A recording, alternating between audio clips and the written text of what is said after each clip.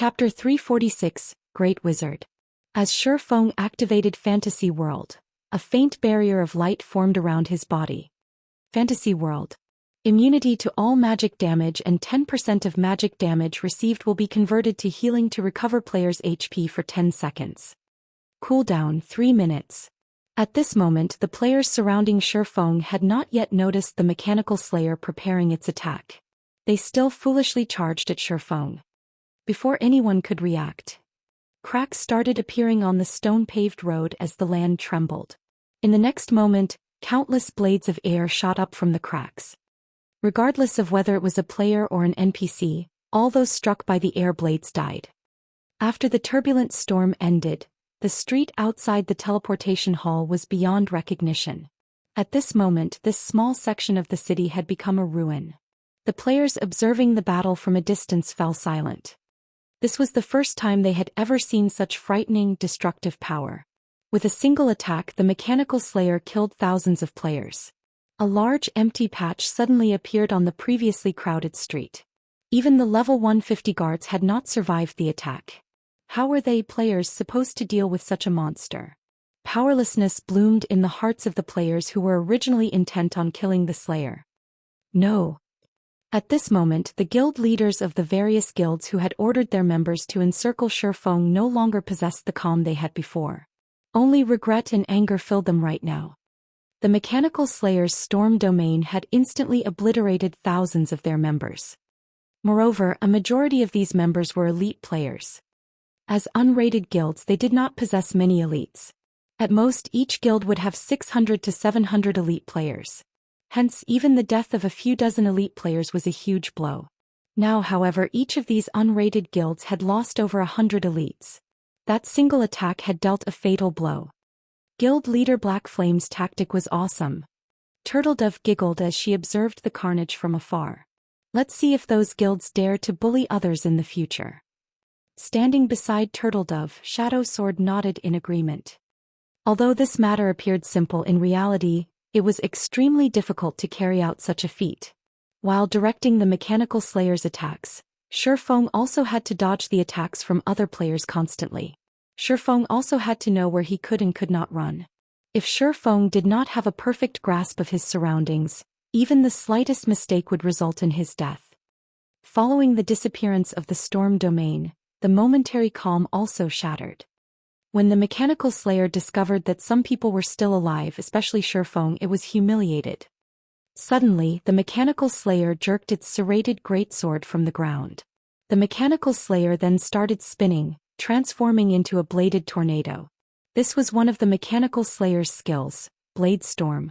The tornado possessed a powerful suction, easily pulling players into its attack. Moreover, the tornado's movement speed was very fast. It can affect my movement even when I'm 30 yards away. If I stand closer, even I might get sucked in. Shifeng hurriedly took out a speed scroll from his bag and used it. He then charged towards the gathering of the various guilds. Meanwhile, a level 150 tier 2 guard general standing only half a dozen yards away from the tornado was immediately yanked into it. A series of damages over minus 10,000 points appearing above the guard general's head. In only a moment, the guard general died under the mechanical slayer's blade storm. The frightening damage caused everyone to break out in cold sweat. Now all thoughts of killing this mutant vanished from the minds of these witnesses. Currently they only had a single thought. Run. Suddenly, many players who stood closest to the mechanical slayer began to flee in a panic. Naturally, the members of the various guilds were no exception. When these guild players saw Shifeng running towards them, each and every one of them immediately turned and fled, having completely forgotten about attacking Shifeng. There were no fools here. Nobody wanted to gift themselves to death. This chase scene occupied the streets of White River City. Many players who had just arrived were dumbfounded. They had often seen a group of players chasing another group of players. But now, tens of thousands of players were actually running from a single player. Moreover, these players looked as if they had just seen a ghost. This was truly the first time they had seen such a miracle. Aren't those guys members of the third-rate guild Angel's Crown? Why are they running away? A ranger who had just arrived asked in wonder. You think Angel's Crown is the only guild running away? Don't you see that there are members belonging to dozens of guilds running with their tails between their legs? A druid who knew more about the situation commented from the side. Now that you've mentioned it, that really does seem to be the case. Just what is going on here? The ranger was confused further after he realized the scope of the situation. Normally, the members of these guilds were extremely arrogant and overbearing. These guilds dominated the densely populated monster areas, and if independent players like them had an opinion about it, these guild players would kill them without hesitation. For a time now, many independent players harbored a great hatred for these guild players, though none of them had actually dared to voice that hatred. Now, a miracle had actually occurred. It turned out that even the mighty and arrogant guild players had times where they were afraid. In particular, the members of Dark Star could also be seen among the crowd of fleeing players. Dark Star was one of the top 6 guilds of White River City. Why were its members running away as well? Don't you recognize the player chasing them? The druid pointed towards Shifeng, who was at the far end of the sea of fleeing players. That person looks somewhat familiar. Wait, isn't that Black Flame, the guild leader of Zero Wing? That's right. Black Flame is the one chasing these guilds. I heard that Dark Star allied itself with many other guilds and sent their members to blockade the teleportation hall in an attempt to prevent players of other cities from joining Zero Wing. After Black Flame discovered their plot, well, this is the result. Listening to the druid's explanation, shock filled the ranger's heart. A single player was actually capable of facing dozens of guilds. Was Black Flame even still considered a player? The other players standing near the druid and ranger pair who had been clueless about the situation were also stupefied by this revelation. Although they had long since knew that Black Flame was strong, they had not known exactly how strong. He was actually capable of forcing tens of thousands of players to run for their lives frantically. Were they even playing the same VR game? Guild leader Black Flame, why don't we talk out our differences peacefully? Dark Star forced us to join their scheme. We really have no intentions of becoming enemies with Zero Wing. That's right, Guild leader Black Flame. We have our own difficulties as well. If you stop chasing us, we are willing to offer you an apology and compensate you for all your losses. Please forgive us. We won't cause Zero Wing trouble ever again. The fleeing guild leaders started yelling their offers of reconciliation. At this moment they were truly afraid. In order to deal with the Mechanical Slayer, they had ordered most of their guild members to rush to the battle. If they all died here, the damage it would cause their guilds would be unimaginable. It was highly possible that they would never recover from this loss and would be forced to dissolve their guilds. Since you all have spoken, I'll forgive you, Shifeng smiled. However, all of you need to die once first. Black Flame, we are sincerely trying to apologize. Judgment Hand, the guild leader of Angel's Crown, bellowed. Guild leader Judgment Hand must be joking. I too am sincere, I want you to die once. Shifeng smiled faintly as he increased his speed once more. Shifeng's speed was much faster than the elite members of the various guilds. In just a moment he had caught up with the fleeing crowd. As Shifeng dove into the crowd, the Mechanical Slayer was like a meat grinder as it pulled one player after another with its powerful suction force, instantly turning these players into scattered light particles. In a short moment, the various guilds had already lost over 1,000 players. With the passage of time, the number of deaths soared. Even though there was a constant stream of NPC guards arriving at the scene of the battle, none of them could hinder the Mechanical Slayer. Instead, they all became a delicious meal for the mutant. Before a minute had passed since Shifeng caught up with the fleeing crowd, the death count had exceeded 10,000. Among them, Dark Star's losses were the greatest, as Shifeng's main target was the members of Dark Star. This horrifying scene caused all observers to grow cold. If these tens of thousands of players had not scattered and escaped from the very beginning, the number of deaths would be several times higher by now. However, after more than half of the guild players and over 1,000 NPC guards had died, a man in white robes suddenly appeared in the sky. This man's appearance immediately attracted the attention of many people, including Shifeng's. This man was no ordinary NPC. He was the magistrate of White River City, Weissman, a Tier 4 Great Wizard. Chapter 347, Tier 4 Magic. Many players sighed in relief at Weissman's arrival. The mechanical slayer was too strong. Even though so many guards had attempted to slow its assault, over 50,000 players had died. Moreover, turned several White River City streets into ruins. If given more time, the slayer would have slaughtered every player in White River City. Meanwhile, the city itself would become nothing more than rubble. Despite being only a level 50 mutant High Lord, the mechanical slayer had caused so much damage. If dozens of such powerful monsters appeared, wouldn't they obliterate White River City? However, among all of the players present, only Shifeng understood how powerful a mutant was. An ordinary High Lord could never be so strong. Mutants were considered natural disasters. I wonder which is stronger, a great wizard or a mutant. At this moment, Shifeng stood far from the commotion, quietly observing Weissman and the Slayer's every action. Great Wizard was a Tier 4 class. Even in Star Moon Kingdom, Weissman was one of the heavyweights. Such a powerhouse would only offer protection to a major city like White River City. Smaller cities would only be guarded by Tier 3 NPCs at best. Meanwhile, the mechanical slayer was also unique. It was a mutant that had transformed from a High Lord. If classified as a tier, Shifeng's initial judgment placed the mechanical slayer at Tier 3 upper rank. Otherwise, it could not have defeated a Tier 2 guard general so effortlessly. At this moment, the level 200 Weissman and the level 50 mechanical slayer were only 30 yards apart, staring each other down. The level gap between the two was very wide.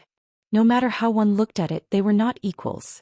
Yet when Weissman and the slayer stood together, nobody felt any sense of disharmony from looking at them. A mutant? No wonder the guards could not defeat it. Weissman did not rush to attack the mechanical slayer. Instead, he carefully observed the mutant.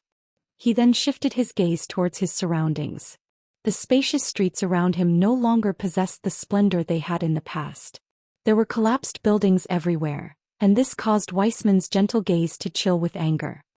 Suddenly, Weissman's body exuded an intimidating authority. Even while standing hundreds of yards away, everyone could feel their bodies grow heavy, their breath quickening. As this authority grew increasingly powerful, some ordinary players who had withstood the pressure suddenly crouched, their faces filled with fear while their bodies trembled. Authority was intangible and it could not physically influence substantial change. This was closer to spiritual pressure. It was an instinctual warning for when living creatures faced an enemy that was far superior, altering them to the danger. Humans had long since detached themselves from the various threats of Mother Nature, so their instincts were extremely weak. However, due to God's domain, players began to recover these instincts gradually. Although players had recovered these senses, they still sorely lacked spiritual training. As a result, many were unable to withstand Weissman's authority and had crouched in fear. Aside from exuding his frightening authority, Weissman had also enveloped an area 100 yards around him as his magic domain. As long as one were within this domain, the magic would suppress their strength unless they possessed equal or stronger magic. Simultaneously, this magic domain also strengthened Weissman. This was a frightening aspect of Tier 4 classes. As soon as a Tier 4 class used their domain, Tier 3 classes and below would be sheep for the slaughter. At this time, the mechanical slayer also began to move. Raising its serrated greatsword, it sent a powerful slash at Weissman. Just as countless air blades swept across the expanse, Weissman suddenly vanished. In the blink of an eye, he appeared on the other side of the mechanical slayer. Responding quickly, the slayer swung its greatsword towards Weissman's new location. However, the result was the same. Weissman dodged the attack using instantaneous movement again. After over a dozen consecutive slashes, Weissman had yet to receive a single point of damage. Meanwhile, Weissman's consecutive usage of instantaneous movement stunned the watching players. It was common knowledge that the instantaneous movement that elementalists possessed had a cooldown of 25 seconds with a maximum moving distance of 20 yards. However, Weissman's instantaneous movement looked like it did not have a cooldown.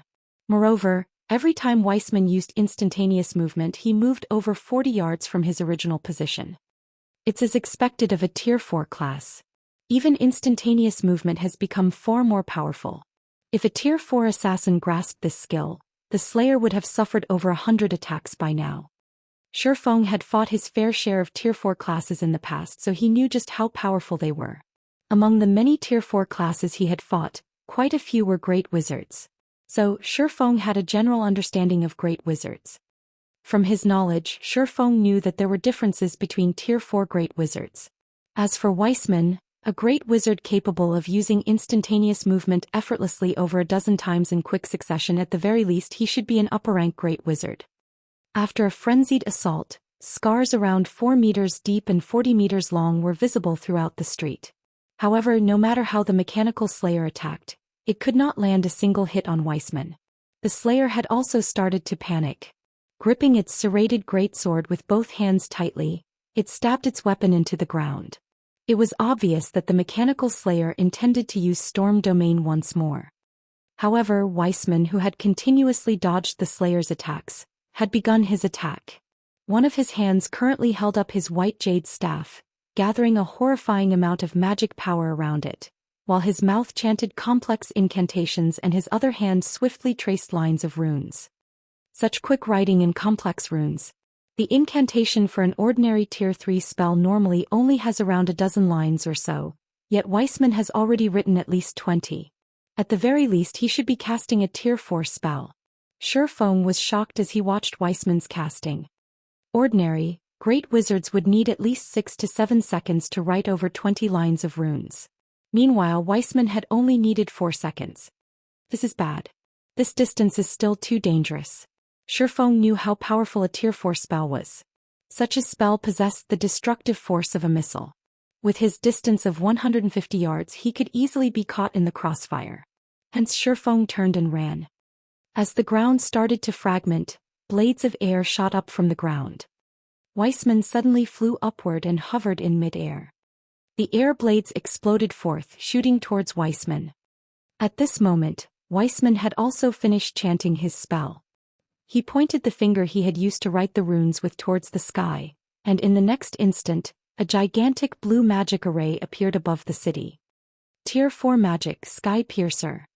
Weissman lightly waved his white jade staff, pointing it at the mechanical slayer.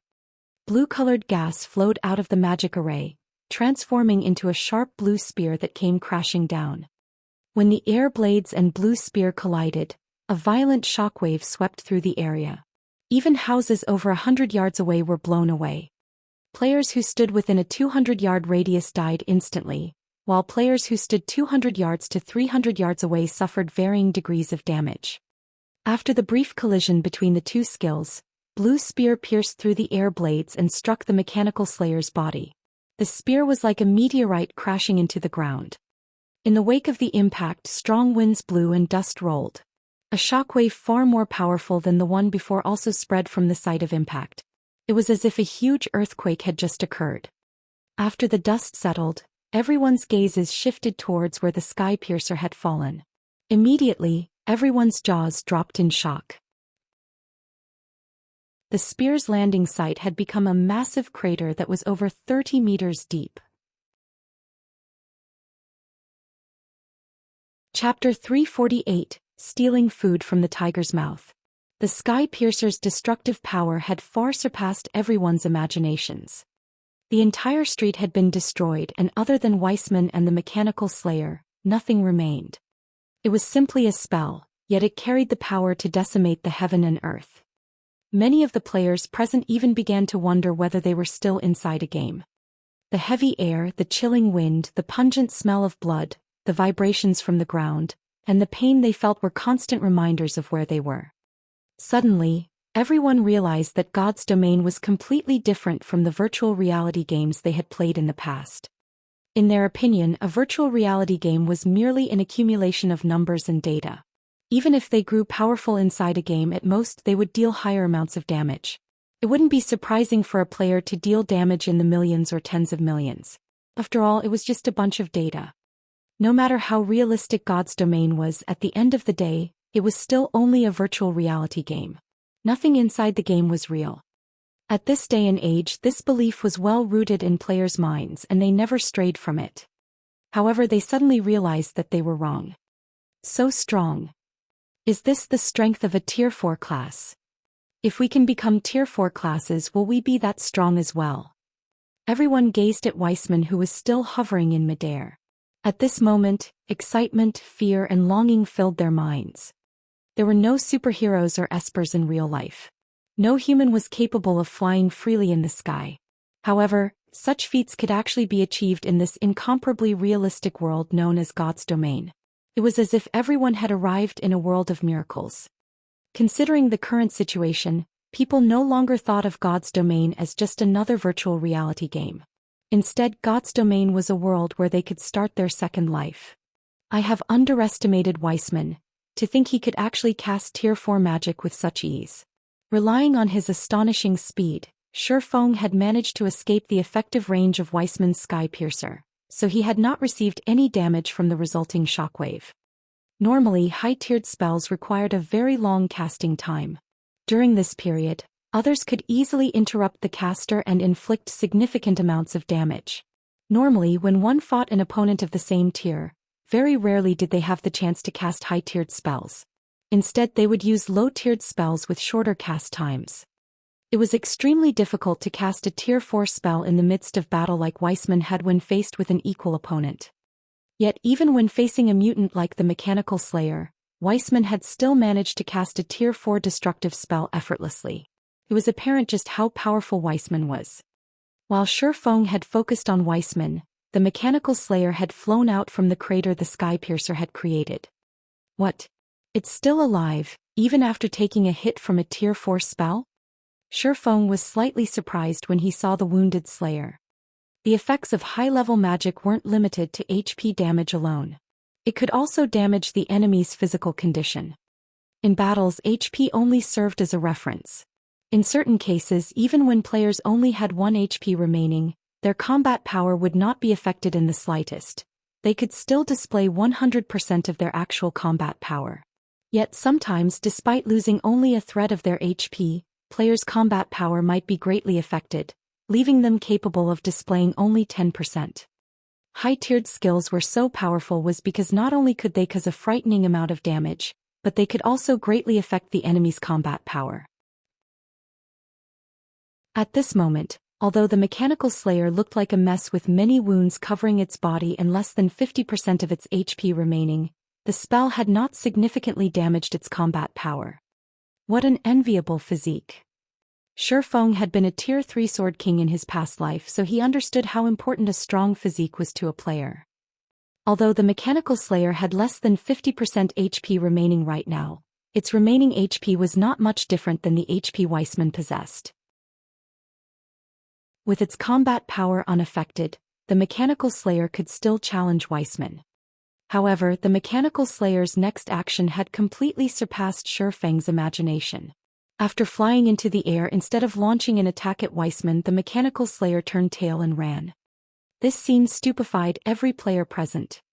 Nobody could have imagined that the Mechanical Slayer would actually flee after realizing that it could not win against Weissman.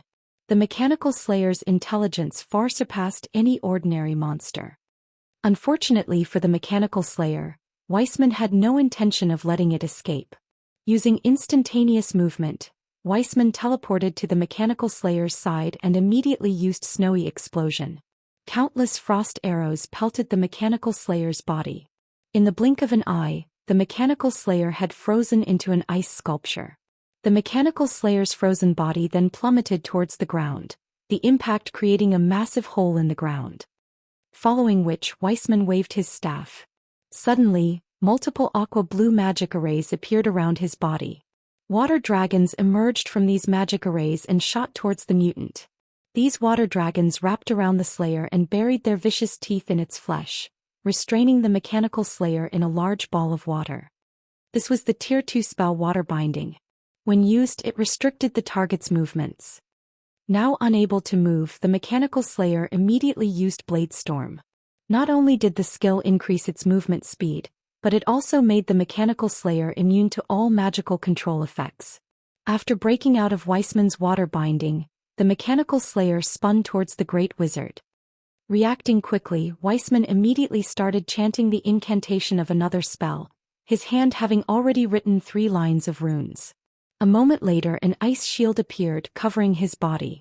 The ice shield could absorb a massive amount of damage. At the same time, the shield would slow enemies who managed to land a hit.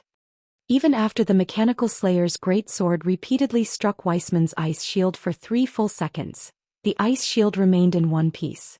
At this moment, however, multiple scars had appeared on the ice shield, and from the looks of it, the layer of ice would not hold on for long. At this moment, Weissman had also readied the Tier 3 spell Earthen Spear. Suddenly, brownish-yellow spears protruded and shot out of the ground, bombarding the spinning Mechanical Slayer. Not only did these spears cause significant damage, but they had also forced the Mechanical Slayer into a constant retreat. After being struck by a total of 21 earthen spears, the Mechanical Slayer had been forced back over 30 yards. In a fit of rage, the Mechanical Slayer threw its serrated greatsword at Weissman. Unperturbed, Weissman used instantaneous movement to dodge the simple attack. Immediately after, Weissman bombarded the Mechanical Slayer with dozens of lightning snakes. While Weissman and the Mechanical Slayer clashed, Shifeng quietly snuck closer to them. After the battle had reached this point, Shifeng could tell that the Mechanical Slayer was no match for Weissman. Although the Mechanical Slayer was not weak, mutants needed time to grow. Originally, the gap between the Mechanical Slayer and Weissman should not have been so wide. However, aside from having a severely lacking repertoire of skills, the Mechanical Slayer was also inexperienced with evading attacks and controlling its own body, resulting in such a wide gap between itself and its opponent. With the Mechanical Slayer's current combat power, it would have no problems dealing with Tier 3 upper-rank NPCs. If given more time to grow, even Weissman might not be a match for the Slayer. After all, a mutant transformed from a High Lord-ranked monster possessed extremely frightening potential. Meanwhile, if such a powerful mutant were killed, whether it was the EXP or loot, the rewards would be astonishing. Now that everyone had witnessed how powerful both the Mechanical Slayer and Weissman were, unless they wished to die, nobody would be so stupid as to move closer as these powerhouses faced off. So the players present quietly observed the battle from a distance. The moment Weissman killed the Mechanical Slayer, they would rush forward to fight for the mutant's loot. Hence, Shifeng intended to make his move first. If he waited until after the battle ended to make his move, he would not stand a chance against tens of thousands of players. Moreover, Shifeng was not interested in the Mechanical Slayer's loot alone. He also desired the EXP the Mechanical Slayer would provide. Both the 7 Luminaries ring and the skill Flame Burst were of great use to Shifeng. However, if he wanted to upgrade and increase their might, he needed a large amount of EXP. If he could steal the last hit of the Mechanical Slayer, he could obtain 60% of the Slayer's EXP for himself. This would not be a small number. Chapter 349, Skyrocketing Experience. While Shifeng slowly approached the battlefield, the other players stared intently at the Mechanical Slayer's HP. As the battle grew more intense, the Mechanical Slayer's HP fell at an increasing rate. If they were a step ahead of others, they would have a higher chance of obtaining some of the Slayer's loot for themselves. Naturally, they all watched the mutant's HP intently, prepared to dash forward when it dropped to 0. At the same time, various guild leaders began issuing commands to surround the battlefield. Although Shifeng had killed many of their members with the aid of the Mechanical Slayer, many were still alive. At this time, these guilds no longer paid attention to Shifeng. Including Lone Tyrant, who hated Shifeng down to the bone, they all focused on the Mechanical Slayer. Guild Leader Tyrant, we have people stationed as close to the Mechanical Slayer as possible. Our men will charge forward as soon as the Slayer dies. An assassin standing beside Lone Tyrant reported. Good. If someone steals the loot, kill them, Lone Tyrant ordered. According to his estimation, the loot of such a powerful monster like the Mechanical Slayer at the very least would be dark gold items. It might even drop epic items. As long as they could obtain these items, they could make up for some of the losses they had previously suffered. Right, have there been any movements from Zero Wing and Ouroboros? Lone Tyrant asked. None at the moment. I don't know what happened with Zero Wing, but none of their members have arrived. It seems they're not interested in this situation. As for Ouroboros, they are still focused on raiding the 3 great dungeons. They only sent a small contingent. On the other hand, Emperor's Light and Assassin's Alliance have sent quite a few members, the assassin reported. He then added, if we had not lost so many members because of Black Flame, we could have contended with these guilds evenly. Haha. Gentle Snow, in your eagerness to conquer the 3 great dungeons, you have missed out on the chance to conquer the 3 great dungeons. Pass down my command. Have everyone focus on grabbing the most valuable items. Don't let any dark gold items or epic items fall into other guilds' hands. Lone Tyrant's excitement grew as he thought about the bountiful loot of the Mechanical Slayer. Before Dark Star had lost many of their members and suffered massive losses due to Black Flame. It would take a long time for the guild to recover. Lone Tyrant swore that he would personally avenge his guild sooner or later. However, if they could obtain some dark gold and possibly epic items, it would massively assist the guild's recovery. It was especially true for dungeon raiding. If they could use dark gold and epic ranked weapons and equipment to fight the bosses in the 3 great dungeons, they would have a much easier time conquering these dungeons. By the time they obtained the first clear of the 3 great dungeons, Dark Star would take its place in the public eye once more, restoring its past glory. Time passed gradually. While everyone focused on the Mechanical Slayer's HP, the number of players in White River City who had gathered continuously increased. After all, it was the first time a monster attack had occurred in Starmoon Kingdom. Shortly after the White River City system announcement appeared, a report appeared on the God's Domain official forums. Even players from other cities rushed over to experience this rare event. However, the teleportation fee between cities was very expensive. So there weren't a lot of players from other cities. Meanwhile, the players from other cities were those who were well off in God's Domain. A majority of these players were the elite members of guilds. At one point, over 500,000 players had gathered around the battlefield between Weissman and the Mechanical Slayer.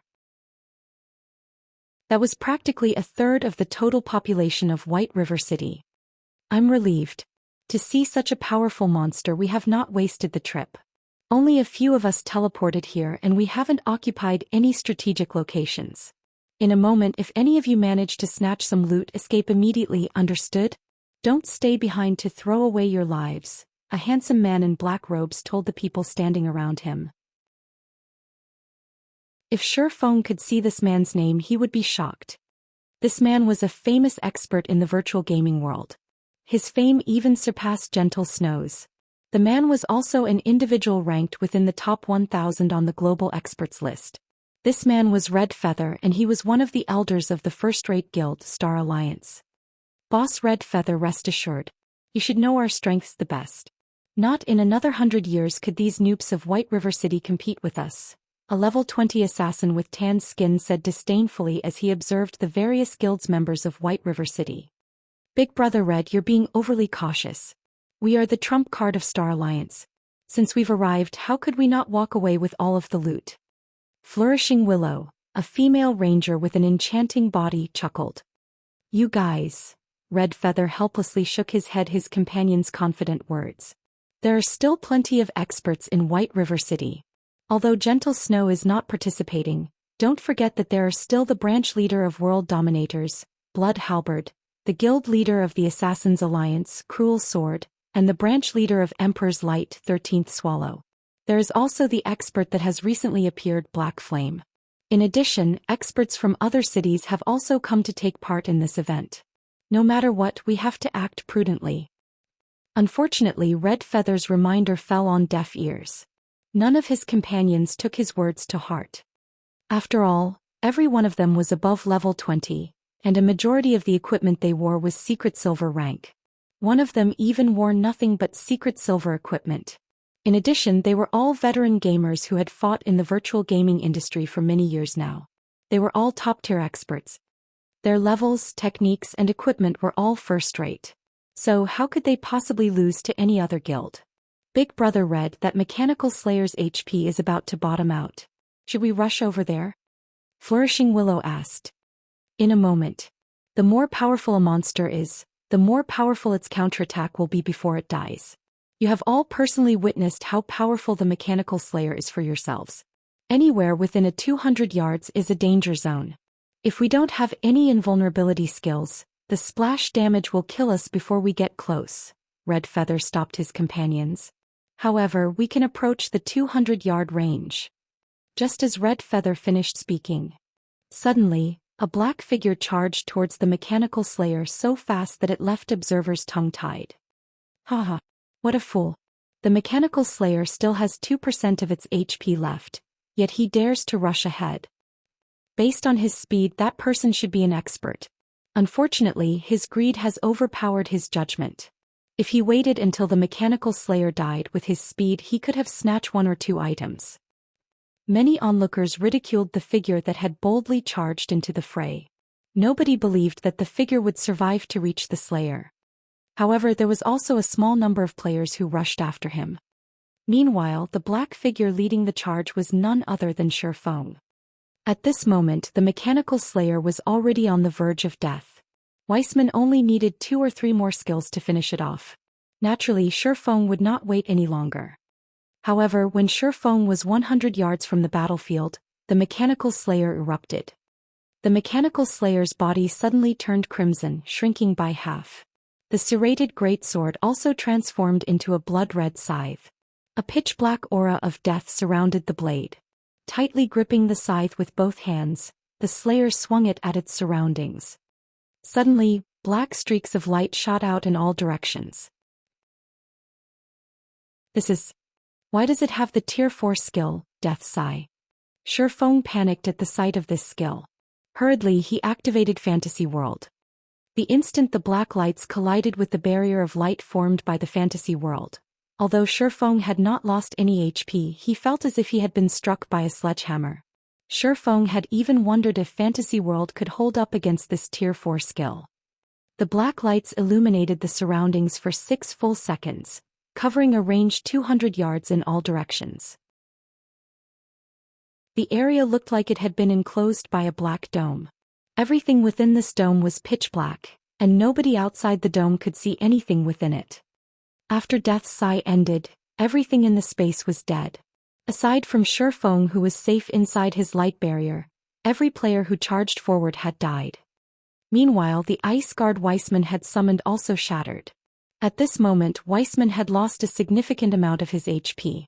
He even spat a mouthful of fresh blood. Evidently, the Slayer's attack had severely injured him. However, this could not be helped.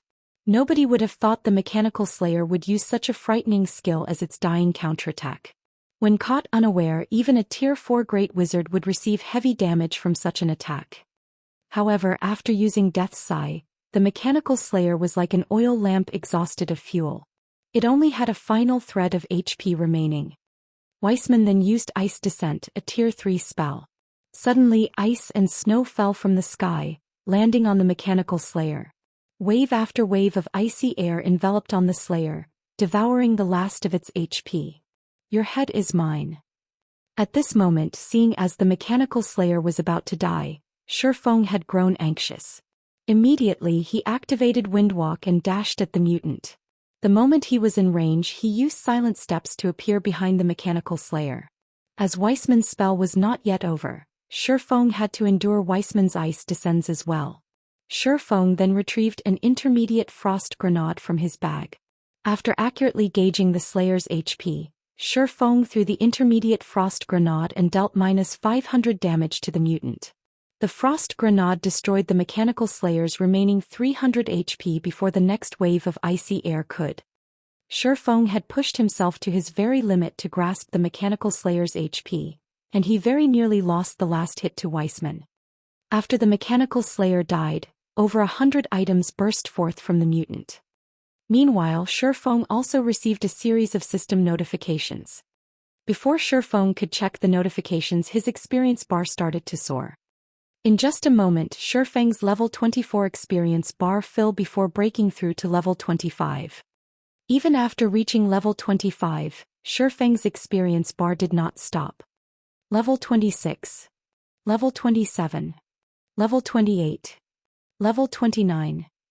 Golden light continuously flashed over Shi Feng's body, only gradually fading after Shi Feng reached level 34. In the end, Shi Feng rose to 74% of level 34. Shi Feng had leveled up 10 times consecutively. The EXP he had obtained had completely surpassed his imagination. Even in his previous life, never once had he managed to level up 10 times in a row. It was clear how bountiful the EXP provided by the Mechanical Slayer was. If he had obtained 100% of it, he would have leveled up further. Chapter 350 Sword in the Stone. Before Shifeng could celebrate his success of stealing the last hit, he felt deep-seated malice directed at him from all directions.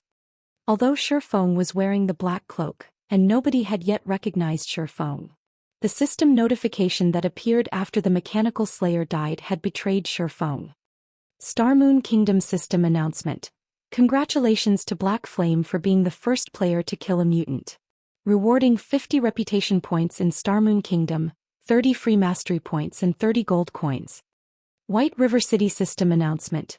Player Black Flame has killed the Mechanical Slayer that invaded White River City. Rewarding 50 reputation points in White River City, 10,000 merit points in Starmoon Kingdom and 20 gold coins. These two notifications popped up 3 times. After reading these notifications, even a fool could tell that the cloaked figure covered in a golden glow was none other than Zero Wings Guild leader, Black Flame. Now, not only Shifeng had obtained a wealth of EXP by killing the Mechanical Slayer, but he also received a bountiful reward from the system. How could others not be envious? Sure enough, his reputation is well-deserved. He actually stole the last hit while Weissman and the Mechanical Slayer fought. After watching Shifeng's previous performance, Red Feather could not help but compare himself to Shifeng. Suddenly, Red Feather discovered that, regarding timing, he was inferior. Black Flame is quite good. However, at the end of the day, he still can't make it onto the Secret Pavilion's experts list. How powerful could he possibly be? On the other hand, Big Brother Red Feather is an expert ranked within the top 900 on the experts list. Flourishing Willow giggled, smiling faintly. The Secret Pavilion's experts list contained the names of 1008 great experts in God's domain, and it was extremely hard to place on that list. After all, there were too many players in God's domain. Moreover, that number continued to increase. Hence, even if it were the 1008th ranked player on the experts list, that expert would be a monster-like existence. In the virtual gaming world, players took pride in ranking on the experts list. Not only was it a symbol of strength, but it was also a symbol of honor. Since Red Feather ranked in the top 900, it sufficed to say that he was very powerful. On the other hand, Black Flame's absence from the experts list showed that the Secret Pavilion judged him as inferior to Red Feather. However, Shifeng did not care what others thought about him. Without hesitation, he started picking up the items the Mechanical Slayer had dropped. After the Mechanical Slayer died, over 100 items had scattered around its body. Needless to say, everyone present knew that if one could take all of these items for themselves, it would massively assist Guild's development. Seeing as the Mechanical Slayer had been such a powerful monster, even the worst items it dropped should be fine gold rank. At this stage of the game, fine gold ranked weapons and equipment were extremely rare. With over 100 weapons and equipment of such quality, they could either fully arm a 20-man team, qualitative improve a 50-man team, or significantly upgrade a 100-man team. Damn. All of you go. Those drops are mine. Lone Tyrant shouted in rage. Clenching his fists, Lone Tyrant's eyes resembled a poisonous snake's as he glared at Shifeng. The Dark Star members who had been on standby all this time charged forward. Naturally, the players from other guilds did not lag behind. They all simultaneously dashed towards the dropped items. Of course, Shifeng would not let anyone have any of the drops. However, due to time constraints, he could only take a limited number before the tide of players crashed down on him. 5 pieces. The moment Shifeng's hands reached an item, he would immediately throw the item into his bag, not even bothering to look at what he had picked up. No. Get rid of him. All mages bombard him with AoE spells. Lone Tyrant's heart bled as he watched Shifeng claim items, one after another. This was his biggest chance to recuperate Dark Star's losses.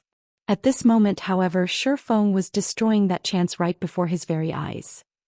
As for the others, they too realized that they could not leave Shifeng alone. They needed to kill him immediately. Otherwise, there wouldn't even be scraps left. They sure are fast. Shifeng wrinkled his brows, his hands moving even faster than before. Unlike the items dropped by dungeon bosses, There was an additional rule for the loot from field bosses.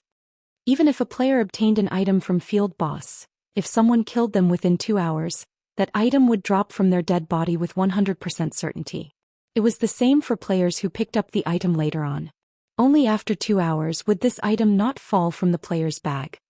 Due to this reason, even if it was at the cost of their lives, the players charging forward wanted to destroy Shifeng. After all, Shifeng had already picked up over 30 items. The Mechanical Slayer had dropped over 100 items. Yet Shifeng had already claimed over 1/5 of them for himself. How could anybody accept such a situation? Shifeng's anxiety grew at the sight of the approaching crowd. Suddenly, however, he noticed an inconspicuous-looking item among the many drops. To be precise, this item was a sword fully encased in a crystal. Although this sword appeared ordinary, Shifeng could not help his attention shifting towards this ordinary-looking sword. At the moment, Shifeng was 8 yards away from this sword. If he used the time to run there instead of picking up the items around him, he could still claim at least 2 or 3 items. Moreover, the approaching players were only 40 yards away right now. Some rangers had even begun to aim and fire at Shifeng. Should I go for it or not? Shifeng hesitated. If he went for the sword, he would definitely lose the other items. Moreover, before the item was firmly in his hands, he could not confirm the quality of the sword. If he darted for it only to find out that he had picked up a common item, he would have missed out on obtaining items of better quality. As Shifeng hesitated, an arrow flew towards his head. Shifeng responded quickly. With the wave of the abyssal blade, he slashed this arrow in half. In the next moment, however, dozens more flew at him. After Shifeng reached level 34, his various attributes had improved immensely. Taking a step forward, he brandished his 2 swords. While dodging the incoming arrows, Shifeng sliced apart those that he could not dodge. I'm running out of time. Shifeng decided to make the gamble. Immediately, he charged towards the sword and the stone. Even with so many items surrounding him, only this sword attracted his attention. There must definitely be a reason for this. Thus, Shifeng decided to trust his instincts this time. After Shifeng picked up the sword and the stone, the crowd arrived and surrounded him. Every one of them was like a hungry wolf as they glowered at Shifeng, malice flashing in their eyes. They only wished they could swallow Shifeng whole. Black Flame, don't even think about escaping this time. Know your place and hand over the drops and all of your equipment. Lone Tyrant laughed as he smirked at Shifeng. The encirclement around Shifeng was different this time. There was no forest for him to hide in. Moreover, players had him surrounded. Shifeng had no hope of escape. At this moment, Red Feather, who swiftly approached the scene, sent a whisper to Shifeng. Guild leader Black Flame, you are a red name at the moment. You have killed so many players inside White River City. If you die, the penalty you will receive will be extremely heavy. Why don't you hand all the drops over to me and I'll help you leave safely? Shifeng sent a contemptuous gaze at Red Feather, looking at Red Feather as if he was a fool. Now that there were thousands of players simultaneously casting their skills at Shifeng, only a fool would believe that Red Feather could help Shifeng escape safely. Red Feather only made such an offer to convince Shifeng to approach him before taking the opportunity to end his life, obtaining an easier time collecting the drops. This sort of trickery might deceive a child, but to deceive him? Maybe in another decade.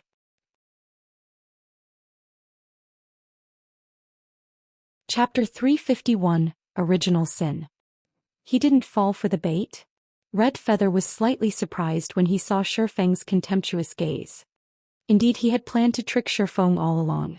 After Shifeng approached him, he would kill Shifeng, gaining easier access to the dropped items. When people were desperate, they would grasp at even the tiniest bit of hope. This was a basic human instinct, and Red Feather had sought to take advantage of this. For many, even if they knew they were being cheated, they would still choose the risk. However, what about Shifeng? Currently, tens of thousands of players surrounded Shifeng in all directions. Even a fly could not escape. Simply put, Shifeng had zero hope of escaping alive. Faced with such overwhelming numbers, any normal person would have long since broken down from the pressure. Even Red Feather could not guarantee that he would not be affected. No ordinary person could endure the condemnation of thousands, not to mention the murderous gazes of tens of thousands. Yet even in such a situation Shifeng seemed unaffected in the slightest. Shifeng even had the spare time to send him a contemptuous gaze. Red Feather started to wonder whether or not Shifeng was a human. Shifeng could actually maintain such calm. However, even if you don't take my bait, you still won't escape. Although Red Feather felt somewhat disappointed, his intention to kill Shifeng had not changed. Fire and arrows blotted out the sky above Shifeng. Even though he was level 34 now and possessed a severe level suppression over the other players, he still would not survive these attacks. Not a single person present believed that Shifeng could leave this place alive. In the next moment, however, Shifeng confused everyone. At this crucial moment, Shifeng activated Defensive Blade and continued to pick up drops. One after another he placed the items in his bag, showing that he valued money more than his own life. Many players expressed their confusion. Does Black Flame really think he can escape? Does Black Flame believe that as long as he claims the loot, those items will not drop after he dies? However, Shifeng still smiled faintly. He paid no attention to the incoming attacks. Following which, wave after wave of spells and arrows landed within 20 yards around Shifeng, transforming the area into an ocean of ice and fire. Meanwhile, all players within this 20-yard radius turned into ash. Shifeng was no exception. Haha. Black Flame. Finally. Lone Tyrant laughed psychotically as he watched Shifeng turn into particles of light. Although Lone Tyrant had not done the deed personally, when the news of Black Flame's death spread, he would definitely become the laughingstock of God's domain. Zero Wings Guild leader, Black Flame, had actually thrown his life away because of greed. What could be more ironic than this? Wait, none of the items Black Flame picked have dropped. A player with powerful eyesight suddenly shouted in surprise. Hearing this, a realization struck the crowd. Indeed, just as the player had said, although Black Flame had died, the number of items on the ground had not increased. Rather, there even seemed to be a few more pieces missing. What was happening? Did this mean that there was no 2-hour wait to claim the loot from the Mechanical Slayer? At this moment, Lone Tyrant was stunned as well. His eyes were glued to the location where Shifeng had died. However, no matter how hard he racked his mind, he could not figure out what had happened. Even if there really was no 2-hour waiting time for the dropped items as a red name, Black Flame should have at least dropped a few pieces of the equipment he wore upon death. Yet he had not dropped a single item after he died. Big Brother Red, this is bad. If the items don't drop from a player's inventory, it will be far more difficult to steal them. Flourishing Willow panicked. Since that is the case, we'll grab as many as we can. Let's go. Originally they had prepared their path of retreat. However, he never would have expected that the drops from the Mechanical Slayer would play such a trick on them, destroying his plans. As for whether Shifeng had actually died or not, Red Feather had no doubts. Thousands of attacks had bombarded the area, and any stealth effects would have been useless. Moreover, even in the very end he had not seen Shifeng activate any skills. Brothers, don't let the powerful guilds take the drops. As long as we put the drops into our bags, the items will be ours. Originally, the independent players had only intended to observe. They had no plans to compete for the loot. After all, without a guild protecting them, the moment they picked up an item would be the moment they lost their lives. At that time, not only would they lose the items they picked up, but they would also lose their own equipment and levels. Only a lunatic would try their luck. However, the situation had changed. Black Flame had picked up so many items as everyone watched, yet after he died, not a single item that he had picked up had dropped. This showed that the Slayer's loot would belong to whoever picked them up. Previously, none of the independent players saw any chances or hope of obtaining an item for themselves. Now that there was a glimmer of hope of obtaining a fine gold or even dark gold item, why wouldn't they be excited? Suddenly, the tens of thousands of players went into a frenzy. They frantically launched spells and attacks towards the dropped items, barring anyone from claiming the loot. Unknowingly, the largest war in the entire Starmoon Kingdom, no, in the entire God's domain, had begun in White River City. The battle was a complete mess. Even great experts could not play much of a role in a war involving tens of thousands of players. They might even find it difficult to survive. Big Brother Shadow Sword, should we try for some of the drops as well? We might grab ourselves a dark gold item. If we're lucky, we might even get an epic item. If we do, we won't have to worry about futures anymore, Turtledove said in excitement. Currently, she stood on a rooftop far from the battlefield. A war of this magnitude would shock anyone. They would find themselves wanting to join the battle and display their skills and obtain some treasures while they're at it. Alright, we'll try out luck. As a person who pursued combat techniques, Shadow Sword would certainly not miss out on this golden opportunity.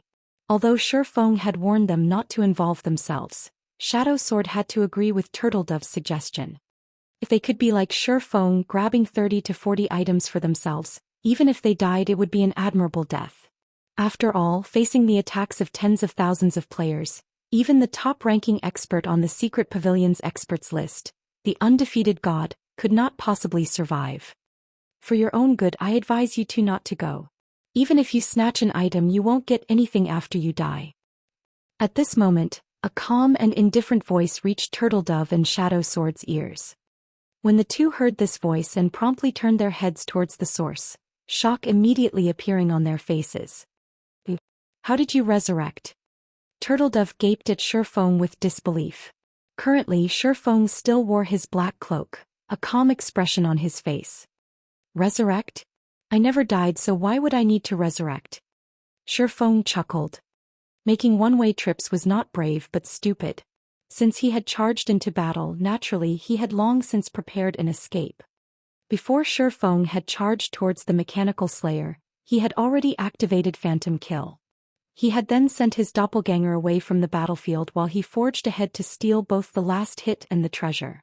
After he had his fill, he immediately swapped positions with his doppelganger, letting his doppelganger endure the rain of attacks while he departed from the battlefield.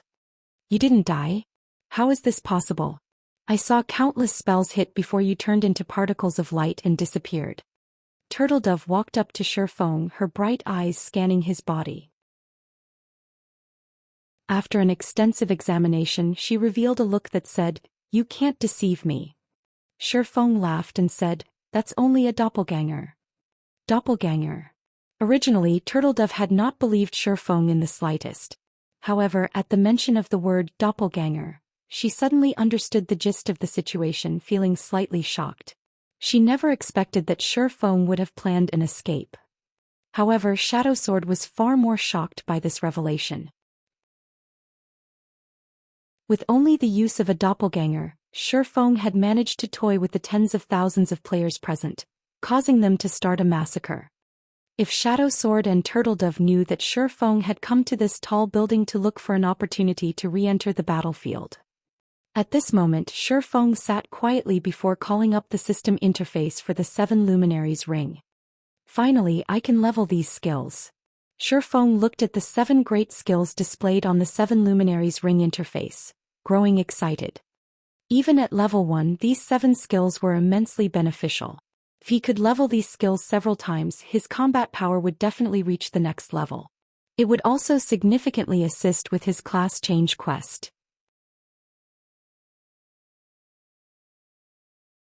Chapter 352, One Hit Asura, 1. The battle on the streets of White River City was in full swing now, and a large number of players died with every passing moment. Surprisingly, however, even with such a massive war going on in the middle of White River City, none of the city guards had come forth to stop the players from killing each other. The guards had only sealed off the neighborhood around the teleportation hall where the battle took place. As long as a battle between players remained in this area, the guards would not pay it any mind. They would silently stand aside with spears in hand. Meanwhile, the players in question had already gone completely crazy over the loot of the mechanical slayer. None of them even noticed Shifeng, who currently sat on top of a building at a distance. All of their attention was directed towards the items scattered across the ground. However, when the female guardian knight Turtledove, who stood beside Shifeng, used an identification skill on him, she abruptly jumped in shock. Level 34. How is his level so high?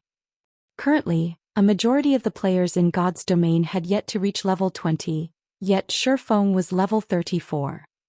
The sight of Shifeng's level of 34 was enough to cause any player to despair.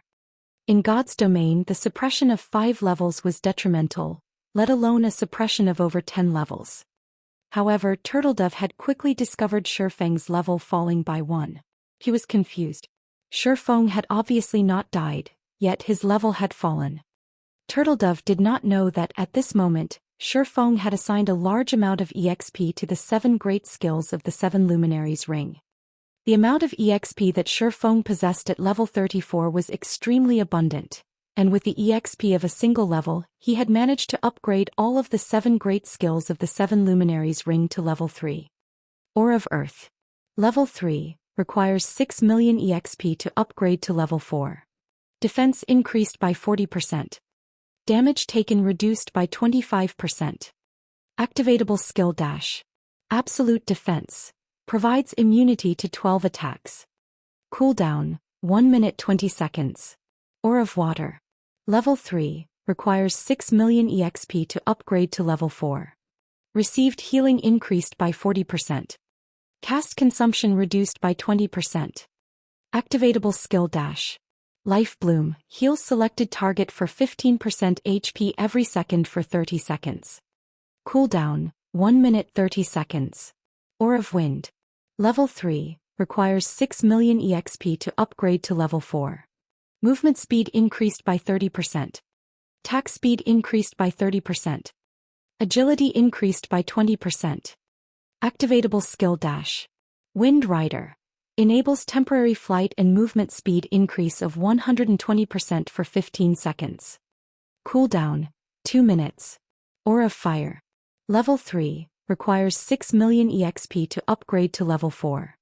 Defense increased by 35%. Target's defense reduced by 30%. Activatable skill dash. Firestorm. Inflicts 600% damage within a range of 15 by 15 yards for 5 seconds. Cooldown, 5 minutes. Aura of Time. Level 3, requires 10 million EXP to upgrade to level 4. Cooldown of all skills reduced by 25%. Enemies within a 100-yard radius will have their movement speed and attack speed reduced by 25%, and cooldown of skills increased by 30%. Activatable skill dash. Absolute Time. Prevents enemies within a radius of 60 yards from using any skills or tools for 20 seconds. Cooldown, 2 minutes 30 seconds. Aura of Illusion. Level 3, requires 10 million EXP to upgrade to level 4. All attributes increased by 25%.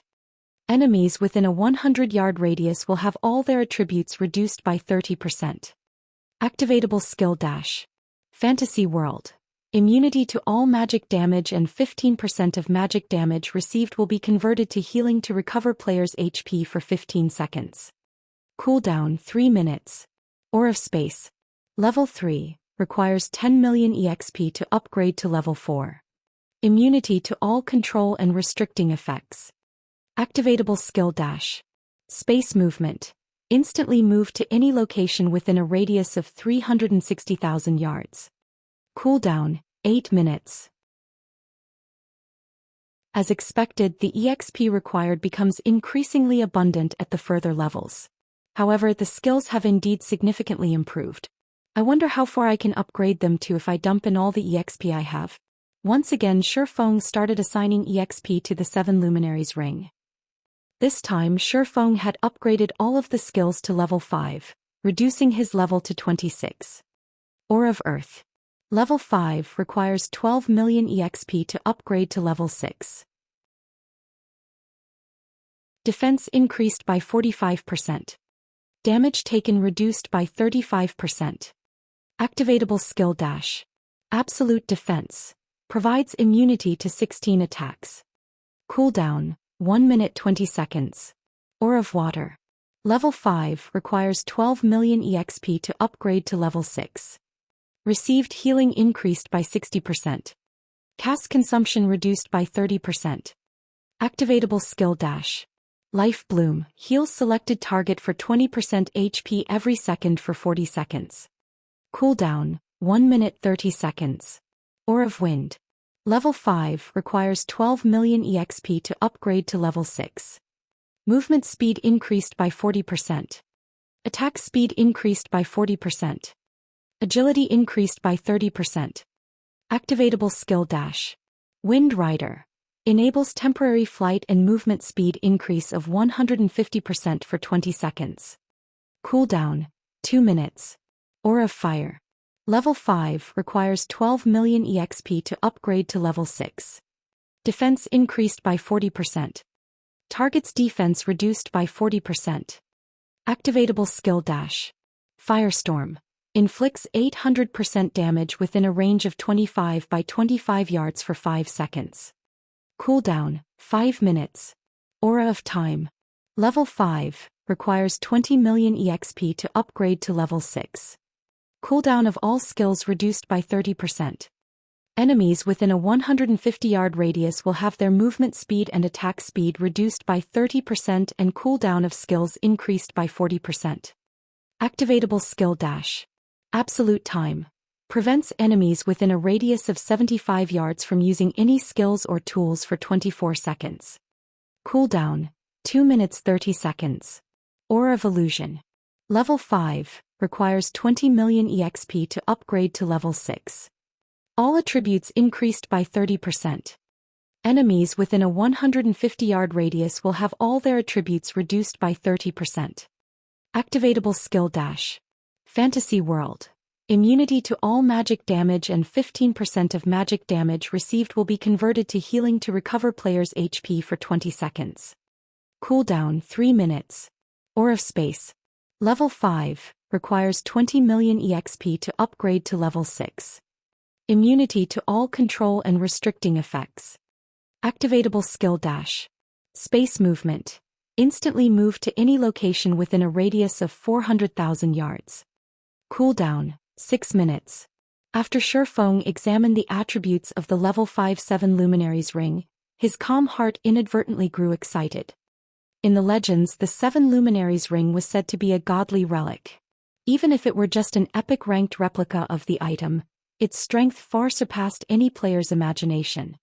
Currently, the 7 Luminary's ring replica Shifeng possessed was only level 5. Looking at the replica's current attributes, Shifeng had even wondered if this 7 Luminary's ring replica could rival the strength in actual legendary item. However, if Shifeng wanted to continue upgrading the 7 Luminary's ring, he would need a horrifying amount of EXP. In his current position, it was simply impossible to upgrade the ring to level 6. Next, I need to work on the Shirkill skill Flame Burst. Shifeng called up the skill interface and began to upgrade Flame Burst. Back in the Flame God's Cave, Shifeng had upgraded the skill to level 5. Flame Burst. Level 5 requires 4 million EXP to upgrade to level 6. Channeling time, 2 seconds. Gathers the power of flames to a single point and causes 420% damage to the target. Attack count, 6 times. Cooldown, 3 minutes 30 seconds. In a single breath, Shifeng upgraded Flame Burst 4 times, the skill reaching level 9. Meanwhile, Shifeng's level had fallen from 26 to 21. Flame Burst. Level 9, requires 60 million EXP to upgrade to Tier 1 skill. Channeling time, 1 seconds. Gathers the power of flames to a single point and causes 750% damage to the target. Attack count, 12 times. Cooldown 3 minutes.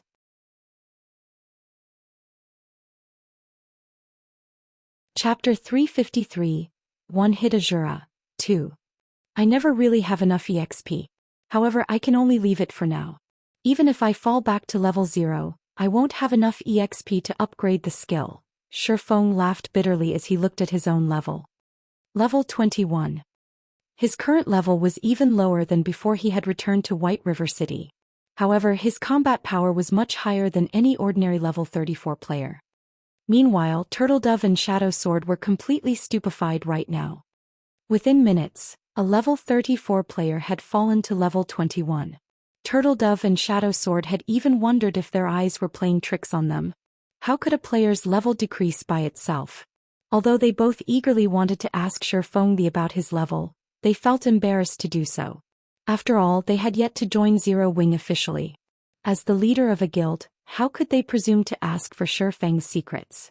Although Shifeng could discern the doubts filling the minds of the 2 minds beside him, he did not bother to explain himself. This was his secret. If the matter of the 7 Luminary's ring were revealed, A calamity would definitely befall him in the future. At this moment, Shifeng received another system notification. System: Guild Crusade quest completed. Zero Wing's popularity increased by 30,000 points. System: Congratulations player for completing a Guild Crusade quest. Rewarding 70 White River City reputation points and 5 million EXP. Suddenly, Shifeng's level recovered to level 22. Guild leader: We've secured all of the treasure in Creek Town. Everyone's reputation had increased beyond 100 points and we've become nobles. We won't suffer any consequences if we enter the city as red names now. Fire Dance and the others have returned to the city to accept their class change quests. Aqua Rose suddenly reported through the team chat. Good. The rest of you should return as well.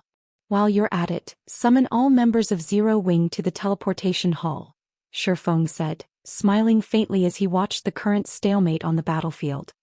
Today was destined to be an extraordinary night. It was also the night when Zero Wing would fully emerge from the shadows. I understand. We'll hurry over immediately, Aqua Rose answered without hesitation before disconnecting the call. At this point, Aqua Rose no longer doubted Shifeng's decisions. After the call ended, Shifeng remained sitting on the rooftop, quietly observing the intense battle below.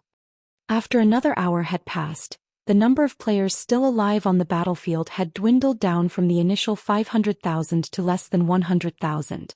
The brutality of the war far exceeded everyone's imaginations. Throughout this period, other players would slaughter anyone who dared approach the loot from the Mechanical Slayer regardless of who they were. Even when a guild had sent hundreds of members charging forward, the result was the same. In the end, the situation had devolved into one where it became impossible for one side to steal any of the drops without annihilating everyone else. However, along with the decrease of players, guilds' advantages began to reveal themselves. Among the tens of thousands of players remaining, a large majority of them were guild players. Meanwhile, the number of independent players decreased as some independent players had opted to give up and retreat from the battlefield. Without the interruption from independent players, the various guilds had also started to make their moves. Gradually, one guild after another charged towards the unclaimed loot. However, how could the other guilds willingly sit by and watch as other guilds obtained the drops of the Mechanical Slayer? Hence, the guilds present split their members into two groups, one to hinder the other guilds and one to seize the items. As a result, the various guilds initiated another intense battle with each other. These items all belong to Dark Star. Do you think small guilds like you are worthy of fighting us? Lone Tyrant swung his shield, slamming it into a swordsman from a small guild and sending him flying. He then bellowed, "Assassins, go for the items. Everyone else, protect them." Immediately, dozens of assassins from Dark Star sped forward, while the other members of Dark Star opened a path for these assassins. You wish to take those items? Have you sought my permission to do so yet? Red Feather led his subordinates forward, gradually approaching the drops while hindering Dark Star. Simultaneously, Emperor's Light, the Assassins' Alliance, and World Dominators also began to fight their way forward. Although these powerful guilds were very strong, the small guilds were no fools. These powerful guilds' main target would be the highest concentration of loot. Hence, as unrated guilds, rather than competing over these locations, it would be far wiser for them to compete over locations with fewer items. That way they would have fewer challengers. Meanwhile, seeing the various guilds picking up drops one after another, the independent players watching from the outskirts of the battlefield could not help but grow envious. At this moment, however, the guilds that had managed to secure some drops for themselves also displayed grim expressions. Originally, they had been fighting vigorously while ignoring all costs in order to secure the loot.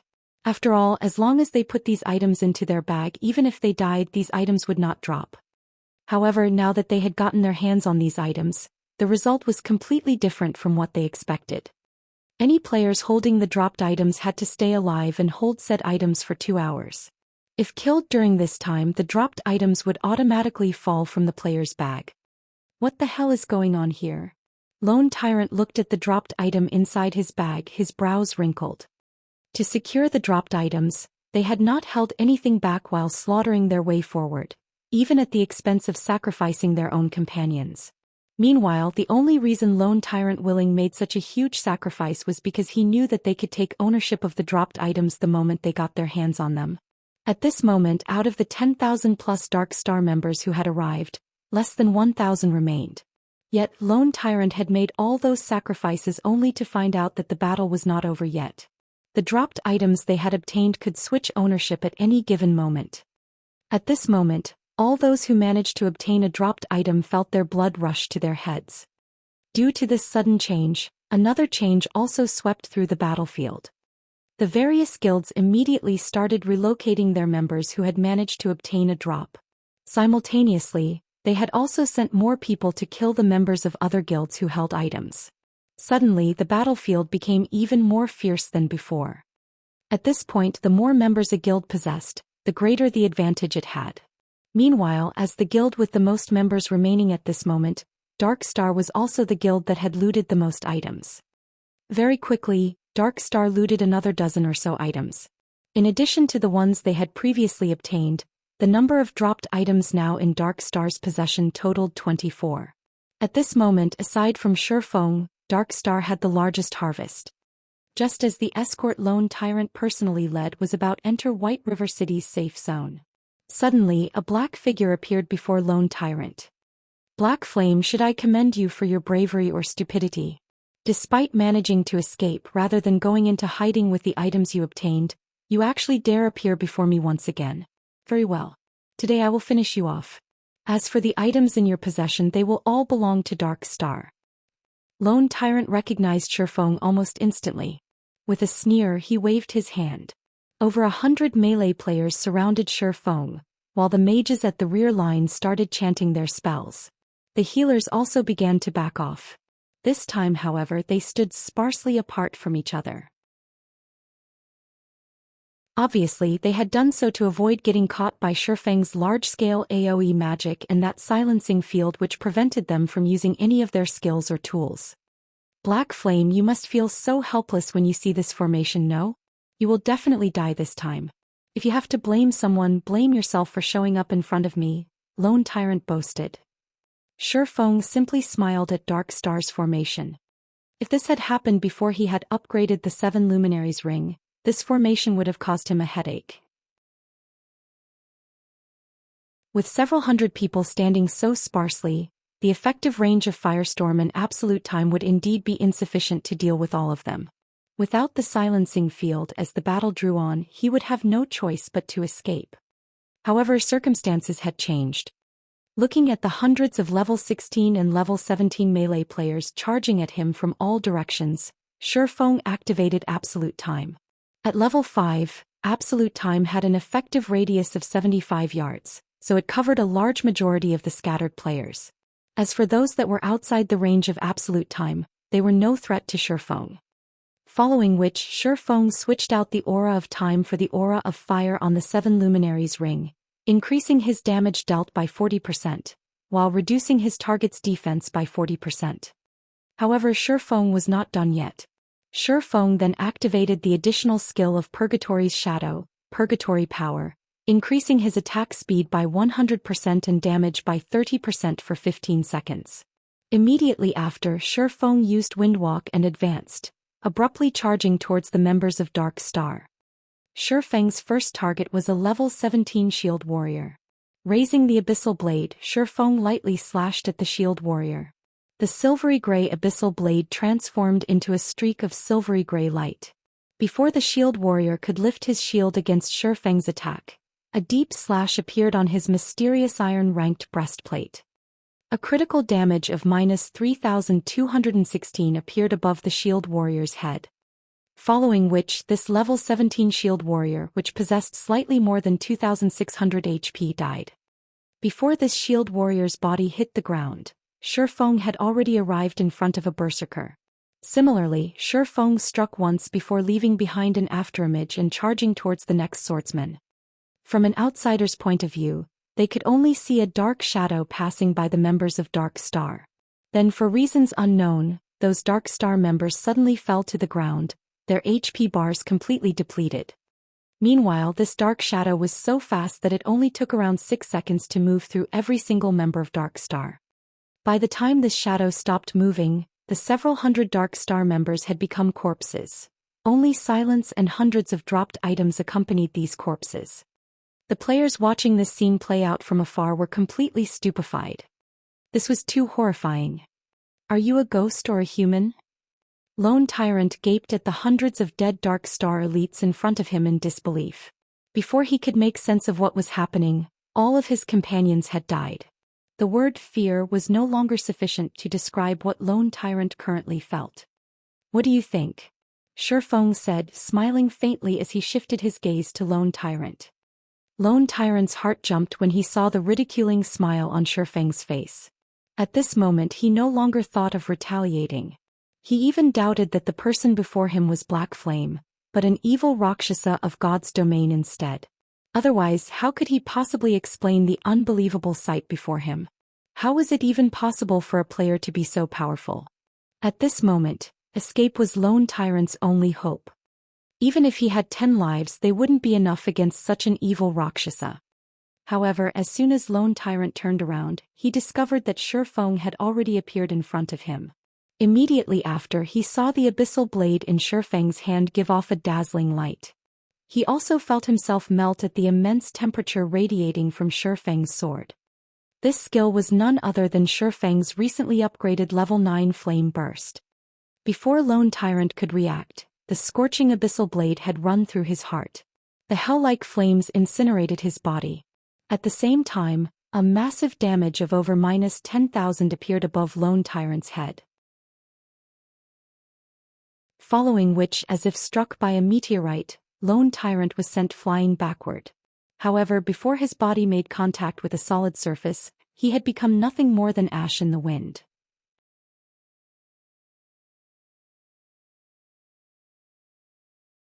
Chapter 354 Hunter and Prey. After killing Lone Tyrant, Shifeng turned to face the remaining Dark Star members behind him. At this point, Shifeng had thoroughly frightened these players. He only required 1 strike per person, 100 strikes to bring about annihilation. In the blink of an eye, hundreds of players had died just like that. Moreover, even their guild leader, Lone Tyrant, could not withstand a single hit before the evil Rakshasa burned him to ash. The remaining Dark Star members felt a chill crawl down their spines when Shifeng glanced at them. Their limbs felt like lead, incomparably heavy. At this moment, none of them had any courage to continue fighting. Meanwhile, many players watching from afar immediately uploaded the videos they had recorded to the official forums, creating a huge sensation. As a result, the name Black Flame became even more popular than before. Run. No one knew who had shouted this single word. However, all of the remaining Dark Star members expressed their unanimous agreement as they scattered and ran in all directions. With hundreds of players running away from him in all directions, even Shifeng, as fast as he was, could not possibly kill all of them. Hence, Shifeng decided to target the 9 assassins and rangers who were being protected by a group of their companions. These players bore the dropped items from the Mechanical Slayer. Shifeng might be able to ignore killing everyone else, but he could not ignore these 9. Damn. Why is my luck so rotten? One of the escaping assassins paled with fright when he saw Shifeng dart towards his group. Seeing as escape was no longer an option, the assassin spun around and prepared for a desperate battle. Face me if you can. However, by the time this assassin turned to face Shifeng, the blazing abyssal blade had already penetrated his chest.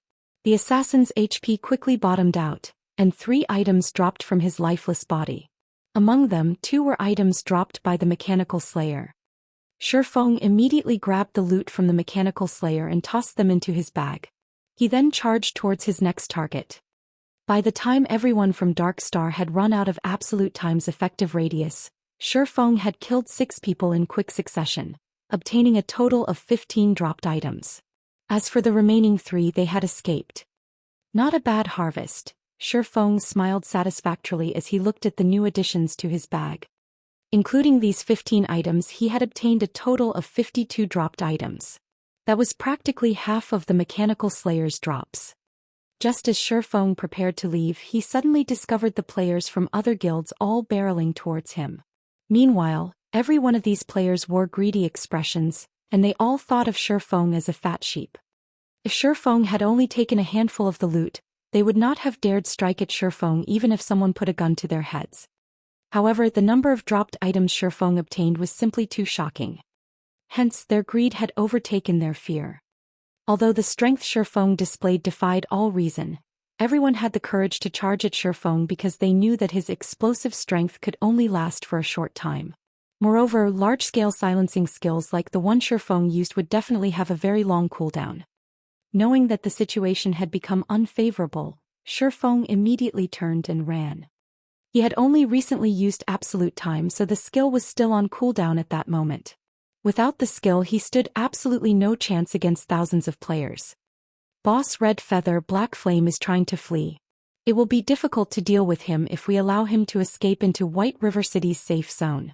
Should we use that item now? A cursemancer asked. At this moment, Red Feather carefully considered the situation. Standing by his side, Flourishing Willow said, "Big Brother Red, are we really going to make a move against him?" Flourishing Willow's words surprised her teammates. Normally, Flourishing Willow was the most bloodthirsty out of any of them. How could her change of heart not surprise them? "Willow, I thought you said that you wanted to teach Black Flame a lesson? What's changed? Don't tell me you're afraid," an assassin on the same team joked. "Huh. Who's afraid? Are you itching for a beating? Why don't we have a private spar once we return?" Flourishing Willow glared at the assassin. "Oh no. I was just joking. You're a great expert who ranks on the experts list. Why would you bully me?" The assassin hurriedly said, concerned for his safety. Aside from their boss Red Feather, Flourishing Willow was the strongest powerhouse in their team, and nobody dared provoke her. "Humph," Flourishing Willow proudly snorted. She then shifted her gaze to Red Feather, whose expression appeared melancholic, wondering what his decision would be. Previously, Shifeng had meant nothing to her. Even if Shifeng's past performances were outstanding, at most he would only shine in White River City. However, things were different now. Now that she had personally witnessed Shifeng's skilled and rapid movements, Flourishing Willow was sure that his strength would carry him beyond the confines of Justice City. It was especially true for that frighteningly accurate swordsmanship of his. In just a few seconds, Shifeng had brandished his sword over 100 times. He had even done so while moving at high speeds. It would have been reasonable if Shifeng had simply killed the players of Dark Star. However, Shifeng had actually managed to bury his sword in the heart of every player. Even Red Feather could not achieve such a feat. In addition to being so highly skilled, Black Flame was also the guild leader of Zero Wing. His status was not low. Even if they discarded all pretenses and killed Black Flame, it would not benefit the Star Alliance. Move out. In the end, Red Feather still made his decision. They had an opportunity of obtaining a large number of fine gold and dark gold items. So what if they had to offend Zero Wing? Moreover, the Star Alliance was a first-rate guild. Even Ouroboros did not dare disrespect them, much less Zero Wing. "Okay," the several assassins in the team replied excitedly, each of them promptly retrieving a purple gold crystal ball from their bag. Activating wind steps and stealth, these assassins swiftly dashed towards Shifeng. Shifeng's movement speed was extremely fast, and ordinary players had no chance of catching up to him. Even rangers, assassins and swordsmen, who all boasted high movement speeds, could not catch up to Shifeng. Surprisingly, however, the distance between Shifeng and the players chasing him gradually shortened. Initially, there had been a span of 100 yards between them. Now there were only 30 yards. If the distance shortened by just another step, the shield warriors and berserkers could use charge to pin down Shifeng. However, no matter how hard the warriors tried, none of them could reduce this distance of 30 yards any further. Drove them all mad. "That sure is a lot of people." Shifeng turned to look at the crowd chasing him, his lips curling upwards. At this moment, none of the players pursuing Shifeng had discovered that, instead of moving closer to White River City's safe zone, they were actually moving farther from it. Soon Shifeng would reach the entrance of the teleportation hall. Crap. He's trying to escape through the teleportation array. The crowd started growing anxious. If they allowed Shifeng to teleport from White River City, It would be extremely difficult for them to catch him. Look, there seems to be a group of people coming out from the teleportation hall. Hey, help us stop that person. That person has dark gold ranked treasures on him. Those treasures will fall off his body as long as we kill him. Seeing that the group walking out of the teleportation hall consisted of over 100 players, the crowd's hopes rekindled. They tried thinking of how they could convince that group of players to hinder Shifeng's escape. As long as those players could pin him down for a moment, they could surround him once more. When the players emerging from the teleportation hall heard these words, they immediately took action. Without hesitation, they blocked off the entrance of the teleportation hall. Seeing this, the crowd celebrated. Wait, why do those people look somewhat familiar? Aren't the two great beauties standing at the front Zero Wings Fire Dance and Aqua Rose? Why would they be here? As the distance between them and the teleportation hall shortened, the crowd could gradually see more details of those hundreds of players. Suddenly they realized that something was wrong. The gaze Aqua Rose and the others shot them was the same gazes that they had used to look at Shifeng. It was neither a gaze of ridicule or laughter. Rather, it was the predatory gaze a hunter used while watching prey.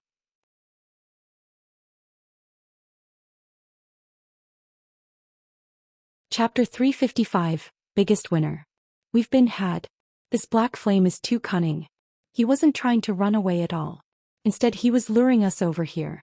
Everyone be careful. What's there to be afraid of? They only have over 100 people. We have over 10,000 on our side. Do they think they can really turn the tide?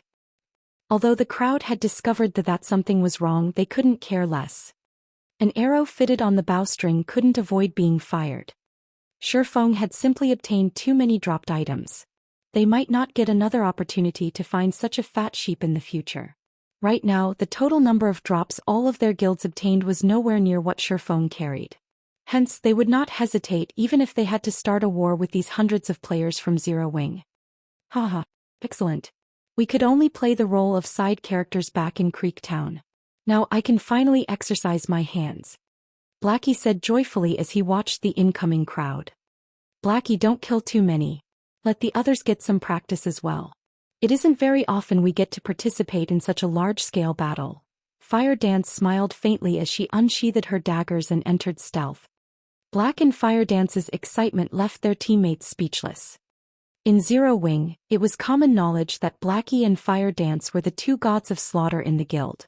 In the previous war involving 4 of the top 6 guilds of White River City, if Blackie had not wielded large-scale magic such as the Stars of Light, Fire Dance's total number of kills would have definitely surpassed his. Everyone be careful. Since these people have survived until now, they should have some strength. Aqua Rose simply ignored Blackie's and Fire Dance's actions. The attack power the two of them possessed was simply not something others could replicate. Big Sis Aqua, don't worry. Now that we have upgraded our equipment, this is a perfect chance to see how much we have improved. The others started laughing. After the death of the Mechanical Slayer, the magic barrier protecting the treasures of the Blood Hand Association also disappeared. The Blood Hand Association's treasures were a great eye-opener for everyone. In total, they claimed several hundred mysterious iron items. There were also plenty of secret silver and fine gold-ranked weapons and equipment. After distributing and equipping these items, everyone's equipment standard had significantly improved. Now, although their opponents numbered over 10,000, they possessed the advantage of levels and equipment. They also occupied a strategic location. After all, the teleportation hall could only hold so many people at a single time. It was not possible for all of the incoming players to squeeze into the hall simultaneously. In other words, despite the overwhelming odds, they were not without a chance for victory. At this moment, Shifeng stopped right before the entrance of the teleportation hall. He then turned to face the various guilds charging at him. On one side there were over 10,000 players, while on the other there were 100 or so players. The difference in numbers was over 100 times. However, the various guilds abruptly stopped when the distance between them and Shifeng shortened to 50 yards. Black Flame, don't think that you are invincible just because you now have backup. If you hand over the loot, we will consider sparing your life. Otherwise, today will be the day that your legend comes to an end. hand over the drops and we'll spare you your life. Otherwise, you and your team will be finished. The guild leaders of the various guilds glared at Shifeng with crazed eyes. They wanted nothing more than to murder Shifeng right now. Previously, the massacre the Mechanical Slayer carried out under Shifeng's lead severely wounded their guilds. Afterward, due to Shifeng faking his own death, they even began to slaughter each other indiscriminately, decreasing their numbers once more. Now so many reinforcements suddenly appeared. Who knew if Shifeng had anything else prepared? Now that Shifeng had suddenly turned to smile at them, how could they not feel worried? Hence they all decided to halt their steps rather than continuing to charge forward. What if they recklessly rushed again, only to find themselves caught by another one of Shifeng's traps? Thus nobody dared to be the first to charge over. What's the point of talking so much trash? You've chased me for so long, so shouldn't it be my turn now? Shifeng smirked at the army of players before him. Revealing a faint smile, he slowly unsheathed the abyssal blade. Shifeng's calm reaction began to unnerve some of the guilds present. Facing an army of over 10,000, even a first-rate expert would react anxiously. However, even after observing Shifeng for so long, they could not detect the slightest hint of panic on his face. Did Shifeng truly possess another card that could allow his small team to defeat them? Big Brother Red, there is definitely something suspicious going on. Now that Black Flame has reached the teleportation hall, he can escape at any time. Yet instead of doing so, he actually plans to take a stand, Flourishing Willow said, her brows tightening. Red Feather nodded in agreement, feeling that something was indeed wrong with this situation. Before, Shifeng could have simply escaped into White River City's safe zone. At that time, with the protection of the city guards, it would not be so easy to steal the Mechanical Slayer's loot from him anymore. Yet instead of doing so, Shifeng had gradually lured everyone to the teleportation hall. Why would Shifeng do such a thing? Crap. We've been tricked. Black Flame is trying to buy time. Red Feather suddenly panicked. Hurriedly, he opened the team member display to check whether or not his team members inside the White River City safe zone were safe. Big Brother Red, what's going on? Flourishing Willow looked at Red Feather, confused. Black Flame is trying to lure the tiger away from the mountain. Zero Wing has over 5,000 members, yet only 100 or so are here. Since he could call over these 100 or so members, why didn't he send for even more reinforcements? Red Feather explained. The only reason he did not send for more reinforcements was that he had sent the rest to hunt the transport teams who are safeguarding the loot. Moreover, by blocking the teleportation hall, he can choose to attack or retreat anytime he wants. As soon as the other members of Zero Wing obtain the drops, they can leave immediately. Red Feather had not used the team chat when he spoke. Moreover, he had not kept his voice down, so the other guilds had heard his words very clearly. Suddenly, the guild leaders of the various guilds turned pale. Immediately, they started contacting the players that were transporting the dropped items. However, none of their calls connected. The results were the same when they tried contacting the other team members of the transport team. You've only realized it now? Unfortunately, it's too late, Shifeng laughed, shaking his head as he watched the various guilds' actions. Indeed, just as Red Feather had guessed, even before he had slaughtered the members of Dark Star, he had arranged for Zero Wing's army to keep an eye on the transport teams of the other guilds. When Shifeng started his battle with Dark Star, Zero Wing's army took action. As the various guilds had lusted after the items on Shifeng, they had not allocated many members to escort the transport team. Some guilds only allocated a few dozen members, while some had only allocated a dozen or so. Meanwhile, each of Zero Wing's groups consisted of at least more than 100. Some even possessed up to 400 members. There was no way they would fail. Moreover, in order to prevent these transport teams from reporting back to their respective guilds about the ambush, Shifeng had purchased a large number of information sealing scrolls from the magic shop. The information sealing scroll was extremely expensive, with each one costing 50 silver coins. This scroll could neither attack nor defend. It was also not a support item. In addition, the scroll could only target players. This scroll's only function was to prevent players from using the game's communication system for a certain amount of time. During this period, players could not receive or send any messages. The only form of communication they could use was ordinary speech. Hence all this time the information sealing scroll was an item that the player populace of God's domain had ignored. During the ambush, although these transport teams were just a short distance away from the battlefield, they could not contact their respective guilds to request reinforcements. Faced with troops several times their number, these transport teams had no chance of protecting the loot they carried. Also, even though these transport teams were inside the city's safe zone, the city guards needed time to come to their rescue. During this time, unless the transport team of a guild possessed only top-tier experts, their deaths were all but certain. Even if the city guards arrived later, the dropped items of the Mechanical Slayer could simply be passed on and claimed by the Zero Wing members who had not participated in the battle. At this moment Red Feather was livid. Although he did not know how Shifeng had sealed off their communication, when he saw the HP bars of his team members decreasing, he could guess what had happened. Without a doubt his team members were definitely caught in an intense battle. At this moment Red Feather finally realized that he had massively underestimated Shifeng. He had been thoroughly fooled by Shifeng's facade of a first-rate expert. Compared to Shifeng's combat techniques, his cunning was far more terrifying. Despite the price so many players and guilds had paid, in the end, Zero Wing became the biggest, no, the only winner of this war. Rather than calling Shifeng a fledgling fox, it would be more appropriate to consider him an old demon fox that has lived for countless years.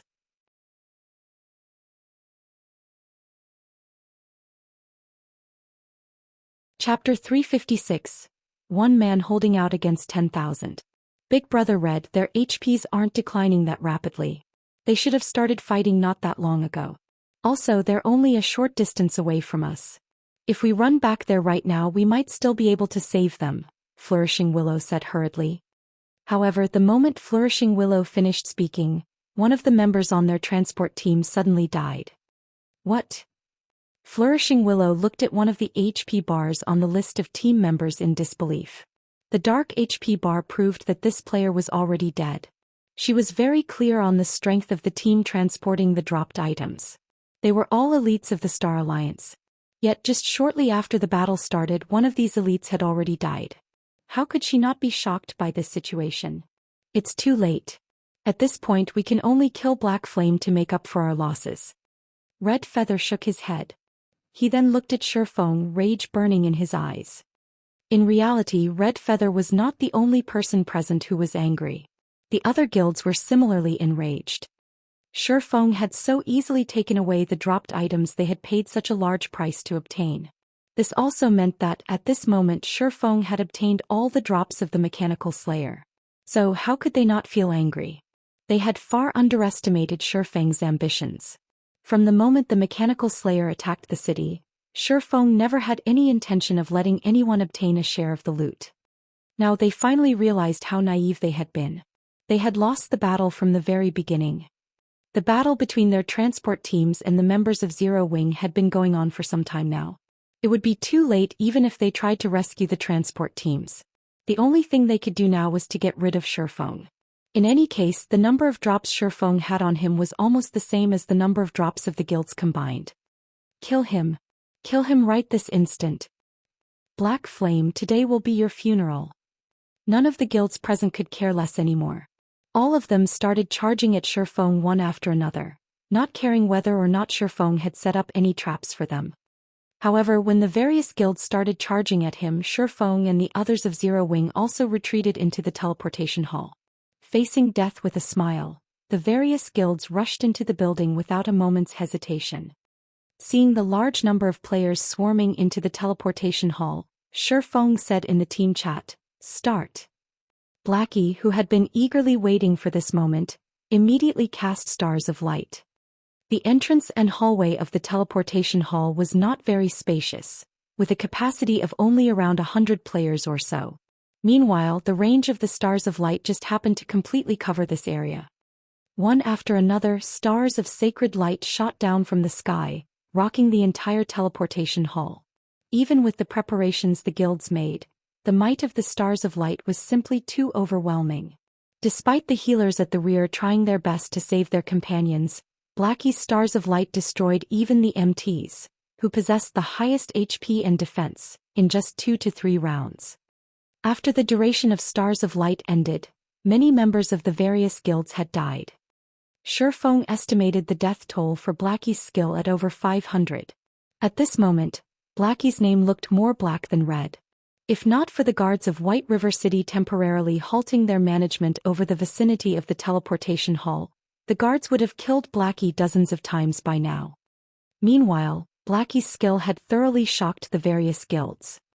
The scene before them brought home to the crowd once more the importance of large-scale destruction spells. Even before their frontline players had a chance to clash with the enemy, their side had already suffered so many deaths. This was just like the battlefields of ancient times when archers would already fire their bows before the two sides could even clash. In this case, however, since their side did not possess any archers, they would naturally suffer a one-sided beating. The only thing they could do in this situation was to endure and hope they survived. Fortunately, large-scale destruction spells like this definitely had a very long cooldown time. After all, if such powerful skills could be used constantly, would there even be a need for them to fight? They might as well stand still and await their deaths. Don't be afraid. Charge. They should have used up their skills already. Red Feather calmly shouted a reminder to everyone. Following which, the members of the various guilds charged at Shifeng once more. In addition, the number of players that charged into the teleportation hall this time was even greater than before. At this moment, the members of Zero Wing were also ready for battle. Just in time. Let's see how powerful my newly improved skill is, then. At this moment, Shifeng finally utilized the 7 Luminaries ring and activated Firestorm. The level 5 Firestorm was even more powerful than Blackie's stars of light. Towering flames brightly illuminated the entire teleportation hall. The temperature inside the building rose by tens of degrees as well. Numerous butterflies formed by flames fluttered gracefully around the teleportation hall, creating a beautiful scene to behold. However, all the players touched by these flame butterflies instantly combusted, their bodies turning into ash shortly after. Before the healers standing at the back could react, countless players had already died. The number of deaths caused by Shifeng's firestorm far surpassed Blackie's stars of light. Why do they still possess large-scale destruction spells? The various guilds present had long since known about Blackie's stars of light. After all, the scene of Blackie using this skill had appeared on video recordings many times by now. Since they had been prepared for it, they had not sent their full force in the initial charge. For their second charge, however, they had held nothing back. Yet now Zero Wing had revealed a second and even more powerful large-scale destruction spell. This situation greatly confused everyone. Just where did Zero Wing manage to obtain so many large-scale destruction spells? Just having one of such spells was already a near impossible feat at this stage of the game. Not even first-rate guilds possessed a single one of such powerful spells. Yet Zero Wing actually laid claim to 2. After Firestorm ended, the members of the various guilds turned silent. No longer did anybody dare to rush forward. After seeing this second large-scale destruction spell unleashed, the various guilds present started hesitating. Instead of letting their blood rush to their heads, they started calmly observing the situation. Looking at Shifeng's leisurely behavior as he stood inside the teleportation hall, they could not help but wonder whether Shifeng still had another card hidden up his sleeves. From beginning to end, Shifeng had never considered the army before him a threat. The expression Shifeng had, in particular, made it seem as if everything was under his control. If there were still members among Zero Wing capable of using large-scale destruction spells, wouldn't they just be seeking their own deaths by recklessly charging ahead? Before arriving at the teleportation hall, the various guilds present had already suffered immense losses. Now the 2 spells they suffered were like fuel added to the fire. If they were to take another 1 or 2 of such blows, just how were they supposed to cope with the losses? Why aren't you guys charging? It is impossible for Zero Wing to possess any more of such large-scale destruction spells. Red Feather shouted anxiously as he looked at the various guilds. Brother Red Feather, it's not that we are unwilling to charge. However, our manpower is limited. What if they reveal another large-scale destruction spell? My guild can't hope to endure another blow like that. Brother Redfeather, why don't you lead the charge for us? If Zero Wing has indeed run out of large-scale destruction spells, we'll then follow you in your charge. Redfeather nearly spat out a mouthful of blood at these guild leaders when he heard their words.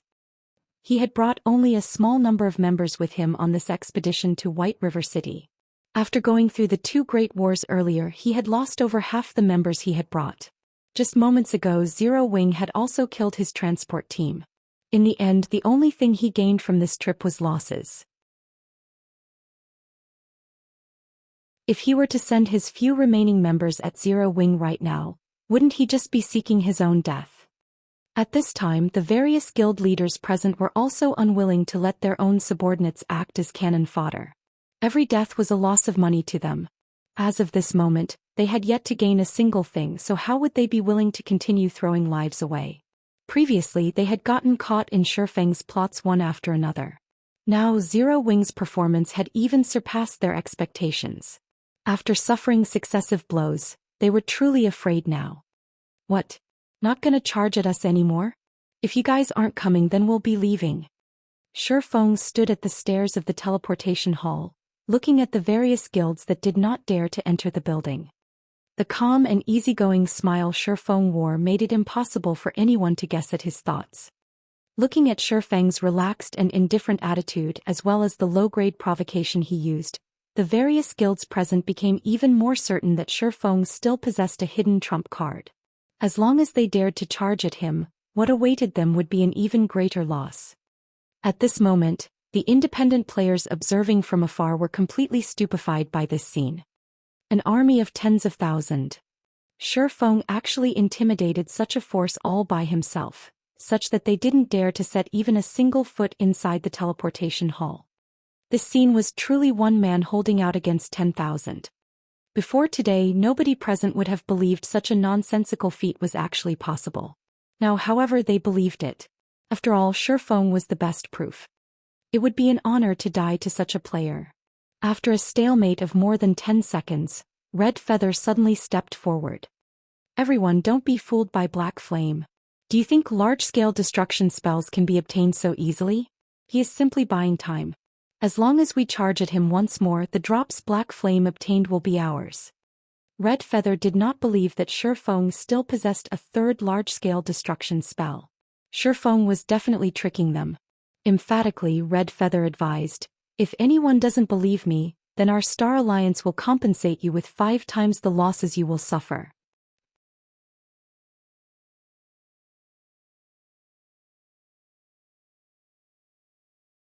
Chapter 357, 6-Star Extermination Magic Array. Redfeather's offer of compensating 5 times the losses had they suffered was very tempting, and many guild leaders present hesitated at the offer. Unlike the powerful guilds in White River City as unrated guilds, they did not have much financial support as unrated guilds. Their sources for gold coins were also limited. If they signed an agreement with Redfeather, their subordinates' deaths would only profit them in the future. If they took Redfeather's offer, however, they would sacrifice a lot of their guild's strength. Moreover, they would also lose the faith of their guild members. Seeing these guilds hesitate, Redfeather started to panic. Although he was unsure of whether Zero Wing still possessed large-scale destruction spells or not, he had a guaranteed method to kill Black Flame.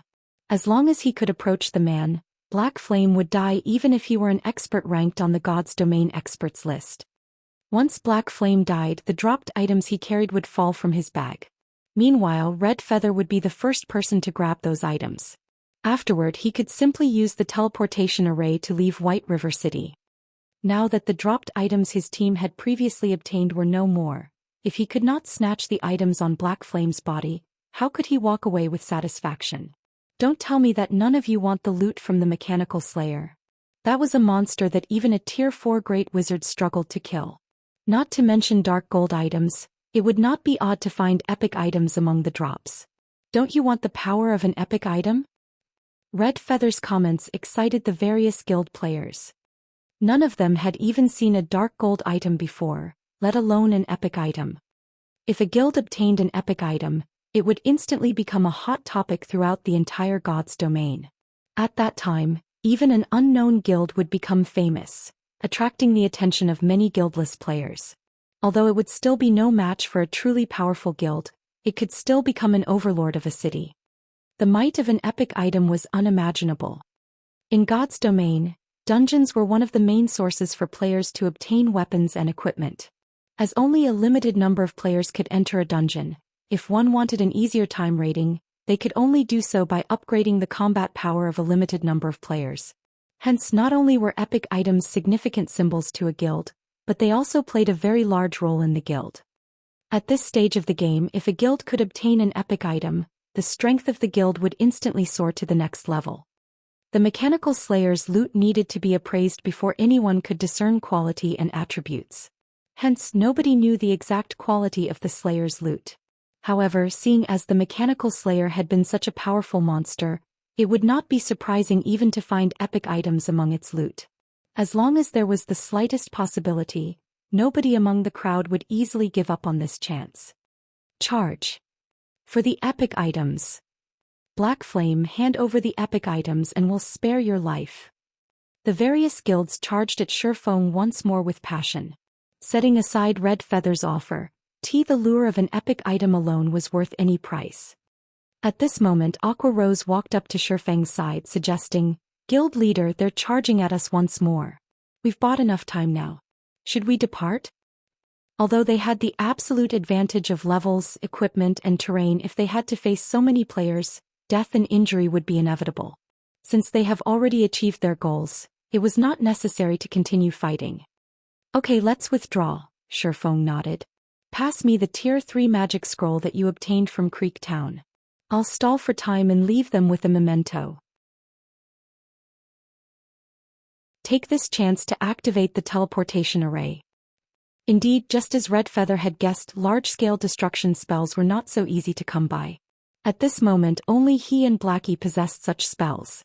Although they had plenty of small-scale AoE attack spells, the might and range of these spells were not enough. They would not play a significant role in this battle. Are we really going to use that Tier 3 magic scroll? That's the only one we received from the crusade.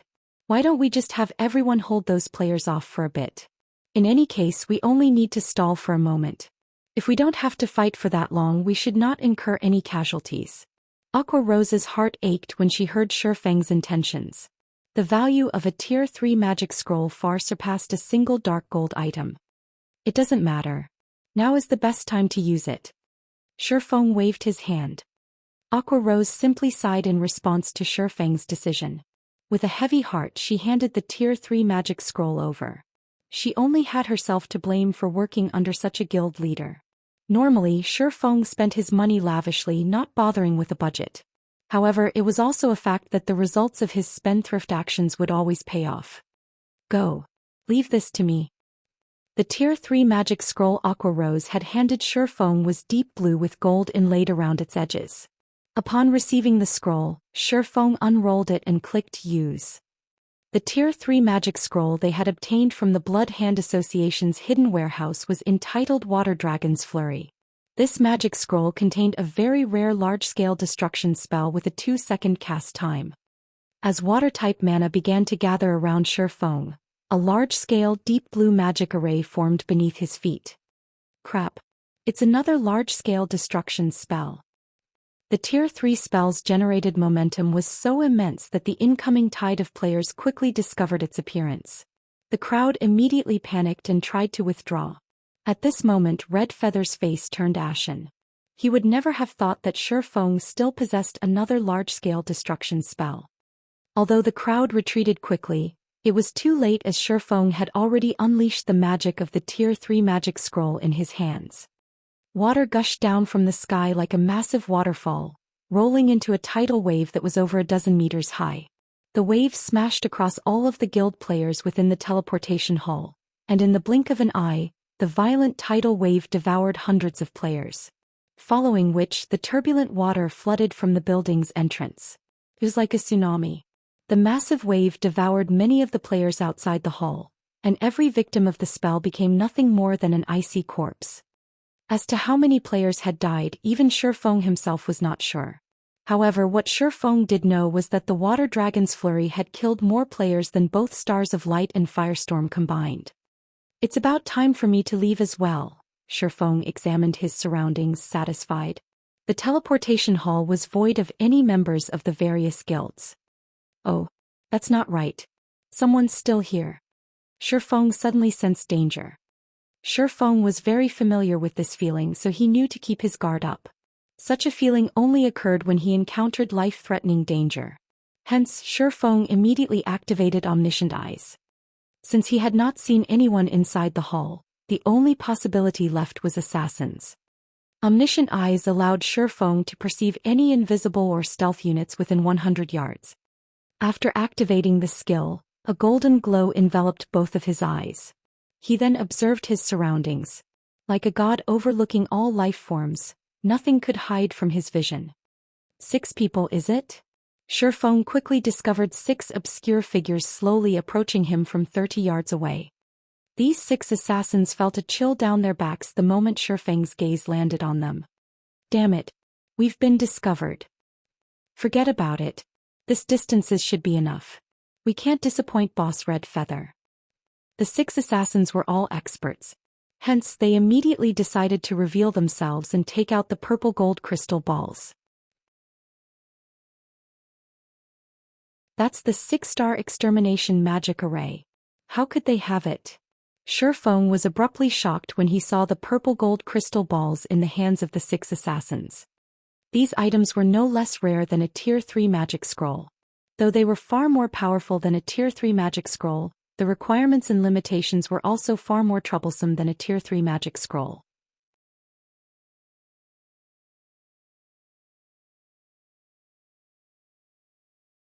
Chapter 358 Cornered Beast. Although Shifeng knew that these assassins intended to use the 6-star Extermination magic array, it was too late for him to stop them. In the next moment, the crystal balls released a dazzling purple glow. Purple flames then burst forth, enclosing Shifeng and the 6 assassins within a barrier of purple fire. This barrier only covered a small area of 30 by 30 yards. With their levels, it would only take a few steps to cross this distance. Guild Leader Black Flame, since you so arrogantly offended the Star Alliance, we've come to teach you some manners. Tiger, what's the point of talking to him? He is merely a frog at the bottom of a well. How could he possibly know how amazing our Star Alliance is? Let's finish him off immediately. Boss Red Feather is waiting for us. I'm trying to give him some time to mourn his own loss. Now that the barrier has been activated, nobody can possibly interrupt us. We can take our time dealing with him since there's no way for him to escape anyway. You're right. Wouldn't it be boring if we killed this insufferably haughty Guild Leader Black Flame in just 2 to 3 hits? Does Guild Leader Black Flame have any last words? Ha! The 6 assassins chatted merrily among themselves. They looked at Shifeng as if he were an ant. It was as if everything was within their control, and victory was already within their grasp. The 6-star Extermination magic array was a magic barrier that possessed several restrictions. Unlike a normal magic scroll, activation required 6 players. Moreover, once the barrier was cast in a specific location, excluding the 6 wielding the crystal balls, it would randomly choose 1 player within range and trap them within. As for everyone else who was within the magic barrier's range at the time of activation, all would be sent out of the magic barrier, including players, NPCs and monsters. After erecting the magic barrier, not even an army of tens of thousands could penetrate it. The same went for those inside the magic barrier. They could not leave. The magic barrier would only dissolve itself when the targeted player died, or the 6 activators were annihilated. In addition, while the barrier did not impose restrictions on the 6 casters, the targeted player, on the other hand, was banned from using any skills. To any player in God's domain, losing one's skills was like a tiger losing its claws and fangs. It was similar to how Shifeng could one-sidedly massacre hundreds of players after activating Absolute Time, a regional silencing skill.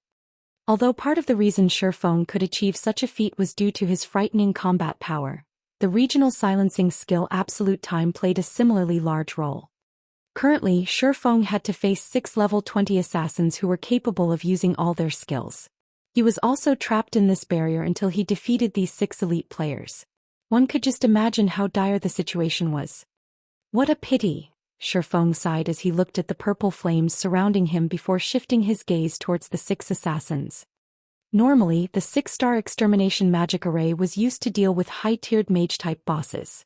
Compared to a high-tiered magic scroll, although barrier crystals possessed many restrictions, players could use it within a dungeon. On the other hand, Tier 3 magic scrolls like the Water Dragon's Flurry were useless inside a dungeon. At this moment, however, these 6 assassins had used such a precious barrier crystal to deal with a single swordsman like Shifeng. The word waste could not even begin to describe their actions. Guild leader Black Flame, so even you know the word pity? It would indeed be a pity if we were the only ones to witness your death. However, you can rest assured that we will upload a video of your death to the forums, showing everyone the end of your undying legend. When that time comes, Guild leader Black Flame, you should not blame us for your ruin. Instead, blame yourself for being too arrogant and greedy. You actually dared to oppose the Star Alliance. The 6 assassins laughed maniacally, having already foreseen how Shifeng would become the laughingstock of God's domain in the near future. As for the 6 of them, after killing Shifeng, they too would instantly become the focus of Starmoon Kingdom. Saying so, the 6 assassins immediately activated stealth and advanced on Shifeng. However, Shifeng was a step ahead. Without the slightest bit of panic or hesitation, Shifeng dashed towards the 6 assassins with frightening speed. The strength of assassins lay in death from the shadows. If exposed, however, they were only half as dangerous.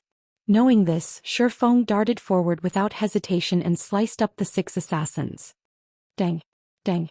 Dang! 6 clangs of metal clashing resounded inside the magic barrier, and the assassins who had just entered stealth were immediately exposed. Enraged, they glared at Shifeng.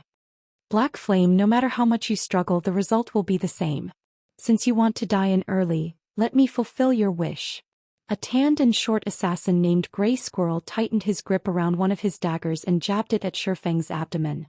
With even greater speed than before, Grey Squirrel drew a strange arc with his other dagger, sliding it smoothly towards Shifeng's side. Under normal circumstances, players would instinctively try to defend against the first attack and neglect the dagger from the side. Even if they managed to discover the second dagger, their instincts would still focus on the first. This deliberate misdirection clearly displayed how skilled this assassin named Grey Squirrel was. He was not an ordinary player but an expert. As long as the assassin's blade found its mark, Shifeng would enter a fainted state. At that time he would be at the assassin's mercy. They could simply incapacitate him indefinitely until he died. Moreover, while Grey Squirrel attacked Shifeng, the other 2 assassins beside him had also aimed their daggers at the swordsman. The 3 remaining assassins standing at a distance, however, had not taken action. On the contrary, they simply stood there watching with ridiculing smiles. In their opinion, Shifeng was just a cornered beast struggling to stay alive. His initial charge was simply his last-ditch effort at survival. Just when the 2 daggers from Grey Squirrel were about to penetrate into Shifeng's body, Shifeng shifted his footsteps slightly and retreated half a step, effortlessly evading the 2 daggers. Immediately, he spun sideways, escaping the pincer attack of the 2 assassins behind him. The entire process was as smooth as flowing water without any excess movement. The assassins were inwardly startled.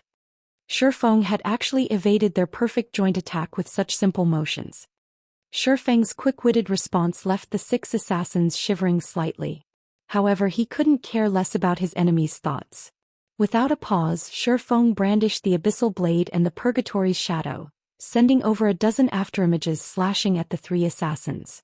Shifeng's swords moved with lightning speed, the 3 assassins emitting ear-piercing screeches as the blades found their vital points. The 3 attacking assassins were greatly shocked by this counterattack. In a panic, they hurriedly used their daggers to defend themselves, even going as far as using block.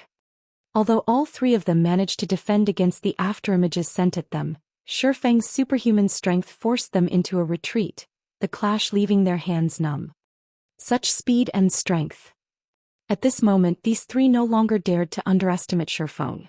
During their brief exchange, they could tell how powerful Shifeng was. Normally, when the 3 of them attacked together, even Red Feather would temporarily retreat rather than face them directly. However, Shifeng had done the exact opposite and fought them head-on. Surprisingly, he even forced them into a retreat. If they had not combined their strengths to block Shifeng's attacks just now, they might have joined the many souls who had died under Shifeng's swords. All 6 of the assassins instantly came to a conclusion. Although the Shifeng before them had lost his fangs and claws, he was no tiger. He was a monstrous beast clad in human skin. He could easily suppress them by only relying on his strength. Faced with Shifeng, only death awaited them. Suddenly, the assassins realized that they had made a massive mistake. They had actually chosen to lock themselves up with such a monstrous beast. As expected, it isn't possible to get rid of them quickly without the 100% speed boost from Purgatory Power. Shifeng's onslaught had failed to achieve its intended purpose, though it did allow him to gain a general understanding of his attacker's strengths. In conclusion, these assassins were definitely experts. The 3 assassins had exposed many holes in their defenses after Shifeng shook them off. Hence, he brandished his blades once more, intending to strike the iron while it was hot and finish them off before they could reunite with their other companions. At this time, however, the other 3 assassins had already circled and arrived behind Shifeng. They immediately launched a flurry of attacks, giving Shifeng no choice but to stop his attacks and deal with the immediate threat first. Shifeng abruptly spun around, swinging his swords with all his might at the 3 new arrivals. Like before, his attack sent all 3 assassins flying. Shifeng then charged at the assassin in front of him, brandishing his swords multiple times. The assassin receiving Shifeng's attacks was greatly frightened. Immediately, the assassin used silent steps, hoping to take advantage of the short period of invulnerability the skill provided to defend against all these sword flashes. By doing so, he could also gain some precious time to allow his companions to come to his rescue. Otherwise, only death awaited him. The assassin's decision to use silent steps had undeniably given his 5 other companions plenty of time to react. After regaining their composure, the 5 assassins immediately dashed at Shifeng, forcing him into a momentary retreat. "We can't let this continue. We can't hold back any longer. All of you use the Berserk Potion," Gray Squirrel commanded. The other 5 looked at one another and nodded silently. At the same time, they all took out blood-red potions. This potion was none other than the extremely precious Berserk Potion. Originally, this potion was a last resort. They never thought that they would have to use it so quickly.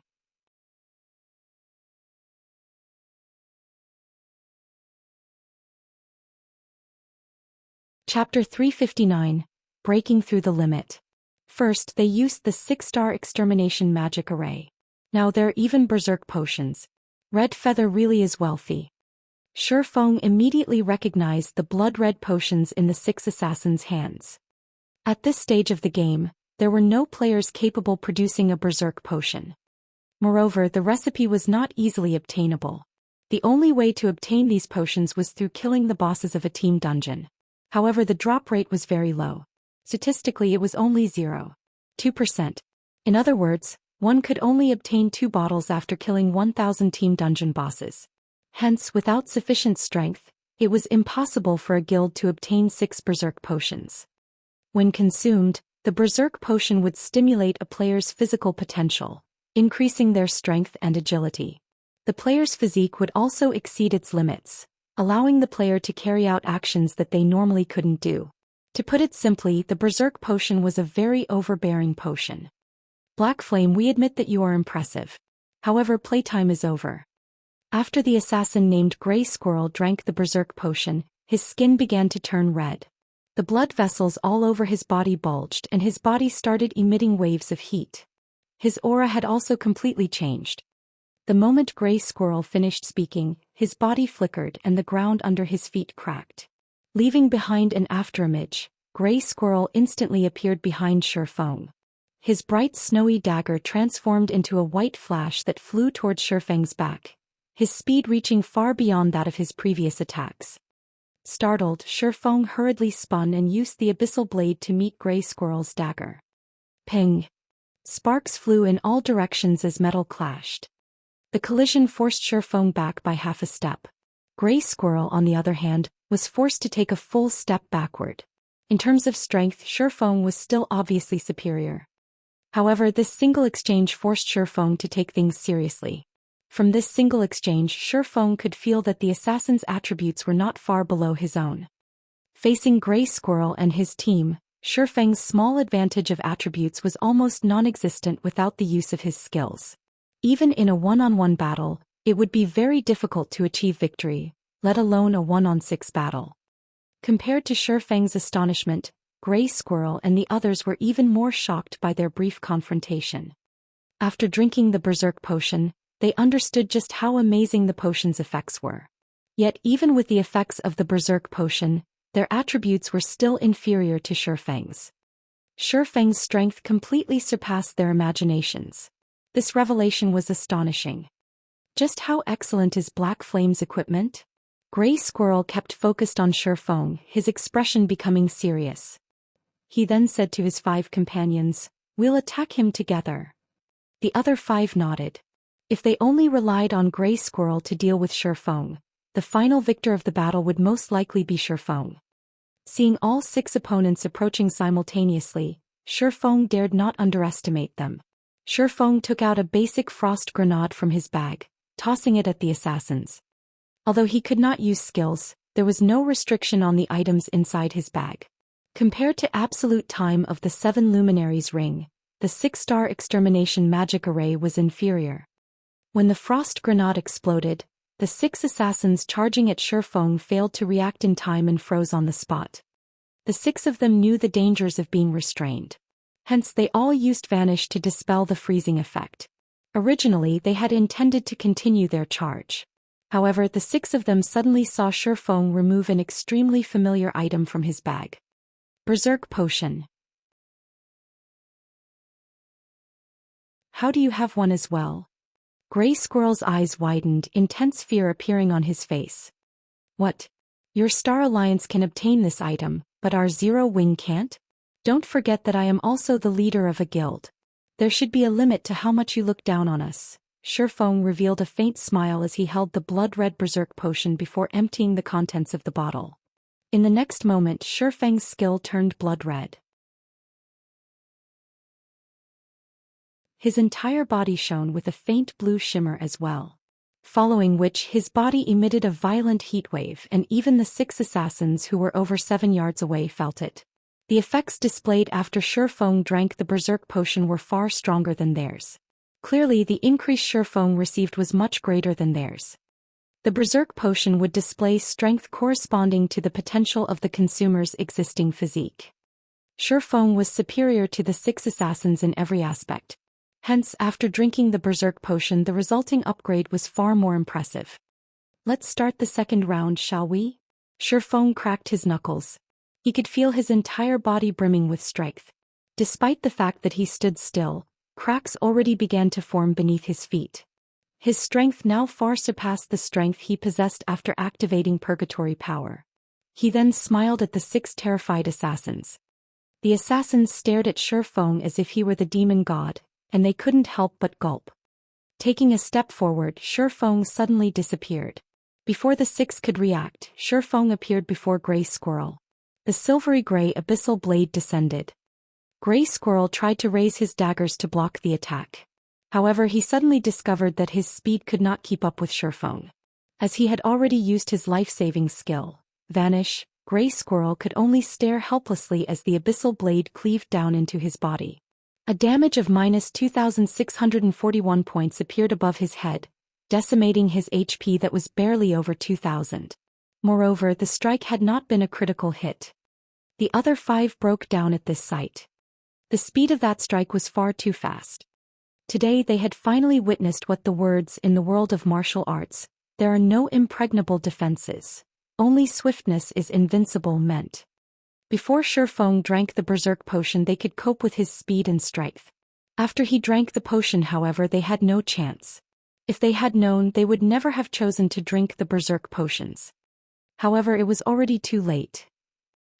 Meanwhile, while Shifeng fought inside the 6-star Extermination magic array, the various guilds outside the teleportation hall also recomposed themselves. Once more they charged into the building. The moment they entered the building, however, they noticed a giant magic barrier of purple flame blocking the corridor, preventing them from advancing. The various guilds grew anxious, having no idea what was happening. Red Feather, on the other hand, had an indifferent look on his face when he saw this purple flame barrier. The appearance of this barrier meant that Grey Squirrel and his group had succeeded. Shifeng, who was trapped within the barrier, would definitely die. As soon as the barrier lifted, the drops Shifeng had looted as well as the equipment he wore, would belong to the Star Alliance. A moment later, the purple flame barrier began to vanish, holding everyone's attention. Good. The next thing we need to do is to get Grey Squirrel and the others out of here. Red Feather felt ecstatic in his heart. Although they had wasted the 6-star Extermination magic array, close to half of the Mechanical Slayer's loot belonged to them now. Compared to such a gain, the loss of a barrier crystal was insignificant. After the purple flames completely dissipated, a figure appeared before the crowd. Red Feather's ecstatic mood instantly fell into an abyss.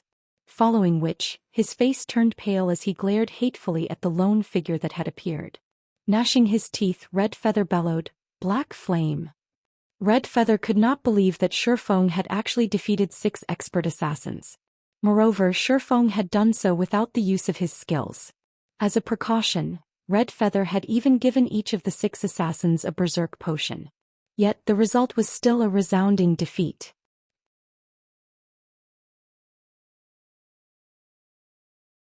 Crap. Zero Wing has activated the teleportation array. Black Flame is going to escape. A player shouted, reacting quickly. However, by the time everyone heard this reminder, it was too late. Shifeng's body flickered, easily throwing off the crowd as he drilled his way to the teleportation array. Aqua Rose promptly clicked teleport. In the next moment, the members of Zero Wing disappeared from the teleportation hall, leaving behind a crowd of stupefied guild players, as well as Red Feather, whose heart bled in pain. Not only had Red Feather lost the 6-star Extermination magic array and the berserk potions, but he was also required to compensate the losses of the various guilds present. Meanwhile, he had gained absolutely nothing. As for pursuing Shifeng and the others from Zero Wing, that was impossible. Ignoring the fact that he had no idea where they had teleported to, even if he knew, it was impossible to kill them while inside the city's safe zone without overwhelming force. As of this moment, the war inside White River City had finally reached its end. In this war, aside from Zero Wing obtaining the most astonishing harvest, the Assassin's Alliance, Emperor's Light, and Ouroboros had also gained a small harvest. These 3 guilds had immediately fled the battlefield the moment they claimed some of the drops. They made no attempts to snatch the drops from Shifeng like how the other guilds had. As for the other guilds, every single one of them had suffered immense losses. As for the members of Zero Wing that had escaped, after the restriction on the dropped items lifted, Shifeng allowed everyone to get some well-deserved rest. After all, long battles were very taxing on one's spirit. Meanwhile, Shifeng also rented a room at a hotel and promptly logged off. During this war in White River City, many spectating players had recorded videos of the battles and uploaded them to the official forums. The videos caused a huge sensation throughout the entire Star Moon Kingdom. It was especially true when everyone watched Black Flame's battle. He only required 1 strike per person, 100 strikes to bring about annihilation. Moreover, with his strength alone, he had managed to shake an army of tens of thousands. Everyone watching the video trembled with excitement. Suddenly, every player throughout the Star Moon Kingdom knew the name Black Flame. Say, do you guys think that Black Flame will make it onto the Secret Pavilion's experts list this time? What are you talking about? Of course he will. If he doesn't make it, then the Secret Pavilion is blind. I'm just wondering what rank Black Flame will get. Won't we know once the Secret Pavilion publishes the new experts list tomorrow? After the war in White River City ended, the Star Moon Kingdom official forums exploded with activity. Many people discussed Black Flame and the Secret Pavilion's experts list. Meanwhile, Shifeng simply chuckled as he read through these forum discussions. After drinking a bottle of nutrient fluids, he began his physical training. The Secret Pavilion was indeed a well-known existence in the virtual gaming world. Countless players dreamed of ranking on the Secret Pavilion's experts list. In the past, Shifeng had dreamed of the same thing. However, there were simply too many players in God's domain. Star Moon Kingdom was only one of the hundreds of countries within God's domain. If the positions on the experts list were averagely allocated, each kingdom and empire in God's domain would only receive several spots. In other words, among the hundreds of millions of players residing in Star Moon Kingdom, only a few would have the privilege of ranking on the Secret Pavilion's experts list. However, through the experts list, Shifeng had also discovered information relating to the experts of God's domain. For example, he had learned of the cleric god Violet Cloud, the mage god Aqua Rose, and many other god-ranked experts.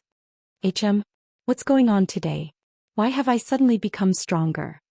Shifeng, who was currently working out in his room, felt something amiss.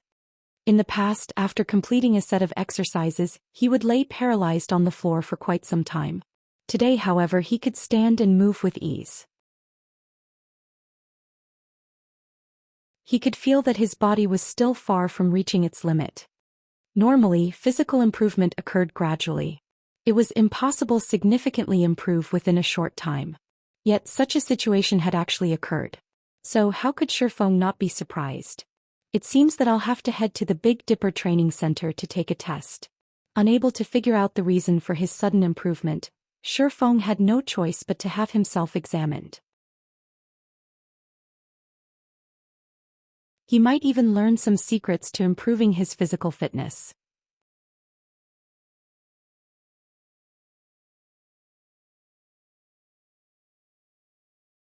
Chapter 360 Deviated Path. When Shifeng thought of his sudden change, he lost his enthusiasm to train. He then threw on a blue tracksuit and left his new apartment. He hailed for a cab and headed towards the Big Dipper Training Center. As the most famous training center in the city, the Big Dipper Training Center was located in the center of Jinhai. The training center was about the size of 3 stadiums. The training facilities were all top class within the country. Moreover, they also employed many top-class doctors and dietitians as well as first-rate instructors. After arriving at the Big Dipper Training Center, Shifeng immediately noticed multiple large luxurious buses parked in front of the building. Handsome young men and beautiful young women alighted from the buses, one after another. They were all high school students, and at this moment, they all had excited expressions plastered on their faces. These high school students then orderly entered the building under the lead of a Big Dipper receptionist. Is Big Dipper holding a tour for students? Shifeng was slightly surprised. It was the first time he had seen such an occurrence. Even in the past, he had never heard of Big Dipper allowing students to tour its facilities. Ordinary people could not gain easy access to the Big Dipper Training Center. Only members were allowed entry into the building. If one were not a member, they were not even allowed through the entrance of the training center itself. Meanwhile, becoming a member of Big Dipper was no easy task. Without having a certain status in society or obtaining a referral from someone influential, it was impossible to become a member.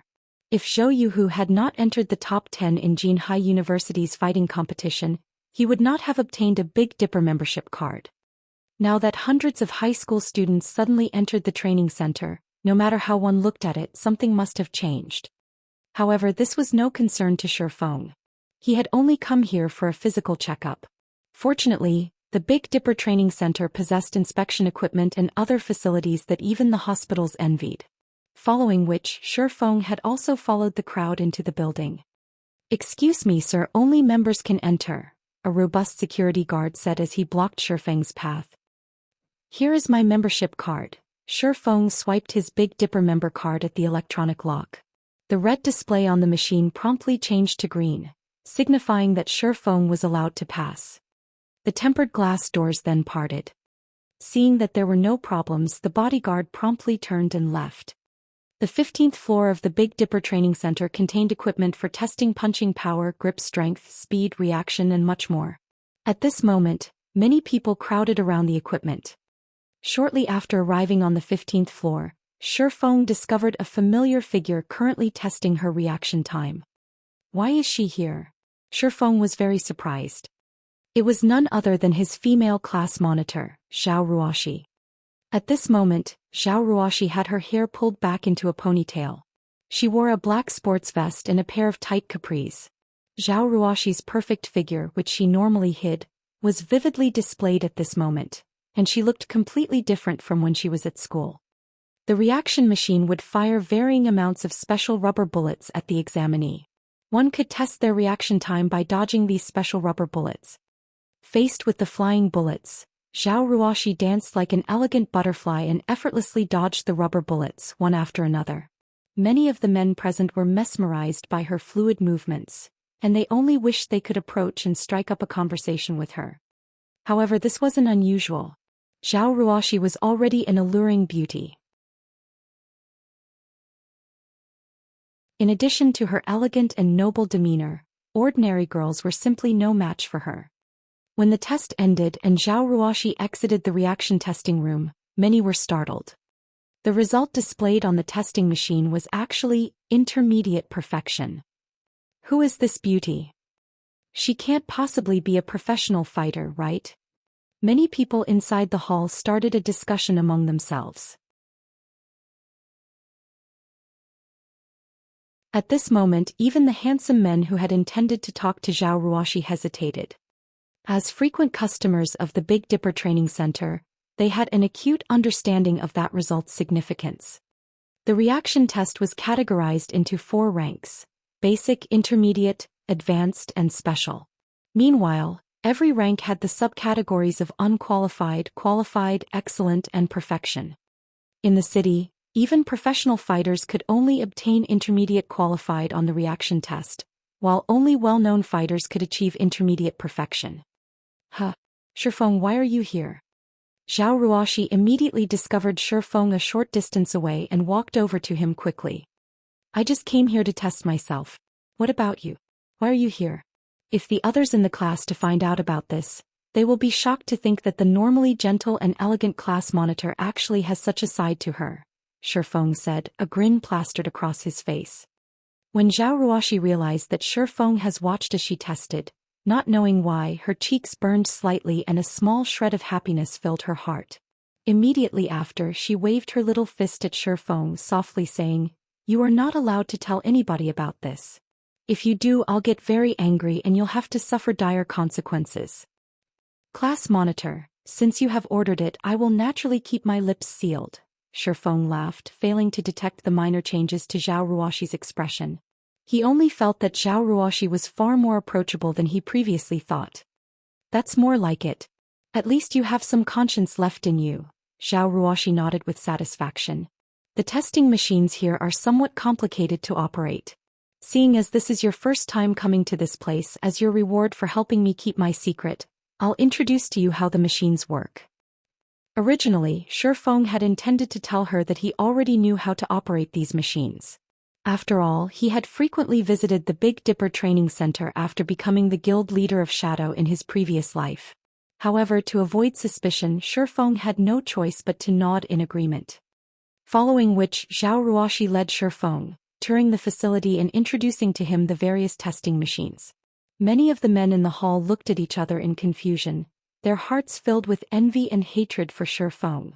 They could not understand why a frail and ordinary-looking person like Shifeng deserved such treatment from a great beauty like Zhou Ruoxi. At this moment they wanted to pull Zhou Ruoxi over, telling her to ditch Shifeng and let them escort her instead. However, despite having sensed the jealous stares directed towards Shifeng, Zhou Ruoxi still gladly pulled him along, introducing to him the various testing apparatuses. Just as Zhou Ruoxi was about to teach Shifeng how he could operate these testing machines, a few Big Dipper staff members suddenly led a large group of high schoolers into the hall. This floor is Big Dipper's testing hall. All of you are the elites that Big Dipper has selected. In a moment, all of you will be tested here and we will record your results to help determine what kind of privileges you will have in the future. So, all of you must give it your best when testing, one of the staff members leading these high schoolers explained slowly. The high schoolers started rubbing their fists and palms together in excitement when they heard the staff member's explanation. Many of them wished they could break Big Dipper's previous records. Big Dipper actually chose these high school students as elites? What is happening exactly? Shifeng had overheard the staff member's words. Watching this situation, it would seem that the Big Dipper Training Center intended to cultivate their own group of elite fighters. However, Shifeng simply could not understand why. After all, Big Dipper was only a training center. Why would they suddenly wish to cultivate their own fighters? In the past, Shifeng had never heard of such a thing. In this life, however, it was happening before his eyes. Shifeng had a bad feeling about this. History was already gradually deviating from the path he recognized.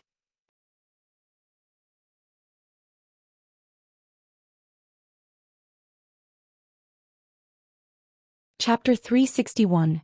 Test. Big Dipper certainly acted quickly.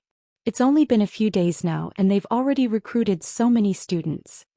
Zhou Ruoxi was not surprised by the sudden arrival of the hundreds of students. She then looked at Shifeng, who had stared at those students curiously all this time, explaining, "These students are the elites that Big Dipper selected from the youths who will represent the city in the upcoming provincial youth fighting competition. They were brought here mainly to gain glory for our city in the upcoming provincial competition. To help them rank higher in the competition, Big Dipper had allowed these students to train here. After all, the environment and facilities here are valuable and would help these students improve." A realization struck Shifeng after hearing Zhou Ruoxi's explanation. Indeed, it was just about time for the provincial youth fighting competition to begin. Only he had never expected Big Dipper to be so generous. In reality, Big Dipper doesn't really have a choice in this. The sudden appearance of God's domain has made a tremendous impact on various industries and professions. It is especially true for the fighting industry. Many people who have focused on fighting competitions have shifted their sights towards God's domain, causing a downturn in the fighting industry. The number of people willing to exercise at Big Dipper has decreased. In order to recover from this decline, Big Dipper has no choice but to do something like this in the hopes of recovering the fighting competition's popularity, Zhou Ruoxi explained. There are fewer people working out? Shifeng suddenly thought of a good method to increase the strength of the Zero Wing members. In the past, due to many players shifting their focus towards God's domain, the fitness industry had indeed declined for a certain period of time. Simply put, this decline had not happened as quickly in the past, only starting 3 to 4 months after God's domain launched. However, as more people became aware of the secret of God's domain, physical training became popular again, even bypassing the previous peak in popularity. Business boomed for the fitness industry. At that time, many large guilds would partner with training centers and gyms to allow the elite members of their guilds to train and improve themselves at any time, which would in turn allow these elites to improve more quickly in God's domain. Many first-rate guilds had even chosen to establish their own large-scale training centers specifically for their elite members. Zero Wing was still a small guild at the moment. However, as the guild continued to grow, sooner or later, a physical fitness center would be required. Although Zero Wing's workshop was only a short distance away from the Big Dipper training center, it was not a long-term solution. Now that the fitness industry was going through a slump, it was the perfect time for him to take action. Considering the situation, Shifeng did not dislike the idea of working with Big Dipper. If he established his own training center, he would need to spend an astronomical sum of money.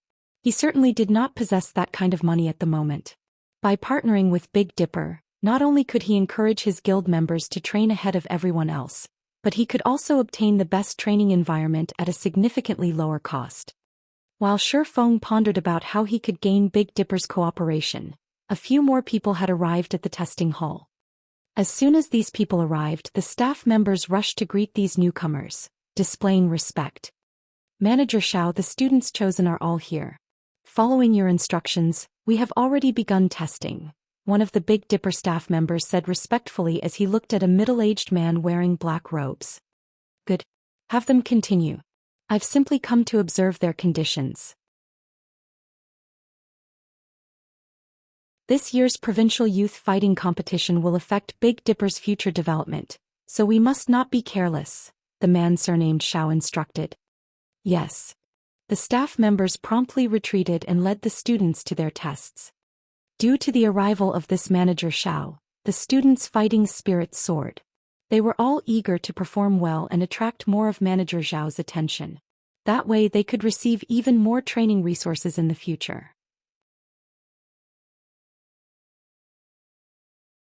As the tests began, many Big Dipper members who had also come to test stopped what they were doing, quietly observing the students' test instead. After all, they would not have an opportunity like this often. Most of the visitors of this testing hall were usually ordinary folk who only trained casually. Meanwhile, although these youths were only students, they possessed the ability to participate in the provincial youth fighting competition. They should be more powerful than the average person. Even Zhao Ruoxi seemed excited and she demanded to go over and have a look as well. Helpless, Shifeng had no choice but follow her. The first test the students went through was the punching power test. An ordinary person's punch usually carried around 100 to 150 kilograms. Meanwhile, every one of these students managed to achieve a result of over 200 kilograms. Among them, a student named Wang Qing had even achieved a force of 356 kilograms. He was at least twice as strong as an ordinary person. Many of the spectators gasped in shock when they saw Wang Qing's result. Even Manager Zhao's eyes glowed with delight, and he praised Wang Qing as a talented youth. The punching power standard of the professional fighters in Jinhai City was only 320 kilograms. Meanwhile, Wang Qing, a high school student, had effortlessly surpassed that standard. Wang Qing obviously had a promising future ahead of him. After all, Wang Qing was still a kid, he still had growth potential. He would have no issues achieving a force of 400 kilograms in the future. Having a force of 400 kilograms meant that he could reach the standard of the well-known fighters in Jinhai City. These students are amazing. That Wang Qing in particular has already surpassed Zhou Yuhu. Shifeng, as our class's great hidden expert, do you think Wang Qing can enter the top 10 of the provincial youth fighting competition this year? Zhao Ruoxi asked as she shifted her gaze towards Shifeng curiously. She had personally witnessed Shifeng's strength. Even Qin Wu, the reigning champion of Jinhai City's fighting competition, had praised Shifeng's power. Moreover, Shifeng had even defeated Zhang Luowei, someone reputed as a fighting genius. Hence, she knew that her judgment was definitely incomparable to Shifeng's. It's not that easy to tell. Victory and defeat aren't solely decided by a person's punching force. Shifeng laughed bitterly as he shook his head. He was not a god, so how could he make a judgment based solely on a person's punching power? Zhao Ruoxi nodded, feeling that Shifeng had a point. Following the punching power test was the reaction test. Of the hundreds of students, they all achieved a result of basic perfection or above. Among them, there were a few who achieved intermediate excellent. A student named Wu Chuan even achieved intermediate perfection, shocking everyone. Although the test had yet to end, Wang Qing and Wu Chuan had immediately captured the crowd's attention. Manager Xiao treated them both like treasures, doubling their training resources on the spot. Many students had cast envious gazes at the two. After the tests ended, Manager Xiao of Big Dipper had originally intended to take both Wang Qing and Wu Chuan to meet the best instructor in Jinhai City, someone whom the Big Dipper Training Center had gone through a lot of trouble to invite. However, after he noticed Zhao Ruoxi among the spectators, he halted his steps. Ruoxi, you little girl. Why didn't you tell Uncle Xiao that you were visiting Big Dipper? Manager Xiao said as he walked over to Zhao Ruoxi. I was afraid that Uncle Xiao would be busy, Zhao Ruoxi giggled sweetly. Meanwhile, Wang Qing and Wu Chuan, who stood behind Manager Xiao, were immediately stupefied when their eyes fell upon Zhao Ruoxi's sweet and beautiful smile. If not for Manager Zhao's presence, they might have dashed forward and promptly introduced themselves to this great beauty. At this moment, Manager Xiao discovered Shifeng, who currently prepared to take his own test, standing beside Zhao Ruoxi, and he could not help but ask, Ruoxi, this person beside you is? This is my classmate Shifeng, Zhao Ruoxi introduced. He has come here today to test himself and check on his own physical condition. Uncle Xiao, haven't you wanted to nurture those students to participate in the provincial youth fighting competition? I have a great way to help them obtain a good rank. Zhao Ruoxi said, giggling. Really? Manager Zhao's eyes suddenly glowed. The provincial competition was incredibly important to the Big Dipper Training Center. Zhao Ruoxi would have really helped him big time if she had a way to help the students to get a good rank in the competition. Of course, Zhao Ruoxi said with confidence. What kind of method is it? Manager Xiao asked concernedly. Seeing Zhao Ruoxi's serious expression, Manager Xiao did not think she was lying. Zhao Ruoxi then pointed towards Shifeng. With a slightly prideful tone, it's him. Him. Manager Xiao shifted his gaze to Shifeng's body, unable to discover anything special about him. Zhao Ruoxi nodded, explaining, "He is our class's great expert. With him teaching those students, they will definitely succeed." Hearing this before Manager Xiao could speak, Wang Qing and Wu Chuan started laughing. They were the elite seedlings chosen by the Big Dipper Training Center after undergoing a rigorous selection process. Let alone an ordinary university student, even some professional fighters had no right to instruct them. How powerful could the great expert of a class of university students possibly be? They could probably knock Shifeng out with a single punch.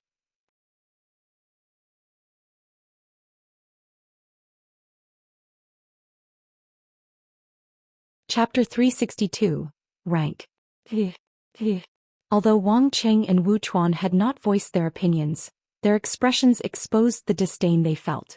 If Manager Xiao had not been present, they might have even taught Shifeng a lesson, teaching him what it meant to be wet behind the ears.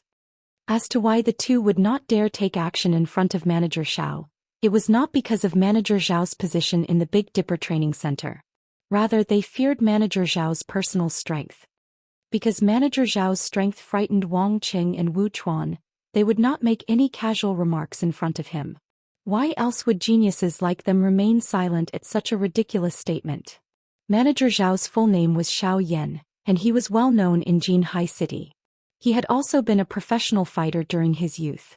However, after winning a championship, he retired as a professional fighter. He then joined the Big Dipper Training Center and developed himself there. Even though Xiao Yan was over 40 now, he would frequently spar with some of the top fighters in the city, thoroughly defeating them. "Uncle Xiao, why do you look so surprised?" Zhao Ruoxi's lips curled up slightly when she saw Manager Yan's face. "Since you don't believe me, why don't we place a bet?" Zhao Ruoxi's mesmerizing smile left Manager Yan greatly confused. He could not figure out what the little girl before him was trying to accomplish. However, since Zhao Ruoxi wished to play, he certainly wouldn't mind humoring her for a while.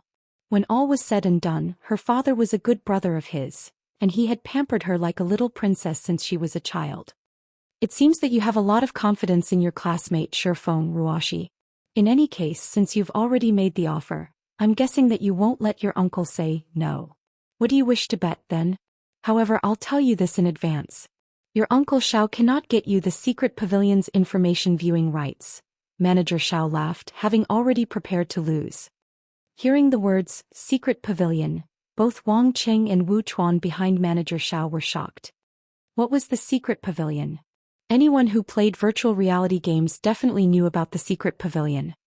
The secret pavilion was the creator of the experts list that recorded all the excellent individuals throughout the world. The secret pavilion's information gathering was unmatched throughout virtual gaming world. It had also been titled as omniscient.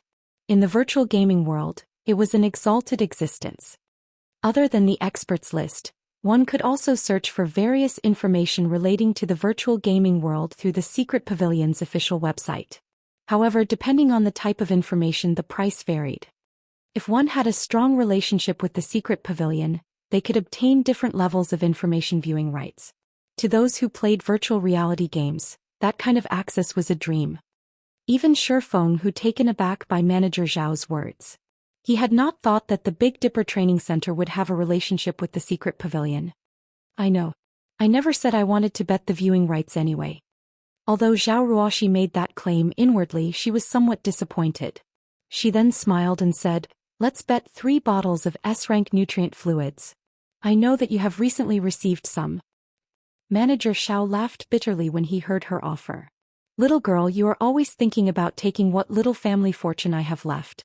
I've only managed to obtain these few bottles of S-rank nutrient fluids after much difficulty, and I had planned to reward them to the most excellent students." When Wang Qing and Wu Chuan heard these words, their hearts began to pound with excitement.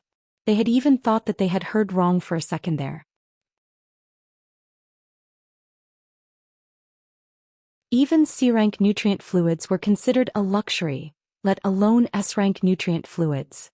S-rank nutrient fluids could not be purchased even if one had the money for it.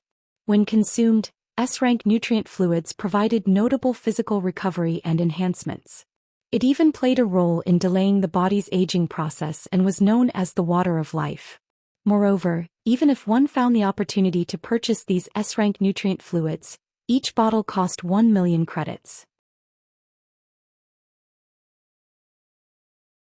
Ordinary people could not afford it even if they bankrupted themselves. Only a wealthy organization like Big Dipper could willingly award such an item. If Wang Cheng and Wu Chuan could each obtain a bottle of S-rank nutrient fluids before the provincial youth fighting competition, they would have more confidence in succeeding in the competition. Uncle Xiao, you aren't going back on your word, right? If so, I'm going to tell Big Sis Bingyu that you're bullying me, Xiao Ruoxi giggled. Ha! You're the one who bullies your Uncle Xiao.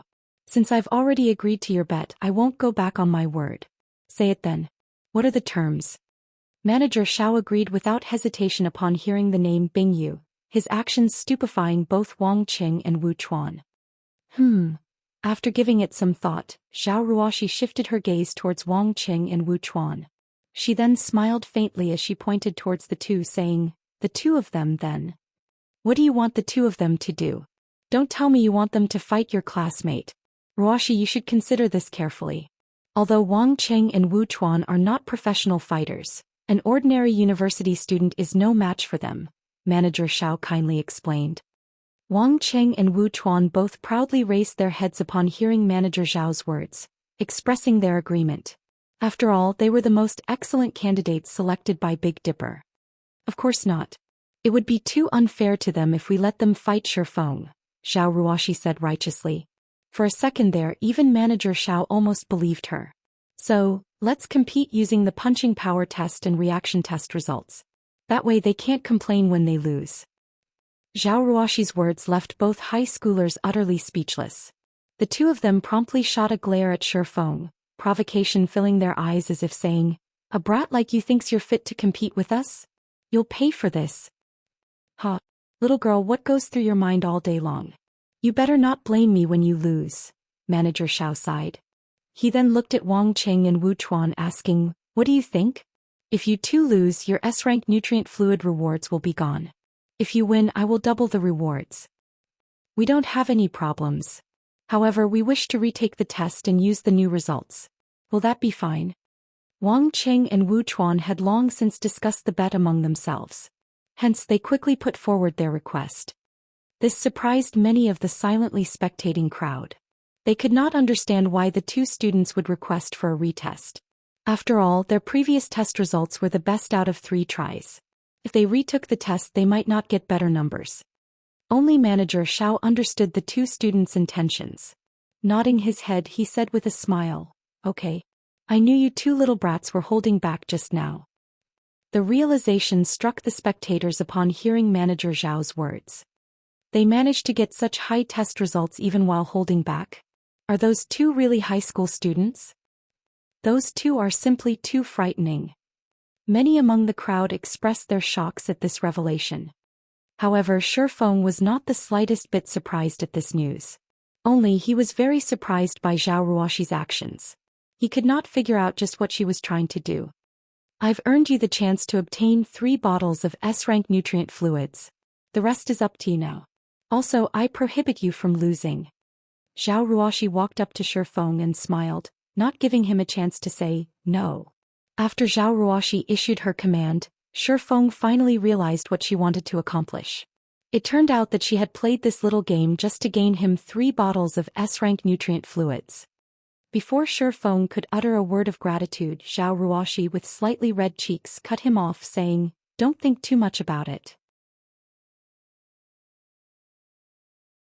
Aren't we friends? I know that you've been secretly and desperately training to improve physically. Since we're friends, it is only natural that we help each other out. As for thanks, it isn't necessary. If you really wish to thank me, then come to my birthday party next month. Even if you're a busy man, you must come. You're also not allowed to be late, all right?" Shifeng's heart warmed when he heard Xiao Ruoxi speaking. Although he had many things he wished to say, after racking his mind on what he should say, a single simple sentence left his lips: "I'll be there." However, when Manager Xiao heard Xiao Ruoxi's demand, his originally friendly smile suddenly froze. He then shifted a stiff gaze towards Shifeng, looking at the youth with disbelieving eyes. Just what sort of demonic power does this brat have? Manager Xiao could not help but pay more attention to Shifeng. There must be a reason why the little swindling girl had such an optimistic opinion of him. Following which Shifeng, Wang Qing and Wu Chuan walked towards the punching power testing apparatus to begin their examination.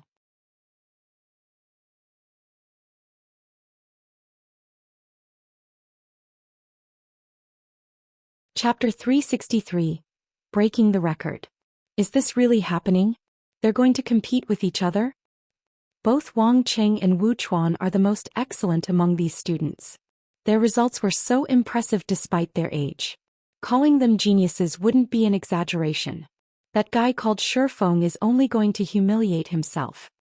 You don't know? Shifeng didn't request this competition himself. Instead, it is the great beauty standing beside him who claimed that Shifeng could defeat Wang Qing and Wu Chuan in a fight easily. For fairness' sake, they chose to compete using the test results. That beauty is blinded by love. Does she really believe whatever that Shifeng says? What do you even know about it? This is called having skill. However, that Shifeng is going to suffer for his bragging. Soon the tests will reveal his true colors.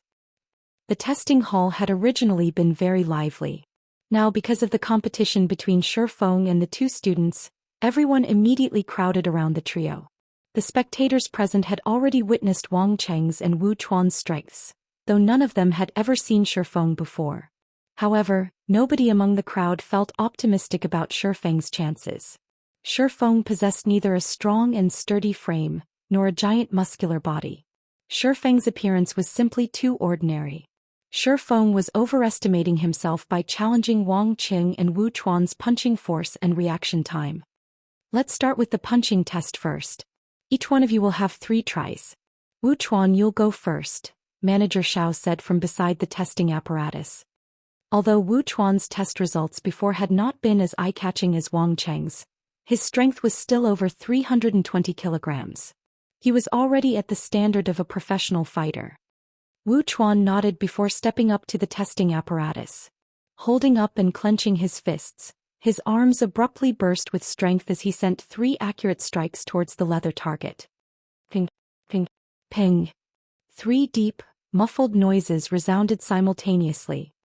Wu Chuan was satisfied with his punches. He then turned and walked away from the testing apparatus, smirking arrogantly at Shifeng. The numbers displayed on the testing apparatus continuously changed before finally displaying 3 scores. 341 kilograms, 346 kilograms, 342 kilograms. The crowd suddenly went into an uproar when these 3 scores appeared. Wu Chuan's results were close to Wang Qing's previous results. Regarding pure strength, Wu Chuan definitely ranked second within the elites Big Dipper had recruited. Manager Xiao was elated when he saw these numbers. His heart was already set on placing more emphasis on Wu Chuan's training in the future. After all, Wu Chuan was far more superior than Wang Qing in reaction time and speed. Overall, Wu Chuan was more powerful than Wang Qing. Next, Wang Qing. Manager Xiao shouted. Wang Qing walked up to the testing apparatus and took up his stance. Immediately, his muscles bulged and the blood vessels across his arms also appeared. Wang Qing sent 3 quick punches towards the leather target. Ping, ping, ping. The punching power testing apparatus suddenly released 3 crisp sounds, and even the machine itself trembled slightly. Meanwhile, the score the machine displayed broke through the 300 kilograms threshold and continued to rise. Within a moment, it shot the 360 kilograms threshold. Wang Qing had surpassed even his previous highest record. Finally, the punching power testing apparatus displayed the final results. 385 kilograms, 391 kilograms, 388 kilograms. 3 scores. And each one surpassed Wang Qing's previous record. Impressive. I didn't realize how much you had held back. Manager Xiao laughed upon seeing the scores. His fondness of Wang Qing grew the more he looked at the young man. The standard of a top fighter in Jinhai City was 400 kilograms. Meanwhile, Wang Qing was only a thread away from reaching that standard.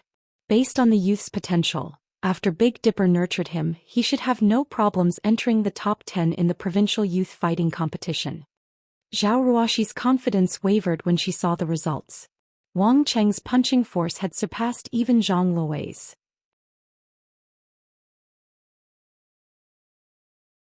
Although there was only a difference of around 30 kilograms between Wang Cheng's previous record and his current scores, it was exceedingly difficult to increase one's force by even 1 kilogram after passing the 350 kilograms threshold. Many years of effort were required to increase one's force by 30 kilograms. It was impossible to achieve such a feat in a short amount of time. Although Shi Feng had defeated Zhang Luowei, Zhao Ruoxi guessed that the two of them were almost equal in terms of strength. Only Shi Feng's combat techniques and experience far surpassed Zhang Luowei's. Thus he had effortlessly defeated the renowned fighting genius. If she had known that Wang Cheng had held back so much of his strength, she would never have chosen to compete using the test results. Next, Shi Feng. Although Manager Xiao did not know why Zhao Ruoxi had such a favorable opinion of Shi Feng, he knew that it was impossible for Shi Feng to surpass Wang Cheng's record of 391 kilograms. Shi Feng walked up to the testing apparatus, smiling bitterly at the displayed 391 kilograms. Inwardly, Shi Feng thought he is just a high school student, yet even before undergoing systematic training he is already so strong. This should be the so-called genius. Originally, Shi Feng had simply come to the Big Dipper training center intending on checking his progress. Yet he had somehow gotten caught up in this farce. If he did not give it his all, he might really become a laughingstock. Although he did not mind being laughed at, the spectators behind him would ridicule Zhao Ruoxi for trusting the wrong person, and that was something he absolutely would not permit. I wonder how much I've improved. Shi Feng then began to warm up, preparing a full-powered punch. The last time he tested himself he only obtained 256 kilograms, placing him above the standard of ordinary people. Though he had improved since then, it was impossible for him to have improved overmuch. You would be impressed if he could achieve 290 kilograms. Damn, can you be any slower? Isn't it just a punch? Is all this build-up necessary? I think he's frightened. He's just trying to stall for time. In a moment he might even say that he feels ill. Watching Shi Feng take his time warming up, many in the crowd began to grow impatient and taunt him. Shi Feng paid no attention to the noisy crowd behind him and continued with his warm-up. That should be enough. After feeling his entire body loosen up, he clenched his fist and sent a quick punch at the target. Ping! The testing apparatus displayed a score of 302 kilograms. The heck? Here I thought he would be amazing, but he only managed to hit 302 kilograms. Many among the crowd laughed when they saw Shi Feng's first result. In the next moment, however, Shi Feng abruptly took half a step forward, firing a punch once more.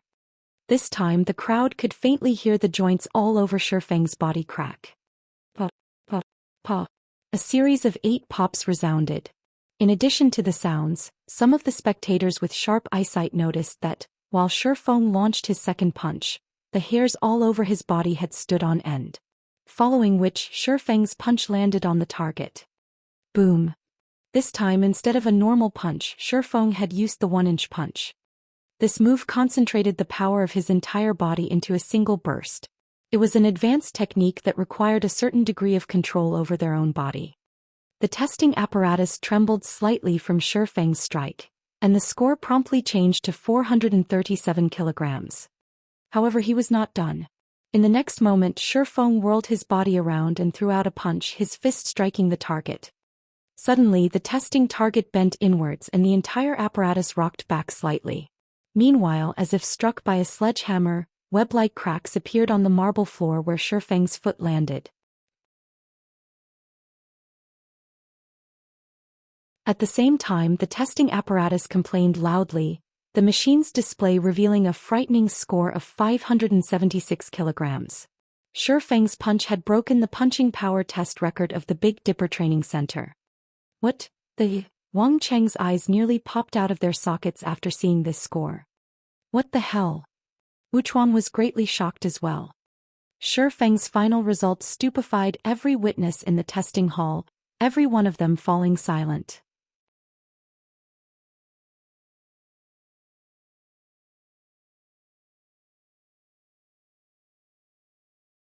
Chapter 364, Internal Force Expert. Not only did Shifeng knock the punching power testing apparatus back with a single punch, but he also cracked the marble floor with a single stomp. However, there was one point that confused everyone watching. Shifeng's punch and stomp both looked very light, and no matter how one looked at the two actions, it was impossible for them to exert such immense power. Yet, the impossible had actually happened. Moreover, the burst of power was simply terrifying. Shifeng's punch and stomp struck the testing apparatus and the marble floor respectively. If they landed on someone's body, wouldn't the hits be fatal? Both Wang Qing and Wu Chuan inadvertently gulped when they saw the cracked marble floor. They no longer looked at Shifeng with contempt. Instead they gazed at him in awe. Only now did they understand why Zhao Ruoshi's claim. If they fought Shifeng, the result would not be pleasant. What a hateful bastard. Despite being so powerful, he is constantly trying to hide it. For a second there I was afraid he might lose. Zhao Ruoshi finally sighed in relief after watching Shifeng's stunning performance. Standing beside the testing apparatus, Manager Xiao gaped at Shifeng's flushed and sweating face with disbelieving eyes. He suddenly thought of a possibility for Shifeng's shocking results, and he couldn't help but ask softly, "Is this internal force?" Manager Xiao was well versed in physical techniques in combat. He knew only grandmaster martial artists could utilize an advanced technique like internal force. "MHM. It is," Shifeng nodded, not expecting Manager Xiao to recognize the technique. Internal force was an advanced combat technique. It was not a myth or a legend, and it was not a superpower. In the past, in order to learn this technique, Shifeng had spent many years consulting several martial arts masters, constantly training and refining his skills in God's domain. Only after he finally achieved a certain level of control over his own body could he perform this technique. Although internal force granted vast destructive power, it was also extremely taxing on the body.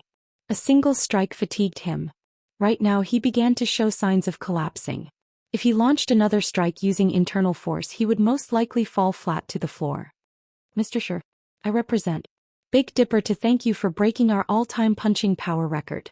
According to Big Dipper's rules, we will award you 300,000 credits for this achievement. However, at my disposal, in addition to paying you 300,000 credits, Mr. Shi, in the future, you will be a platinum member of Big Dipper. You can enjoy a 60% discount on all expenses at Big Dipper. You will also receive a specially reserved platinum suite at the Big Dipper Training Center for your pleasure, Mr. Shi." After receiving Shifeng's nod of recognition, Manager Xiao was nearly speechless from excitement. He no longer looked down at Shifeng as a member of the younger generation. Instead, he treated Shifeng as his predecessor, even changing the way he addressed Shifeng. Since his youth, Manager Xiao had been infatuated with martial arts. He had never stopped training his body. Even now, his dream was to achieve a higher level in martial arts and successfully practice internal force. However, despite his many years of effort, he had never been successful. So, now that an internal force expert stood before him, how could he contain his excitement? Martial arts did not judge by age. Only one's achievements were important. Although he was young, Shifeng's capabilities with internal force signified him as Manager Zhao's predecessor in the man's eyes. Naturally, he would have to treat Shifeng with respect. "Uncle Xiao, since when were you so generous?" For a second, Zhao Ruoshi even thought she had heard wrong. At this moment, her Uncle Xiao not only gazed at Shifeng with respect and reverence, but he also addressed her classmate as Mr. He even upgraded Shifeng from a normal membership to being a platinum member. There were less than 100 platinum members in all of Jinhai City. It was a symbol of status. Even she was only a gold member. Zhao Ruoshi could not understand what her uncle was thinking. "Little girl, Mr. Shi is a true martial arts expert. Why would you be surprised by this upgrade?" On the other hand, why didn't you tell me that Mr. Shi was a martial arts expert, little girl? You've really caught me by surprise this time, Manager Xiao said sharply, shooting a glance at Zhao Ruoshi. Didn't you say that you wanted Mr. Shi to teach these students? This isn't the proper place for such a discussion.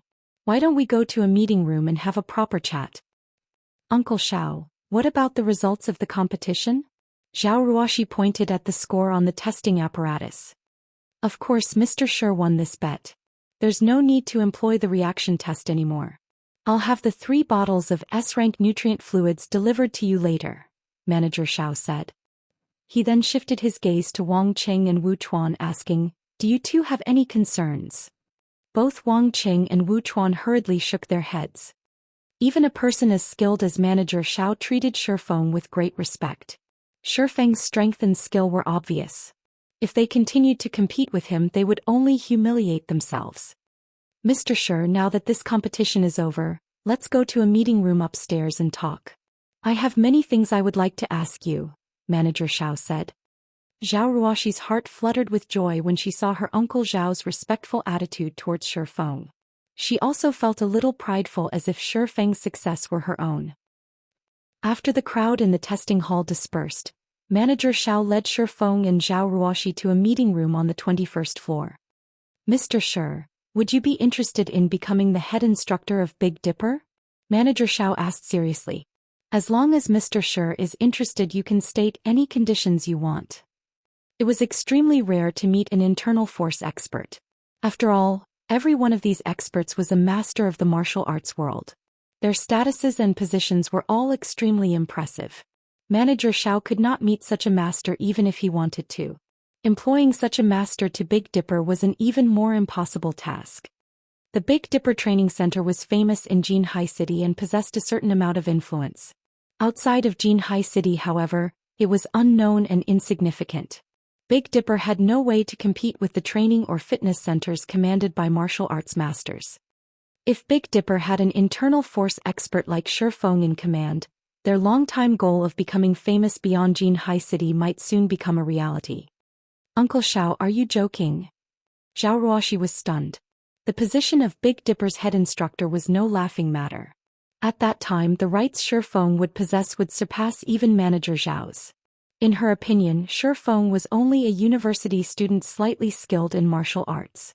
In the beginning, she had pestered her uncle Zhao with the intention to help Shi Feng get a good part-time job, as well as train the current batch of students. Now that the situation had evolved, even she was slightly caught off guard.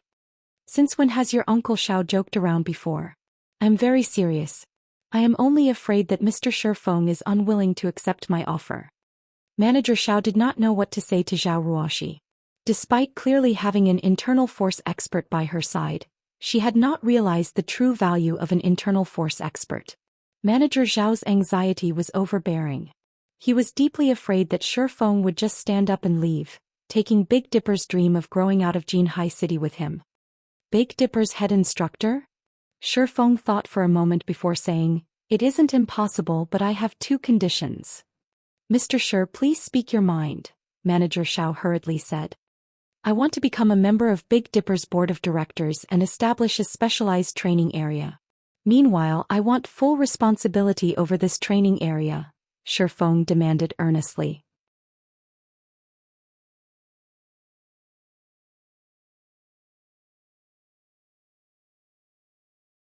Chapter 365, Ranked. Shi Feng's conditions were quite harsh. Manager Zhao's brows pinched upon hearing them. His expression turned somewhat grim and he was at a loss on what to do. If Shi Feng had only wanted some of Big Dipper's shares, Manager Zhao could easily approve by himself. The chairman of Big Dipper would also happily agree with Manager Zhao's decision. However, it was a different story if Shi Feng wanted to become a member of the board of directors. Manager Zhao did not have the authority to make that decision. The board of directors controlled every aspect of Big Dipper. In other words, the board of directors held absolute authority. Why would they allow an outsider to have access to such power? Moreover, Shi Feng had also demanded permission to establish a trainee area that would be solely under his supervision. This request was equivalent to cutting off a portion of Big Dipper and giving it to Shi Feng. It was more incredulous than his first request. If Shi Feng were a famous martial arts master, the directors might even agree to his requests. However, no one knew of Shi Feng. There was practically no chance that the company would accede to his demands. Sitting by the side, Zhao Ruoxi was similarly stunned by Shi Feng's conditions, and she began to look at Shi Feng in a different light. "Is this really our classmate Shi Feng?" This question resounded in Zhao Ruoxi's heart. Feng's exorbitant demands surpassed even her greed. Head instructor was only a title. In reality, it was a very relaxing position, and normally Feng would not have much to do. However, the head instructor of Big Dipper's status was extremely high, and countless people coveted the position. Even the famous fighters of Jinhai City yearned for this position. Unfortunately, Big Dipper had never found anyone worth consideration. On the other hand, despite being offered such a coveted position, Feng still demanded such a high price. Zhao Ruoxi could not understand what Feng was thinking. In Zhao Ruoxi's opinion, Feng's actions were somewhat excessive. However, Zhao Ruoxi felt they were justified. Feng was not an unreasonable person. Indeed, just as Zhao Ruoxi had guessed, Feng was completely reasonable with his demands. His price was actually quite low. If not for his consideration of Zhao Ruoxi, his demands would have been more exorbitant than a position on the board of directors and a training area under his supervision. Although Zero Wing's strength was limited to White River City at the moment, after the looting war in White River City, Zero Wing had become famous throughout the entire Star Moon Kingdom. Moreover, Zero Wing had long since established a strong and sturdy foundation. It already qualified to fight for the position of Overlord of Star Moon Kingdom. It was possible that only the higher-ups of first-rate guilds knew what this signified. There were hundreds of millions of players. Moreover, this number increased with each passing day. Only a few million people lived in Jinhai City. At most, it was as large as White River City. As for the authority Zero Wing commanded in White River City and the Big Dipper's authority in Jinhai City, it would not be an exaggeration to describe the difference between them as the difference between heaven and earth. Moreover, as God's domain grew increasingly popular, the number of people Zero Wing could influence would also grow. That influence could massively impact whichever training center it partnered with. What about the training center itself? To put it bluntly, it was simply a place for people to improve physically. What sort of influence could it possibly have? A casual remark made by a first-rate guild could allow a training center to rise to prominence at any given minute. Hence, rather than sharing the profits with others, wouldn't it be better just to establish their own training centers?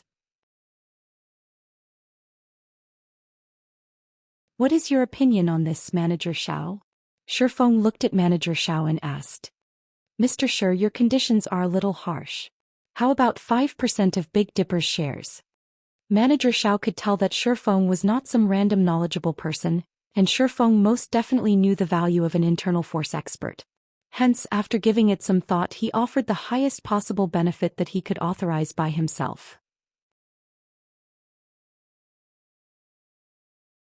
Although 5% of the shares of a successful company like Big Dipper is generous, my conditions are firm. It would truly be a pity if you cannot agree to them. Feng shook his head. Mr. Shi, I do not have the authority to agree to the demands you've stated. Can you give me some time? I'll report this to my superiors. After they have reached a decision, I'll give Mr. Shi an answer. How about it? Feng's unwavering attitude frightened even Manager Xiao. Originally, he had thought that a young man like Feng would jump with joy when offered the position of head instructor and 5% of Big Dipper's shares. However, he had never expected anything like Feng. Manager Xiao refused to believe that Feng was only a university student. 5% of Big Dipper's shares was a lot of money, enough to grant one a lifetime of luxury. However, Feng had insisted on his original demands. If Feng were not insane, then he was absolutely confident. Certainly. I'm not in a hurry for this matter. I'll wait for your reply, Feng smiled. He had not expected to deal with Zero Wing's training issues in a short amount of time. He still had many things he needed to do in God's domain. Zero Wing's workshop had also just opened, and he needed time to allow all these changes to settle in. He had simply come here today to test his physical limits. However, Feng also had Zhao Ruoxi to thank. If not for her, establishing a dialogue with Big Dipper's upper management would have been a struggle and taken some time. His current progress had already surpassed his expectations. Following which, Manager Xiao had consulted with Feng on some matters relating to martial arts. Although Zhao Ruoxi was indifferent to such topics, when she saw how her uncle Xiao looked up to Feng, she could not help but find the scene funny. If she related this matter to her father would definitely be shocked.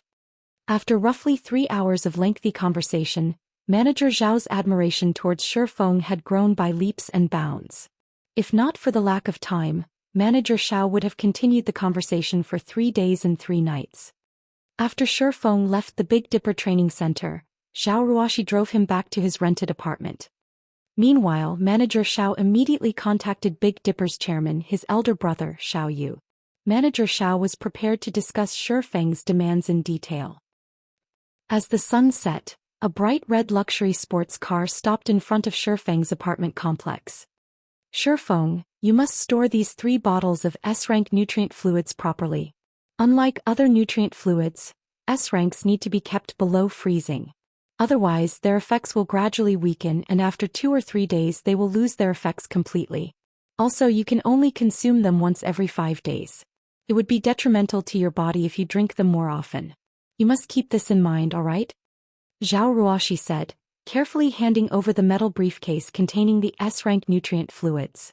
She reminded Shifeng repeatedly, worried that he would carelessly waste the S-rank nutrient fluids as he had never consumed them before. Although 1 million credits was only a small matter to her, S-rank nutrient fluids were impossible to obtain even if one had the money. Shifeng could not easily get more. Big Dipper was only lucky enough to procure a few bottles after much difficulty because of some of its connections.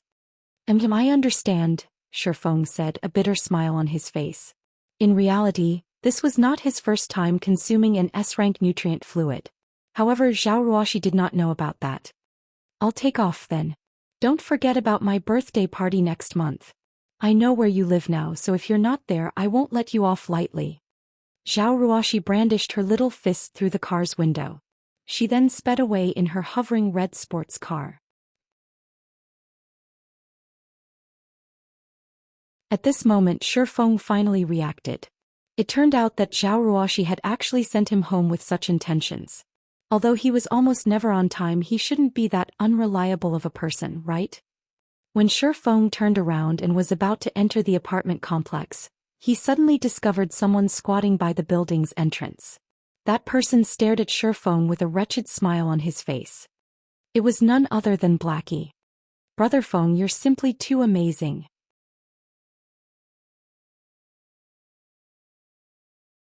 I don't see you for a few days and already you've managed to hook up with class monitor Zhao. You need to teach me some of your skills. If you don't, I'll tell Sister Fire Dance. Blackie said, giving Shifeng a meaningful smile. Scram. Don't think that I don't know how frequently you hook up with some of the beauties in the guild. Shifeng rolled his eyes at Blackie. Although Blackie had attempted to behave himself ever since he joined Zero Wing Workshop, a man's nature would not change easily. Currently he was already growing closer with one of the female mages in the guild. Speak. Why are you here? Okay. I admit. I have important news that I needed to relay to you personally. After you hear it, don't get too excited, Blackie said excitedly. Clearing his throat, he happily announced, 1 hour ago the Secret Pavilion published its latest experts list. Meanwhile, Brother Feng, your ID has been included. Right now the entire Starmoon Kingdom is going crazy.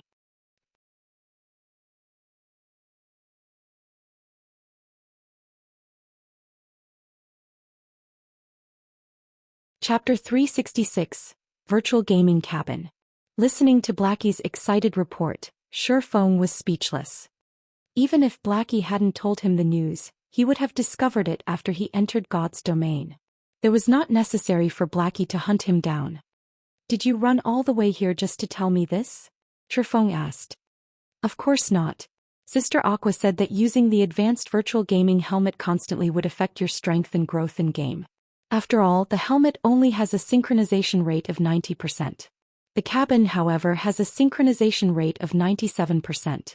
So, some time ago she tried to buy a few virtual gaming cabins, Blackie said. However, there aren't many of them. Even with Sister Aqua's influence, she could only purchase 5 cabins for us. I came to deliver your unit. The workers have already installed the cabin in your apartment. You can use it immediately. Virtual gaming cabin? Where did you guys get so much money? Shifeng could not help his shock. Although there was quite a lot of money in the workshop's bank account, it was not enough to buy 5 virtual gaming cabins. A single unit cost 3 million credits. Moreover, virtual gaming cabins were always scarce as they were extremely difficult to manufacture. Unlike the virtual gaming helmet, the materials the virtual gaming cabin required were very rare, so they only produced and sold a limited number each day. Wealthy tycoons usually snatched up the cabins the moment they came out of production. Many people usually wondered why these virtual gaming cabins were so popular. Despite the cabin being so expensive and only having a 7% sync rate increase over the helmets, it was still immensely popular. In the past, Shifeng had thought similarly. Wasn't it just 7%? How much would a player's strength in-game possibly increase after using the cabin? Why bother wasting so much money for such a measly improvement? However, after Shifeng obtained his own cabin and subsequently tested it, it instantly changed his mind. That 7% made a world of difference. In the past, an expert had been involved in an experiment using the two machines to test combat power.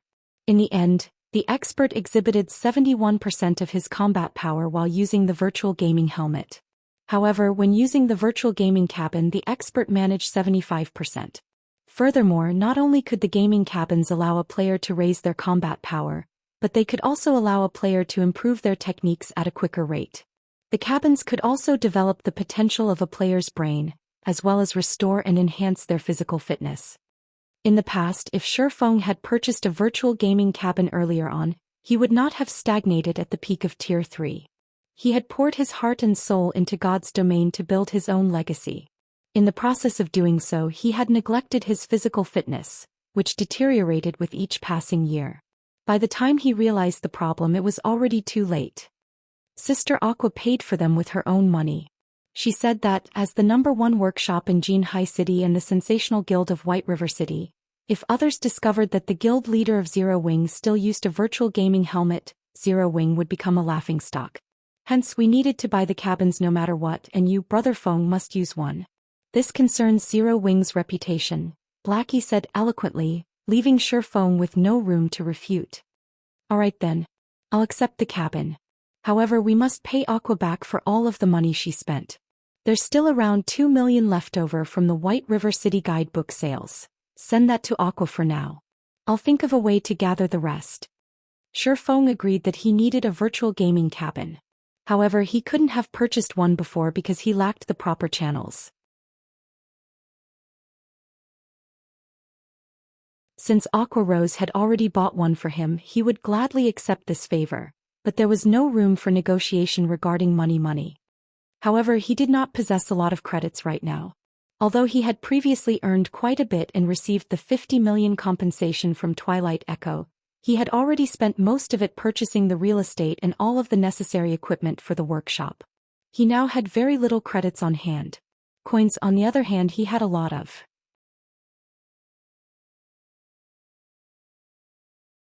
If he converted the coins into credits, he would have more than enough to repay Aqua Rose. However, unless he had no other choice, he would never trade his coins for credits. There was not much time left to complete the Epic Quest Gospel project. After his few recent large purchases, the gold coins he had on hand had grown further and further from his target of 30,000 gold. He could no longer afford to trade coins for credits. He could only search for other avenues to earn credits. Haha. Brother Feng, Sister Aqua truly understands you. She knew you would say such a thing. So she told me to tell you that since she was paid 5% of Zero Wing's shares for doing nothing, you can consider this as her investment in Zero Wing. Also, if you really wish to repay her, make Zero Wing a guild that surpasses Twilight Echo. To her, this would be the greatest form of repayment, Blackie said. He laughed when he heard Shifeng reply exactly how Aqua Rose said he would. The cabin has already been installed in your home. Since I've finished my report, I'll return to the workshop now. You have no idea how busy the guild is right now. Finished speaking, Blackie quickly departed from the apartment complex. Surpass Twilight Echo, huh? Shifeng muttered as he watched Blackie leave. His goal was not just to surpass Twilight Echo. However, there were still too many things he needed to deal with in White River City right now. It was especially true for Underworld. They had been too quiet during the looting war. This was out of character for them. After a short moment of silent contemplation, Shifeng turned and walked into the apartment complex, returning to his apartment. Inside his home, as expected, Shifeng discovered a white virtual gaming cabin that was too 5 meters long, 1. 8 meters wide and 1. 5 meters tall, quietly laying inside his bedroom. He would no longer have to rely on the virtual gaming helmet to play God's domain.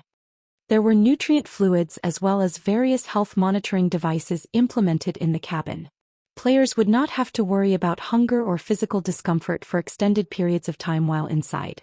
On the contrary, they would get plenty of rest and recovery. Moreover, with the 97% sync rate, players would find their 5 senses reaching new heights in the game. With the cabin, Shifeng could finally display his true strength in God's domain. Shifeng examined the cabin before shifting his gaze towards the furnishing around the room. His apartment suddenly felt empty. There was absolutely nothing in his home that was even close to rivaling the value of the virtual gaming cabin. Rather, the cost of a single cabin could pay for the whole apartment. It should be about time. Shifeng looked at the time. It was currently 8 p.m. and about time for him to enter God's domain once more. Following which, Shifeng went to the kitchen and stood before the fridge. He then removed the bottles of S-rank nutrient fluids from the metal briefcase. Shifeng placed 2 bottles in the freezer, opening and drinking the last bottle. Compared to the lower-grade nutrient fluids, the S-rank nutrient fluid was very special. Despite being stored in freezing temperatures, when he drank the liquid, it felt as if he had swallowed a mouthful of liquid fire. Every organ the liquid passed from his mouth to his stomach felt as if they had been scorched. There was no pleasure when drinking the S-rank nutrient fluid, only piercing pain. Moreover, this pain quickly spread throughout his body. Even his skin started to redden. It felt as if hot air flowed through his body, cleaning away all the toxins and restoring the vitality of his cells. His previous efforts had paid off, increasing his punching power from 256 kilograms to 302 kilograms. Everything in life involved balance. It was the same with the human body. If there were gains, then there were bound to be losses as well. Such a huge and sudden improvement would definitely cause plenty of damage to his body. Originally, Shifeng had intended to purchase an A-rank nutrient fluid to recover slowly. However, that was no longer necessary. A single bottle of S-rank nutrient fluid could completely heal all the damage to his body. It's been so long since I've drunk this. I almost forgot about the burning sensation. Shifeng smiled faintly. Although he was in pain, his body had never felt better. As for the remaining 2 bottles, he planned to leave them for his parents. That way it could also help strengthen his parents and relieve some of the exhaustion they had piled up from work. Following which, Shifeng lay down in the virtual gaming cabin and connected to God's domain. The drops from the mechanical slayer still waited for his appraisal. After all, aside from a 2-hour waiting period, there was also a 12-hour period before the drops of field bosses could be unsealed, appraised, or used. Fortunately, by the time Shifeng logged in, that 12-hour period should be almost over. The drops of a mutant. Just thinking about them excited Shifeng. In the past, the drops from a common mutant were enough for guilds to drool over. Meanwhile, the mechanical slayer was a High Lord mutant.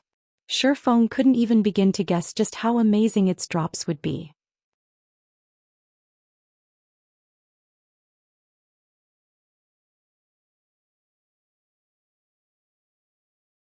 Chapter 367, Asura. A series of notifications flooded Shifeng the moment he logged into the game. There sure are a lot of people trying to contact me. Shifeng slowly browsed through the notification list, discovering that a vast majority were friend requests or private messages. Among them, there were plenty of messages from high-ranking members of first-rate guilds. Most of them wanted to acquire Zero Wing. There were also a few first-rate guilds who had messaged Shifeng with different intentions. These first-rate guilds stated that as long as Shifeng willing joined their guilds, they promised to promote him into an elder position in their guild immediately and offered him a significant percentage of the guild's shares. Shifeng couldn't understand these offers. Since when had he become so valuable? Even Feng Xianyang sent me a message? Interesting. Shifeng read Feng Xuanyang's message, feeling slightly surprised. Although he had yet to discard all pretenses with Feng Xianyang, they were already mortal enemies. Neither would rest until one side was annihilated. Based on Feng Xuanyang's arrogance, it would be a miracle if he stopped trying to dispose of Shifeng. So why would Feng Xianyang contact him? This wasn't his style at all. When Shi Feng opened and read Feng Xuanyang's message, he could not but laugh. Feng Xianyang sure is quick to change his attitude. It's no wonder he was promoted to Underworld's management. In the message, Feng Xianyang had expressed his agreement to the conditions Shi Feng had previously stated. He was willing to invest 1 billion credits in Zero Wing in return for 10% of Zero Wing's shares. As for the finer details, they could discuss that further once Shi Feng contacted him.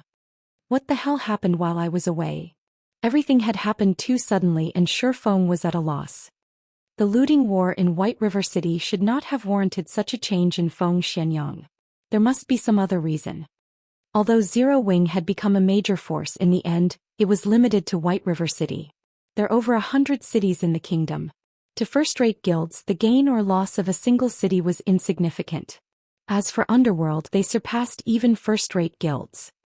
Moreover, among some of the messages Shi Feng had received, a few of the major guilds from the other countries in God's domain had invited Shi Feng to their guilds.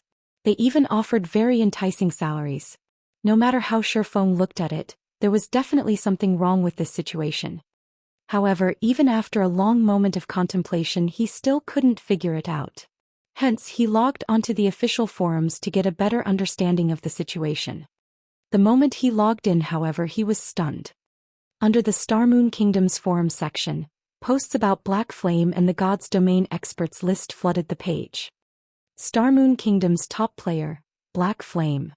Appearance of the experts list top 500 in Starmoon Kingdom. God amongst men. 1 against 10,000. Killing thousands and escaping alive. Experts analyze of the various guilds in Starmoon Kingdom. Zero Wing overall strength ranked first. However, among the numerous posts, the most popular was titled, One Hit Asura, with a view count of over 10 million. God's Domain experts list rank 481. Black Flame. Class, Swordsman. Title, Asura. Black Flame had undergone numerous great battles in White River City. He once successfully killed Lone Tyrant, the guild leader of Dark Star, while surrounded by over 1,000 Dark Star members. Afterward, he fought several hundred elite players in White River City, killing every player with a single hit. Nobody could stop his mighty sword as he effortlessly annihilated over 100 players. Shortly after, tens of thousands of players from multiple guilds hunted him down. Not only did he paralyze those players with shock, but he also killed thousands of players by himself before safely departing the battlefield. Secret Pavilion's evaluation. 1 hit per person, possessing strength like a demon. The Secret Pavilion hereby gives Black Flame the title of Asura. Below the introduction, the post contained video highlights of Black Flame's battles. Black Flame is simply too amazing. He is the role model of us swordsmen. I must take him as my teacher.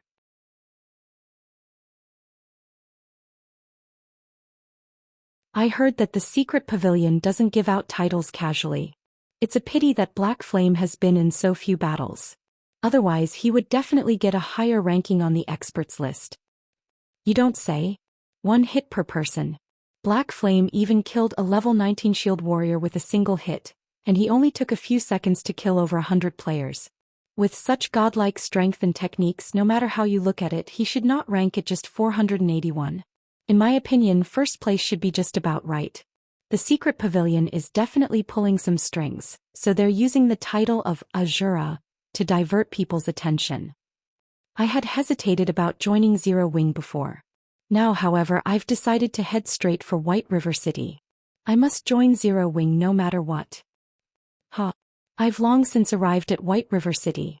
I heard that the benefits Zero Wing offers to its members are superbly good. The weapons and equipment available for trade are also top tier.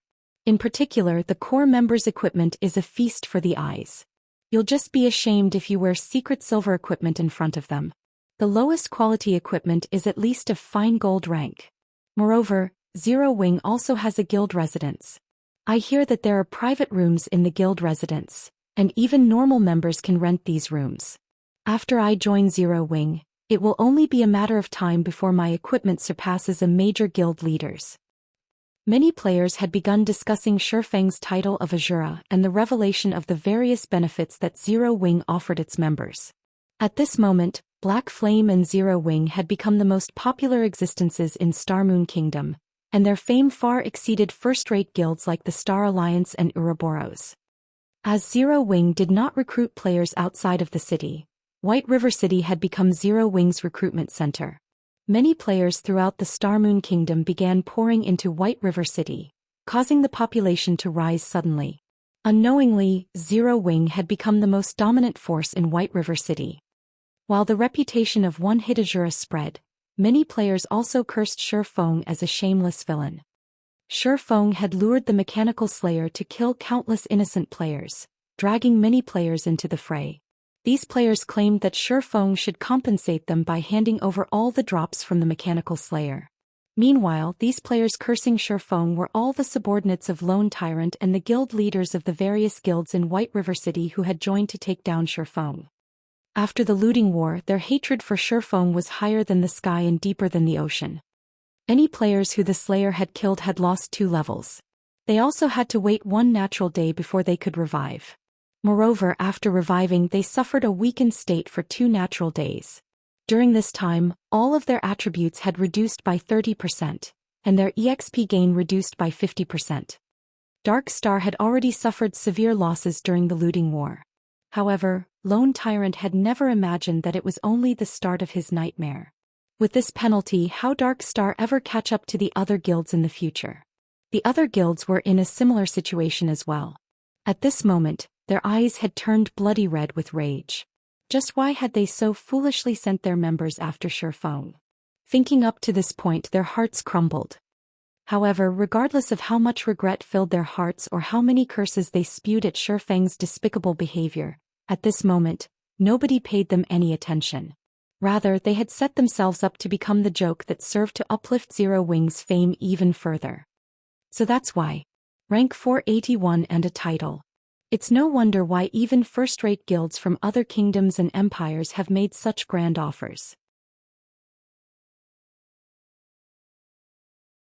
Even Feng Xianyang has swallowed his pride and agreed to invest in Zero Wing.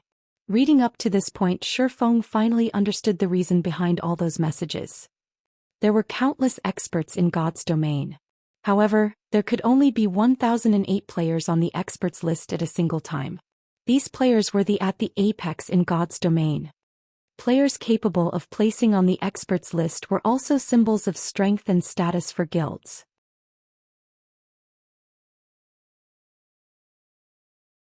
The more experts list players a guild possessed, and the higher the rank of said players, the more potential and strength a guild would have. As a result, players on the God's Domain experts list became targets for first-rate guilds and various organizations. Take Red Feather for example. Despite ranking only within the top 900, the Star Alliance treated him like their precious baby. The Star Alliance had even given Red Feather a certain percentage of the guild's shares. As for Shifeng, not only did he rank within the top 500 on the experts list and was the #1 player in Star Moon Kingdom, but he had also received a title from the Secret Pavilion. Naturally, he was quite valuable. Just as Shifeng was about to contact Aqua Rose and have her appraise the drops from the Mechanical Slayer with him, he suddenly received a call request from Feng Xianyang. Shifeng had only logged into the game moments ago and already Feng Xianyang had contacted him. Feng Xianyang's speed left even Shifeng speechless.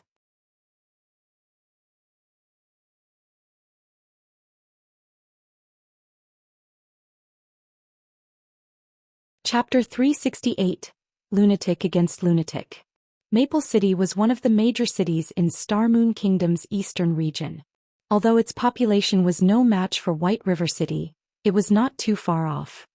At this moment, over half of Maple City had fallen under Underworld's control, and it was only a matter of time before the organization controlled the city entirely. Young Master Feng, do you really plan to contact Black Flame? South Wolf asked curiously, watching Feng Xianyang as he sat on the sofa enjoying delicacies. Currently, Black Flame had become one of the great experts ranked on the God's Domain experts list and had even received the title of Asura from the Secret Pavilion. He had now become an expert recruiting. However, Black Flame had once rejected their kind offer in the past, going as far as to toy with Feng Xianyang. He had even ruined Underworld's plans. Based on Feng Xuanyang's personality, he would continue to plan Black Flame's destruction. Now, however, Feng Xianyang had actually taken the initiative to contact the Black Flame he hated so fiercely. There are some things you will never understand. Based on our previous investigations, that mechanical slayer was a very special monster, Feng Xianyang said as he examined the compiled data in his hands, a playful smile appearing on his handsome face. A special monster? Southwolf was confused. That's right. According to the information I have here, any player killed by the mechanical slayer had to wait 1 natural day before reviving. Even healers' resurrection skills were ineffective on these players. Moreover, the penalty for death doubled. After these players revived, they also entered a weakened state for 2 natural days. During this period, all their attributes have decreased by 30%, and the EXP they can receive has decreased by 50%. Feng Xianyang reported pleasantly as he lightly shook his head. Do you understand what this means? Southwolf shook his head, growing more confused at Feng Xianyang's words. Have you ever seen a monster with such strength? With God's domain's basic settings, the stronger a monster is, the greater its loot will be. The mechanical slayer's loot must be stunning. There might even be many epic items among its drops. Meanwhile, Zero Wing is the largest beneficiary from the looting war. They claimed more drops than any other guild in White River City. Obtaining these drops could skyrocket Underworld's future development. However, it is simply too difficult for us to obtain them. Moreover, we don't have any concrete information about the loot. Trying to steal it from Zero Wing would not be easy. Hence, I've decided to invest in Zero Wing. Although we would have to spend a large sum of money, when I become one of Zero Wing's stockholders, I can easily obtain any information I want. Afterward, I can just set up a trap to steal those items and slowly but surely destroy Zero Wing from the inside. Isn't it just money? I have plenty of that. Feng Xianyang was determined to join Zero Wing. Nobody could resist the enticement of 1 billion credits. As long as he could get a hold of a small percentage of Zero Wing's shares, he could obtain all information relevant to Zero Wing fair and square. Previously, not only had Shifeng acted so arrogantly before him, but Shifeng had also caused his plans to support Dark Star to fall short. So, why would he ever let Shifeng escape his punishment? Southwolf trembled upon hearing Feng Xianyang's plans. Suddenly, Southwolf realized that he was still naive. His understanding of Feng Xianyang was still too shallow. Feng Xianyang's plans were simply insane and terrifying. In Southwolf's opinion, Feng Xianyang's plans weren't related to the mechanical slayer's loot at all. Feng Xianyang just wanted his revenge on Shifeng. The drops were an excuse to take action.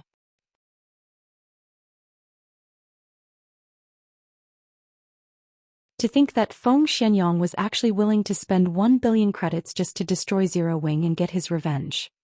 He was a lunatic. Young Master Feng, I'm not trying to overstep my boundaries, but we have gone looking for trouble with Black Flame many times before. We have hunted Zero Wing's core team. Now that we are trying to become the guild's shareholders, won't he just reject us outright? Southwolf said softly. Of course, I have already considered that.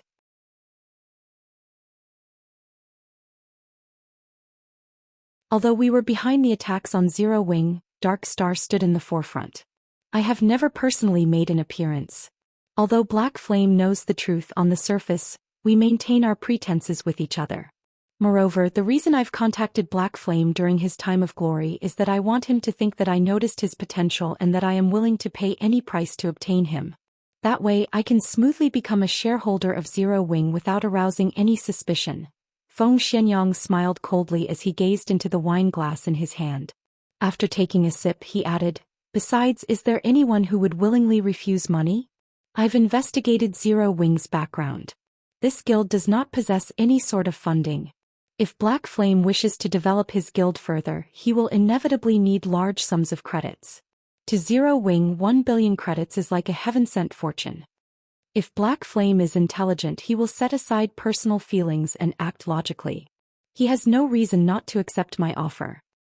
Southwolf's heart suddenly pounded. He never expected that his guess would hit the mark.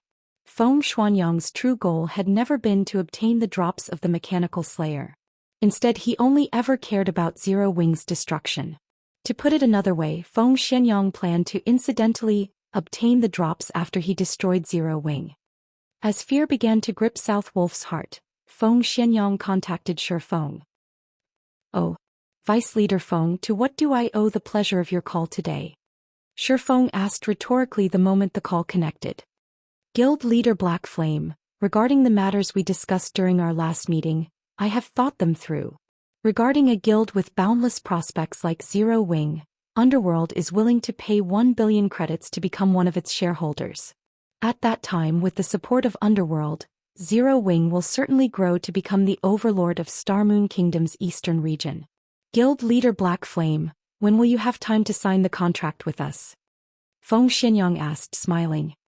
"It looks like you have finally realized Zero Wing's value. Although your previous conduct was slightly excessive, I will be magnanimous and forgive you this time. Let's first talk about the shares then. If there are no problems after our discussion, we can discuss a time to sign the contract. After all, the shares of the utmost importance to Zero Wing," Shi Feng said, expressing his interest. However, the moment Feng Xuanyang heard Shi Feng's words, he very nearly erupted into a flurry of curses. The wine glass Feng Xuanyang had held, however, was less fortunate as it fell from his trembling hand and shattered on the floor. Shi Feng spoke as if he thought Feng Xuanyang was a child who had done something wrong, and that Feng Xuanyang was currently pleading for Shi Feng's forgiveness. Why wouldn't such blatant humiliation enrage the proud and arrogant Feng Xuanyang? "Black Flame, I will endure today's matters. The moment I become a shareholder of Zero Wing, I will sign your death certificate." Feng Xuanyang inwardly swore as he suppressed his anger. As calmly as possible he said, "Of course. Underworld will willingly purchase 10% of Zero Wing's shares for 1 billion credits. We will also supply Zero Wing with 100 gold coins every week, as well as send a large number of experts and talents from various fields, allowing the guild to become the overlord of White River City." 1 billion for 10% of the shares? Shi Feng shook his head. Revealing a cold smile, he said, "I think we may have a misunderstanding. Vice Leader Feng, do you know what times have changed means? Is Guild Leader Black Flame planning to reject my well-intentioned investment because of our previous issues?" Feng Xuanyang hurriedly said. "It was truly just a misunderstanding. I had no knowledge of the actions against Zero Wing." Lone Tyrant was responsible for those attacks. Despite my explicit command barring him from taking action against Zero Wing, Lone Tyrant insisted on doing so. Underworld never intended to strike Zero Wing. Vice Leader Feng, you misunderstand me. I'm not saying that I don't agree to Underworld's investment. However, 1 billion for 10% of Zero Wing's shares? Vice Leader Feng, don't you think you're being a little too greedy? Shi Feng shook his head slightly.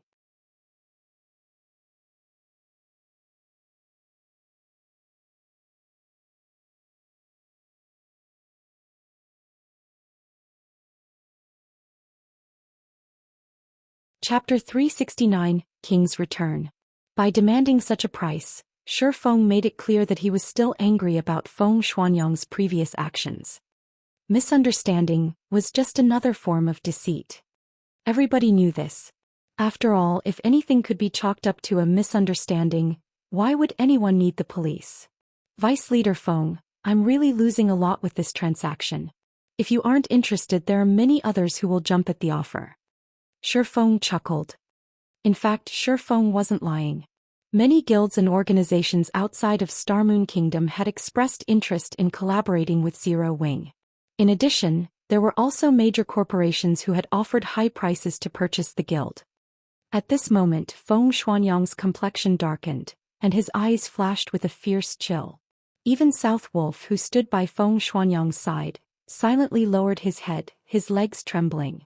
He was deeply afraid that Feng Xuanyang would erupt with rage and take it out on him. Whenever Feng Xuanyang was this angry, he would secure a painful ending for any who incurred his wrath. Meanwhile, Shi Feng had toyed with Feng Xuanyang many times now. No one knew what Feng Xuanyang would do next. After a long moment. Guild Leader Black Flame, I am very sincere here. How about this?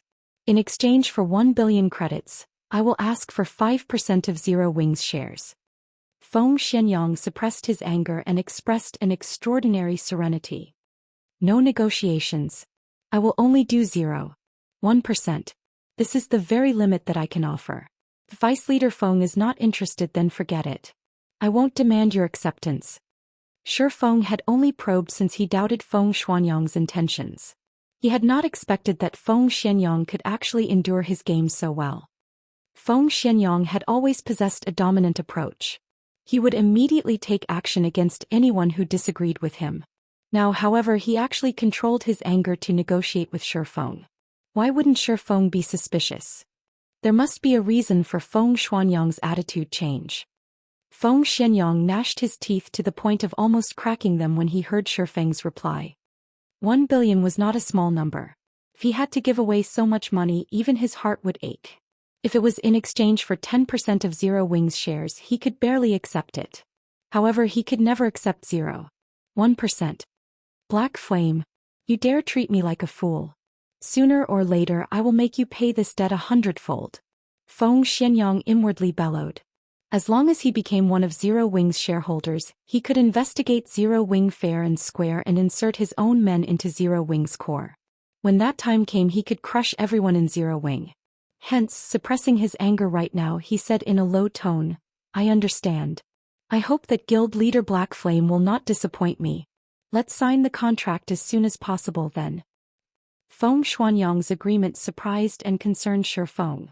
Originally, he thought he could anger Feng Xianyang and send the young master flying into a rage. He had expected Feng Xianyang to break off their relationship completely, spouting a few curses and making some vengeful statements such as, not resting until one of them was annihilated, and the like. However, Shi Feng had never expected this ending. Feng Xianyang had actually endured such an insult to his reputation. Feng Xianyang was actually willing to exchange 1 billion credits for 0.1% of Zero Wings shares. Unless Feng Xianyang had truly lost his mind, he was definitely plotting something. Considering the events up to this point, Shi Feng revealed a faint smile and said, Vice Leader Feng, why are you in such a hurry? I still haven't finished. Aside from the 1 billion credits, I also want 50% of Underworld's shares. If you can promise that, I won't hesitate to sign. But, Flame, you're courting death. Feng Xianyang exploded.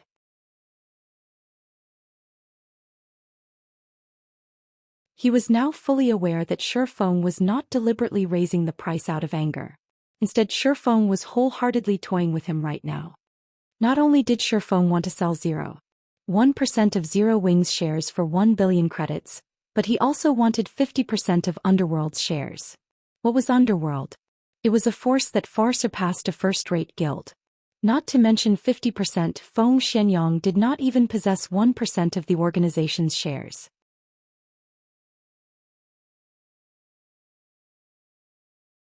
Yet Shi Feng wanted 50%. Vice Leader Feng, you're not going to keep up the act anymore? Shi Feng faintly smiled.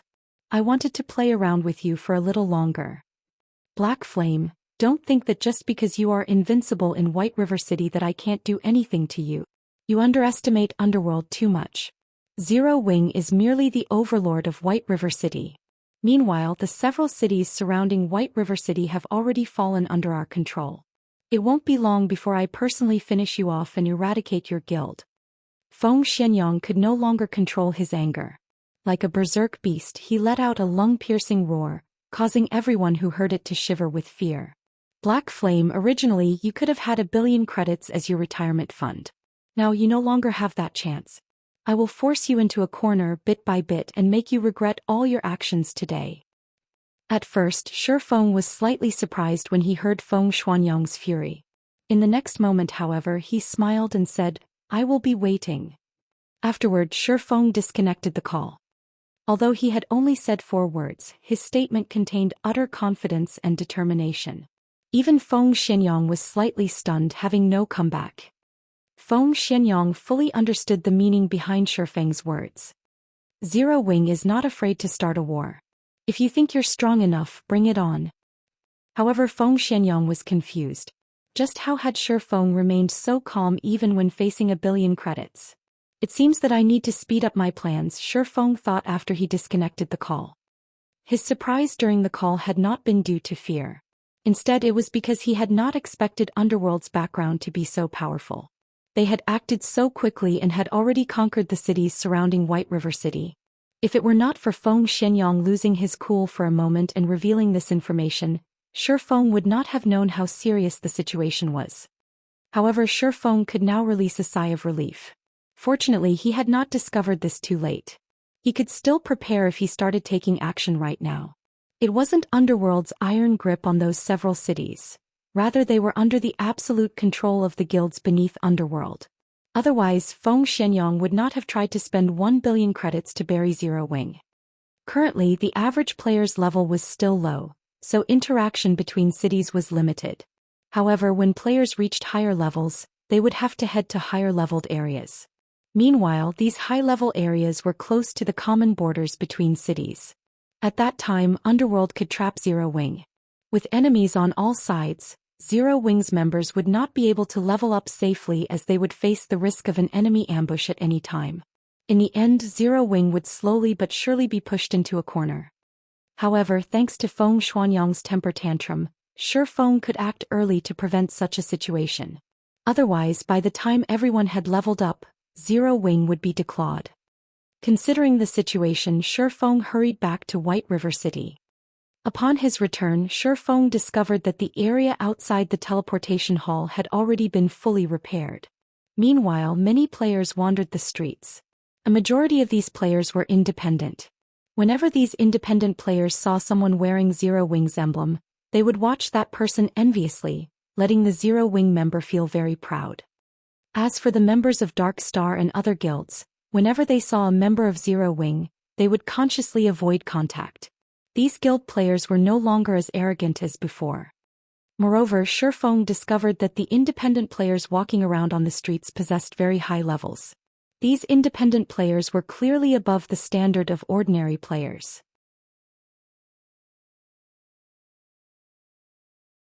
Currently, many of these independent players were trying to form parties to raid high-level dungeons or grind in high-level areas. Before Shifeng had even left the teleportation hall, the atmosphere on the street changed. Practically everyone turned to stare at him. Isn't he one-hit Asura, Black Flame? Guild leader Black Flame has returned. Where? Wah. It's real. It's the real deal. He's just too handsome. Prep. I'm going to faint at this rate.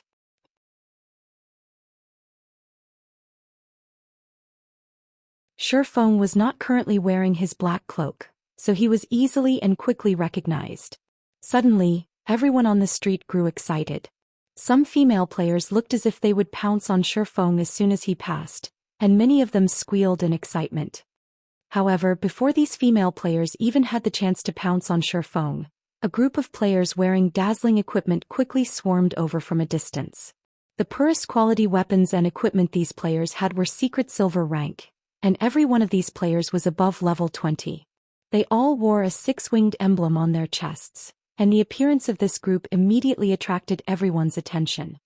This group of players was none other than Zero Wing's core team. In addition to these core members, there were also over 1,000 elite members behind them. These players moved in unison, and the extraordinary momentum they displayed caused the players to make way for them unconsciously. Meanwhile, all of these members of Zero Wing were here to receive Shifeng. Guild leader, welcome back. Aqua Rose, Fire Dance and everyone else walked over, smiling faintly as they looked at Shifeng. This grand welcome left Shifeng utterly speechless. He could only silently nod in reply. Afterward, Shifeng walked back to the Starstreak trading firm with the crowd from Zero Wing. Throughout their journey, the players of White River City had all promptly moved aside. These players gazed at Shifeng with wonder as if welcoming the king's return.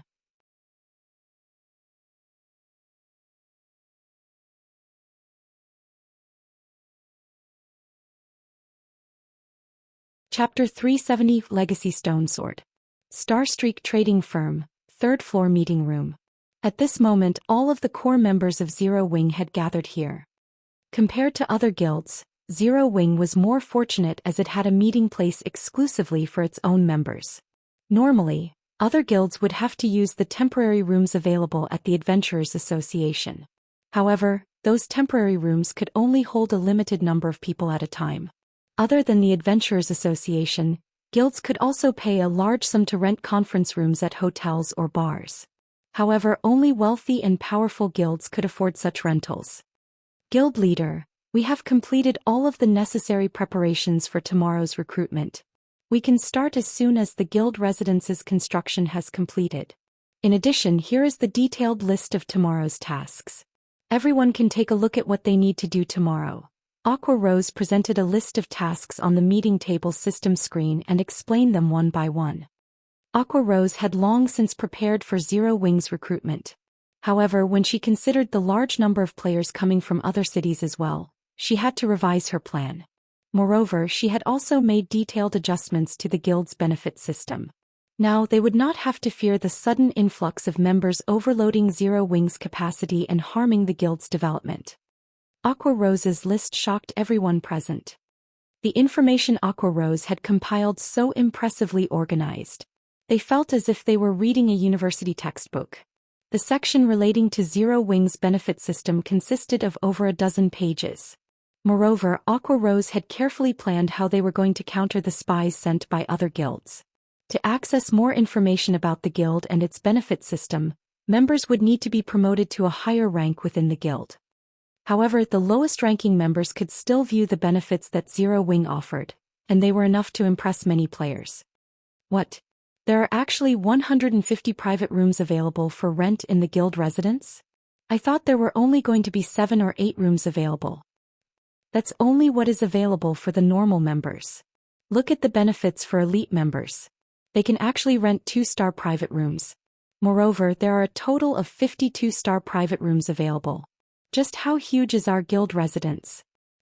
Many of the core members present were shocked by the information revealed. Their curiosity about their guild residence grew. Look at their surprise. If they knew that our guild residence is White River City's largest and most valuable residence, the Purple Sun Mansion, I wonder what kind of expressions they would make? Blackie chuckled softly. Although Zero Wing's core membership had grown past 100, only a few actually knew where their guild residence was located. After everyone had their assigned tasks, Aqua Rose suddenly stood. Clearing her throat, she said seriously, "The next thing we are going to talk about is classified information regarding Zero Wing. It is also what that everyone present is most concerned about today, the loot from the Mechanical Slayer. Other than the people here, no one is allowed access to this information." Everyone nodded nervously in reply to Aqua Rose's words. Every player who had been invited to this meeting today had a huge responsibility to the guild. The Mechanical Slayer was extraordinarily powerful. So, the items it dropped were also extraordinary. The importance of the role these items could play went without saying. Whether it was competing for a dungeon's first clear or fighting in a guild war, these items would definitely be of immense help a guild's development. If the information of these items went public, not only would their enemies have an edge against them, but it would also rouse the greed in others.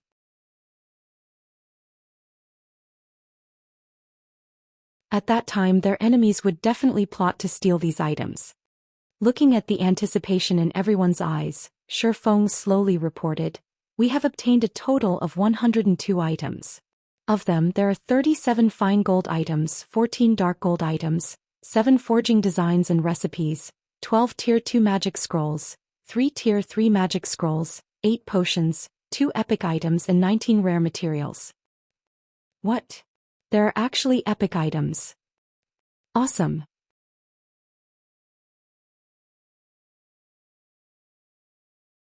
With epic items, our guild will flourish in dungeons. We can claim all of the first clears easily. Everyone grew incomparably excited after listening to Shi Feng's report. The large number of fine gold and dark gold items alone had greatly shocked the team. They could fully arm a 20-man team with so many items. Just the thought of having a 20-man team fully geared in fine gold and dark gold ranked weapons and equipment was enough to give them the shivers. Not even first-rate guilds could produce such a powerful team. Fully arming a team with secret silver equipment was already impressive. As for a 20-man team in fine gold equipment, that was simply impossible. Meanwhile, if Zero Wing could establish such a powerful team, they would be invincible in 20-man team dungeons. The dungeon bosses would become pushovers. At that time they could continuously supply the guild with loads of precious equipment. Most importantly, there were even 2 epic items among the loot. Previously, epic items only existed in their thoughts and dreams. After all, since the launch of God's Domain, there had yet to be any mention of anyone obtaining an epic item. Now their guild actually had 2 epic items. Everyone's breath began to grow heavy at this revelation. Don't get too excited. Although we obtained quite a few weapons and equipment, the lowest level requirement is 30. The same goes for the 2 epic items. Shifeng smiled in response to their enthusiasm.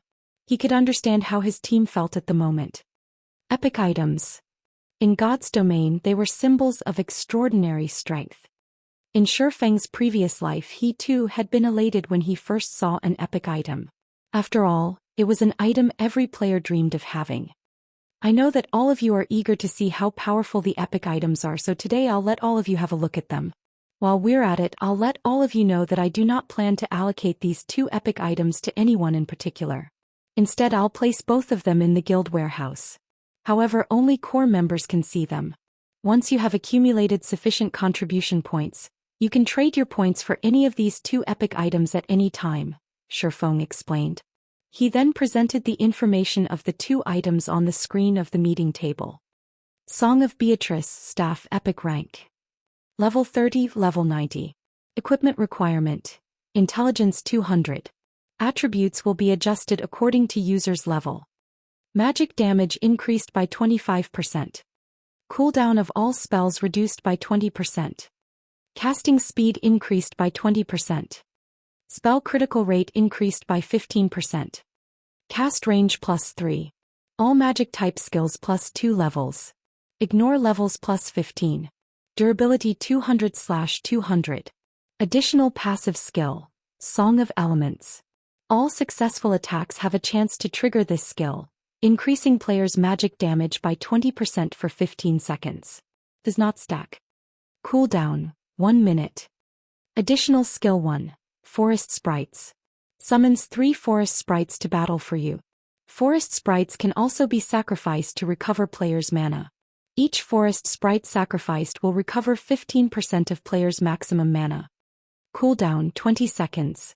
Additional skill 2. Elemental Domain. All allies within a radius of 50 yards will have their magic damage increased by 15%, cast speed increased by 15%, and mana consumption decreased by 20% for 1 minute. Cooldown 30 minutes. Additional skill 3. Song of Sprites. Increases the effect of a specified spell by 300%. Cooldown 5 minutes. Shadowcraft, Leather Armor Epic Rank. Level 30, Level 90. Equipment requirement. Agility 200, Strength 150. Attributes will be adjusted according to user's level. Agility increased by 25%. Strength increased by 10%. Evasion +20.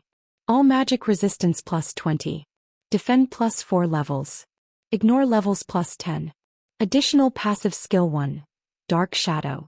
Movement speed increased by 20%. In dark places, movement speed increased by 30% and agility increased by 10%.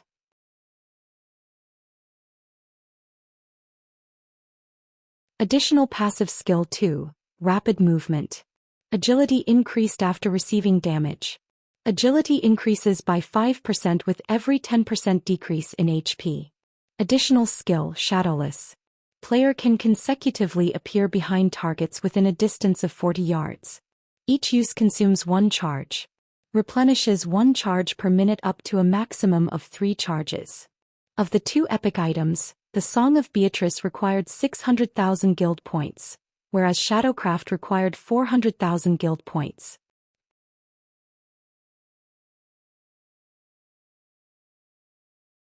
One guild point was the current equivalent to around 30 copper coins. Even Aqua Rose and Fire Dance would require a relatively long time before they could accumulate so many points. When everyone saw the attributes on the 2 epic items, they were all stupefied. The equipment they wore was simply too inferior compared to these two items. Meanwhile, when everyone thought about how they could trade guild points for these items, a passionate flame lit up in all of their eyes. The absurdly high demand of guild points didn't deter their passion at all. At this moment they wanted to rush out of the room and start earning guild points immediately. You've seen the attributes on these items for yourselves. As to whether or not you can trade for them, that will depend on the effort you put in. In addition, I also have some good news to tell all of you. I will reward guild points to the first 100 members in the guild to get promoted into a Tier 1 class. First place will receive a reward of 50,000 points, so all of you work hard. Seeing the high morale of the crowd, Shifeng added more fuel to the fire. Currently, not a single player had become a Tier 1 class in the entire Starmoon Kingdom. The various guilds around the kingdom were all focused on raiding the 50-man team dungeons in their respective cities. None of them knew the importance of Tier 1 players. Presently, only Shifeng knew that Tier 1 players were the key requirement to raid a level 20 100-man team dungeon. In addition, Tier 1 players also played an important role in the competition between guilds. The sooner a guild possessed Tier 1 players, the more beneficial it would be to the guild's future development. This was the reason why Shifeng had ordered his guild members to level up quickly rather than waste time competing over the first clear for the level 10 50-man team dungeons. Everyone's fighting spirit soared once more when they heard Shifeng's announcement. At this moment, they all viewed their decision to join Zero Wing as the best decision they had ever made. No other guild would offer fine gold and dark gold items to its members, much less epic items. On the other hand, not only had Shifeng made the items available for trade, but he also spent a large sum of money to encourage everyone to raise their strengths. Players would never find these opportunities in any other guild.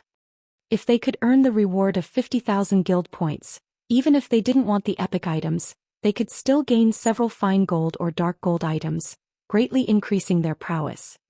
After the meeting ended, the core members headed towards the class association to receive their class change quest, afraid that the others would beat them to the top prize. It should be about time for me to upgrade my class as well. Shifeng smiled faintly. Shifeng had wanted to take on his class change quest for a while now. However, he celebrated the fact that he had not already done so. He would have regretted that decision. Before the meeting started, Shifeng had already appraised the drops from the Mechanical Slayer. In the looting war, Zero Wing had actually managed to obtain 103 items, not 102. There was one item Shifeng had not revealed. The item Shifeng hid was none other than the crystal-encased ancient sword. Shifeng had kept it hidden because that item was simply too frightening. Even if he added together the value of the other 102 items, it would not reach even 1/100th of the sword in the stone. If others learned about this item, it would definitely cause a sensation to sweep throughout God's domain, which was why Shifeng had decided to keep silent about it. The sword in the stone was neither a weapon nor armor. It was a legacy item. Moreover, the legacy it contained was no ordinary legacy. It was a legacy item even more powerful than the magic weapon star's reminiscence.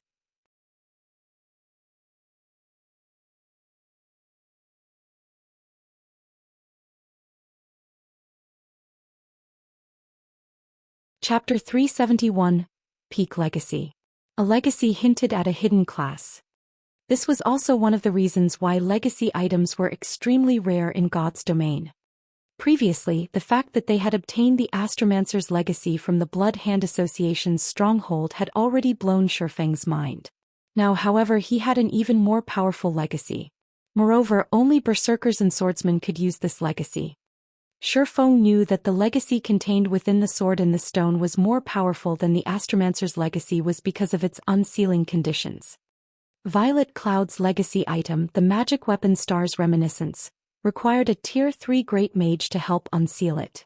Based on these stringent requirements, the Astromancer's legacy should be superior among the many legacies that existed in God's domain. However, Shifeng's sword in the stone was far more amazing than the star's reminiscence. Sword in the stone. The sword inside the crystal faintly emits a power from the ancient era. It occurs naturally with no signs of being crafted. However, a frightening power had damaged this ancient sword severely in the past. If one wishes to awaken the power contained within and gain a better understanding of this sword, They need to gather the power of 3 Tier 4 classes and expend 21 mana stones. Class restriction: Berserker and Swordsman. Not to mention the 3 Tier 4 NPCs, just the number of mana stones required was a huge headache for Zhou Xian. Mana stones were extremely precious in God's domain. Although they weren't as valuable as 7 Luminaries crystals, they were not far from them either. Mana stones were rare materials required to craft epic ranked weapons and equipment. However, the most dreadful aspect of mana stones was that nobody sold them in God's domain. Only bosses in 100-man hard mode team dungeons dropped mana stones.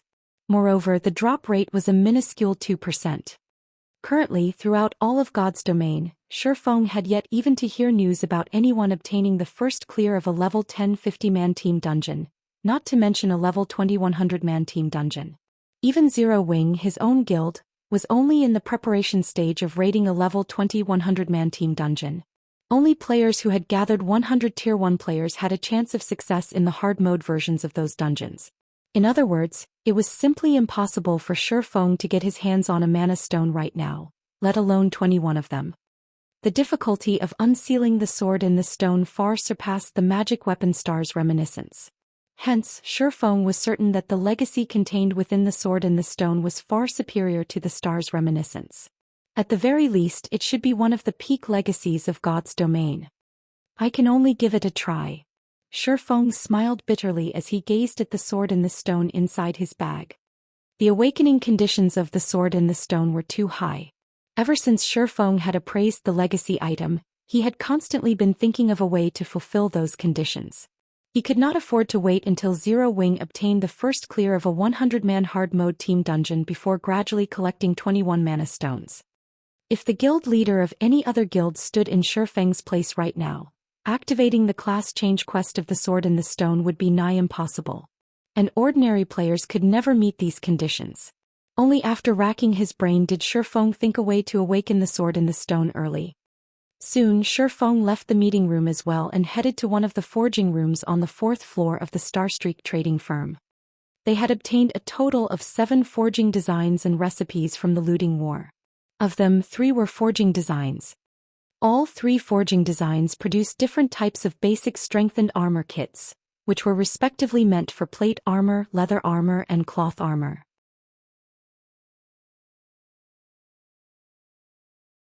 Although these basic strengthened armor kits were a lot weaker than the basic mana armor kit, their effects only half of the latter, they were still very valuable. After all, Zhou Xian was not a dedicated lifestyle player. He could not afford to spend a large amount of time producing the basic mana armor kits. Meanwhile, the supply of basic mana armor kits available on the market would not meet the demand.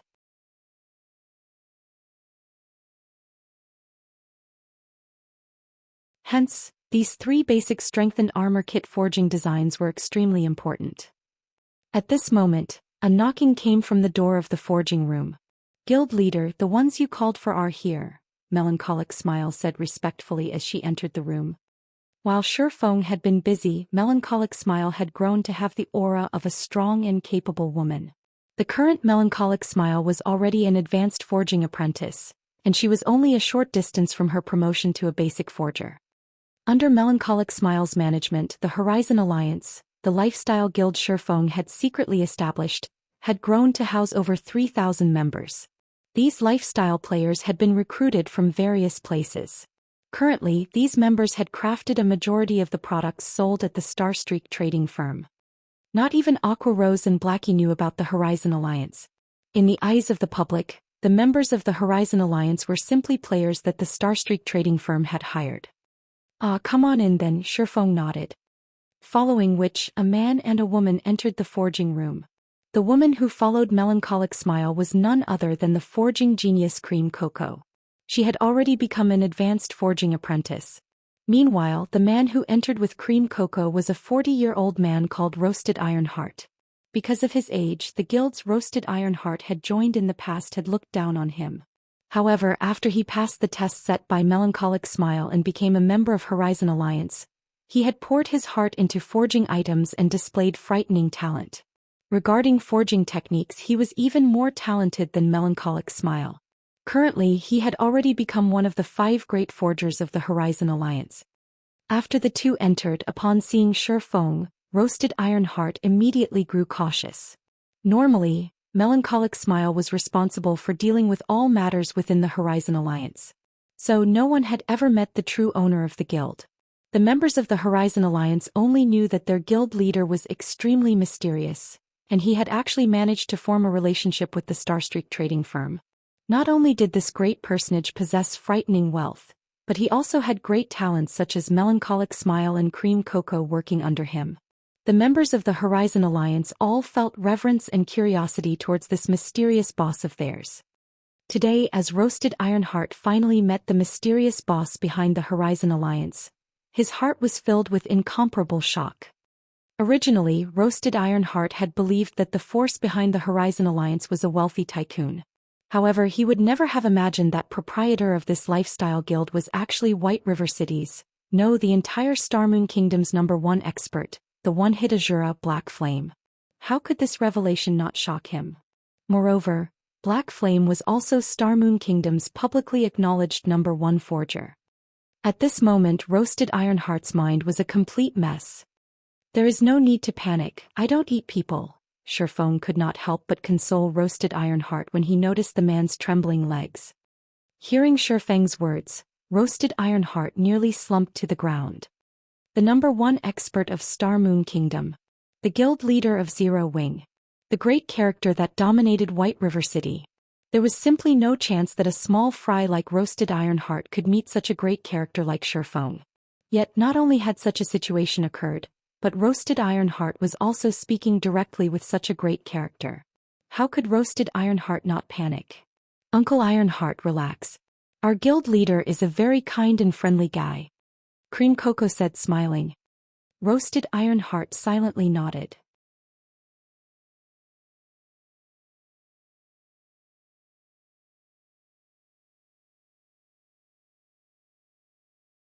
As forgers, Melancholic Smile's group was stunned when they saw the forging designs. They understood the value of the basic strengthened armor kits. By producing these items, not only could they increase their promotion speed to basic forgers, but they could also use these items to dominate the forging market and create names for themselves.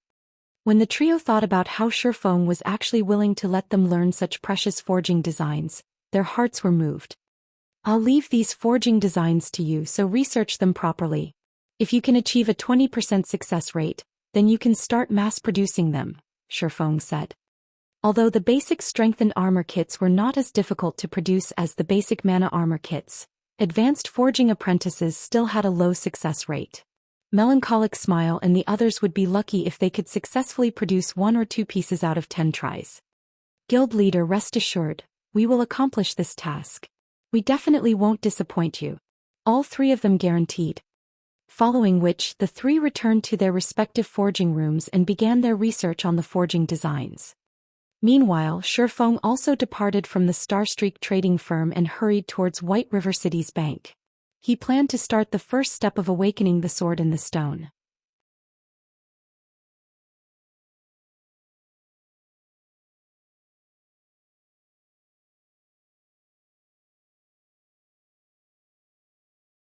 Chapter 372 5 Big Cities.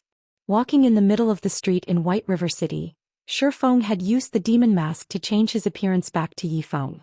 The color of his ID reverted to white as well. All this while Shifeng had used his artificial ID of Black Flame. It had been a long time since he used his actual ID. In a rapidly changing game like God's Domain, not only were there tons of new players flooding into the game every day, but there were also many experts rising and falling with every passing moment. Meanwhile, the duration of Yifeng's disappearance from the public eye had been long enough for everyone in White River City completely forget about him. Throughout Shifeng's whole journey to the bank, not a single player he passed by had recognized him. Although some players had glanced his way, they had not done so because of Shifeng's identity. Instead, it was because of the equipment he wore. The magic weapon Abyssal Blade and the dark gold-ranked Purgatory's shadow hung from his waist. Even if Shifeng had removed the 2 weapons' glow effect, when one saw the intricate patterns carved onto the swords as well as the flowing lights flashing on the blades, no one believed they were ordinary weapons. White River City sure has changed. Even the average level of ordinary players is almost the same as Starmoon City. Making a casual observation, Shifeng discovered that a majority of the independent players wandering the streets were level 15 or 16 and armed with a few pieces of bronze equipment. Shifeng occasionally saw some independent players who were level 17 or 18 and fully geared in bronze equipment with a few pieces of mysterious iron equipment. In the past, this sight could not have been found in White River City. Suddenly, Shifeng thought of an idea. What if he transformed White River City into the heart of Starmoon Kingdom? Originally, Shifeng had intended to develop a branch guild in Starmoon City once Zero Wing was sufficiently powerful to compete for the resources available there. After all, Starmoon City was the heart of Starmoon Kingdom. It was a gem that incited fierce competition among the many first-rate guilds. Starmoon City was also the hub for elites. The player population there was simply immense, with no other city within Starmoon Kingdom capable of being its rival. Meanwhile, controlling Starmoon City meant obtaining the large number of elite players and resources there. A guild's development in Starmoon City would be much faster than in any other city in Starmoon Kingdom. However, when Shifeng saw the current state of White River City, a thought suddenly came to his mind. Why must he torture himself to compete over Starmoon City with all those first-rate guilds? Most players went to Starmoon City was because it had far more opportunities for development. The city also contained many advantages that no other city possessed. But what about now? Due to Zero Wing's existence in White River City and the fact that the guild did not recruit members in any other city, many players had now migrated to White River City. As for the reason behind this migration, wasn't it because Zero Wing offered advantages that no other guild possessed? As long as Zero Wing offered its members more benefits than other guilds, players would continue to flood into White River City. Moreover, as players' levels increased, their income would increase as well. Soon, the teleportation fee between cities would no longer be a problem. At that time, it was not entirely impossible for White River City to surpass even Starmoon City. Is it about Underworld's inside information? Shifeng suddenly heard the arrival of a message. Absolute Heaven had contacted him.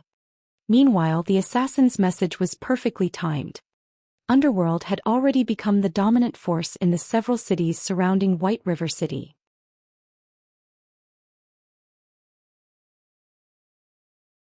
As for how much control they possessed over those cities and exactly which cities they controlled, Shifeng had no clue. Without that information, he could not take appropriate measures against Underworld. Shifeng did not want to waste too much time searching for Underworld and subsequently ruining the organization's plans. If he could find access to detailed information about Underworld, he would have a much easier time preparing for the future. There sure is a lot of information here.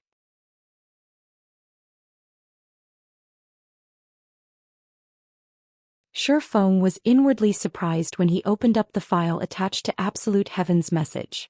The file was dozens of pages long, and its level of detail was above and beyond what Shifeng had expected. An outer member like Absolute Heaven should not have had access to the kind of information contained in the file. Most likely, only those at Feng Xuanyang's level would possess the authority to know such information. Did Absolute Heaven kidnap and interrogate Feng Xuanyang? I'm impressed that he could obtain such detailed information. Now that he had such detailed information about Underworld without wasting any time, Shifeng quickly found a quiet spot inside the bank and sat down. He then started carefully reading through the file Absolute Heaven had sent him. 2 hours later, Shifeng finished reading the final page. He could not help but exhale deeply. Although I already expected as much, I did not realize that Underworld is actually so terrifying. They control a total of 316 guilds in Starmoon Kingdom's eastern region. It is no wonder even Gentle Snow is wary of Underworld. Making a rough estimate, Shifeng guessed that Underworld controlled over 1 million players in Starmoon Kingdom's eastern region alone. Zero Wing's current member count was just over 5,000. To Underworld, Zero Wing was no more intimidating than an ant. Furthermore, there were also the Underworld Guards, a group of elites that the organization secretly nurtured. Although the Underworld Guards only had around 400 members, each one was an expert. If they formed a 100-man team, they could effortlessly annihilate hundreds of elite players out in the fields. In addition, Blue Frost City, Maple City, Gale City, Twin Lion City and Coldstar City, the 5 big cities neighboring White River City, had all been dominated by the guilds under Underworld's control.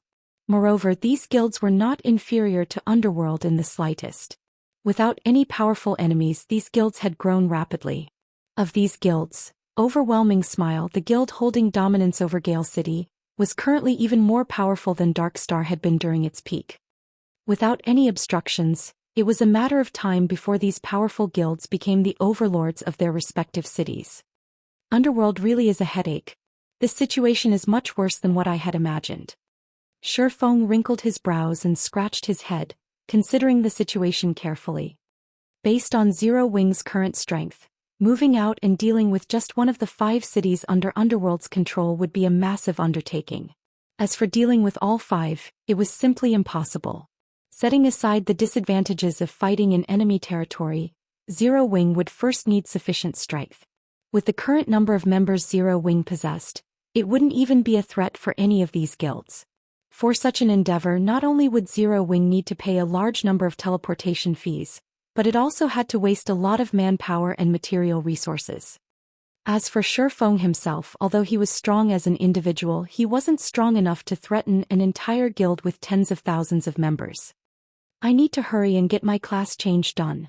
Shifeng looked at the sword in the stone inside his bag, a sense of urgency overwhelming his thoughts of upgrading his class. No matter how Shifeng racked his mind, he could not think up of a proper solution. The only thing he could do now was to increase his own strength. There was a large gap in combat power between a Tier 1 player and a Tier 0 player, not to mention a hidden class. If Shifeng could successfully upgrade his class and become a Tier 1 player, he could cause some trouble for the guilds controlled by Underworld and buy Zero Wing more time to grow.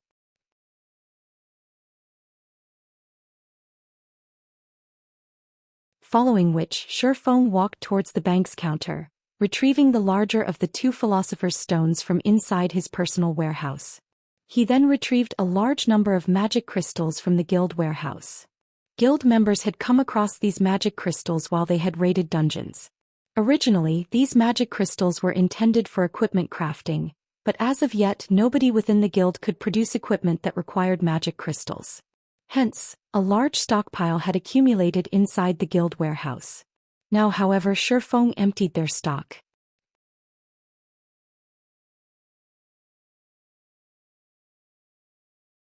Following which, Shifeng returned to his forging room inside the Starstreak trading firm. He then took out the Philosopher's Stone and all of the magic crystals. Mana stones were originally born from the minerals inside magic crystals. If magic crystals were refined, there was a chance to obtain a mana stone. Hence, Shifeng intended to utilize the Philosopher's Stone to refine mana crystals into mana stones. However, mana stones were extremely rare and precious. The chances of obtaining a mana stone from refining a magic crystal were extremely low, and even Shifeng himself wasn't very confident in success. Hopefully this works. Shifeng then grabbed a transparent magic crystal with one hand and the Philosopher's Stone in the other. Praying silently, he refined the magic crystal.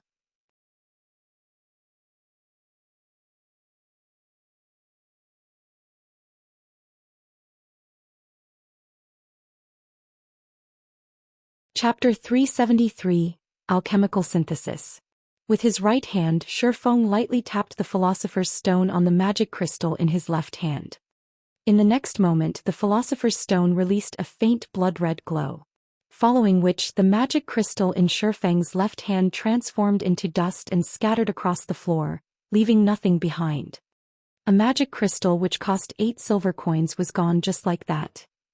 In the god's domain, 8 silver coins were the current equivalent of a day's income for an entire elite team. However, without even blinking, Shifeng snatched a second magic crystal from the table and attempted the elemental refinement once more. 2 seconds later, another pile of dust scattered to the floor. After over 100 consecutive attempts and failing every time, Shifeng stopped and re-evaluated his actions. Is it not possible with elemental refinement?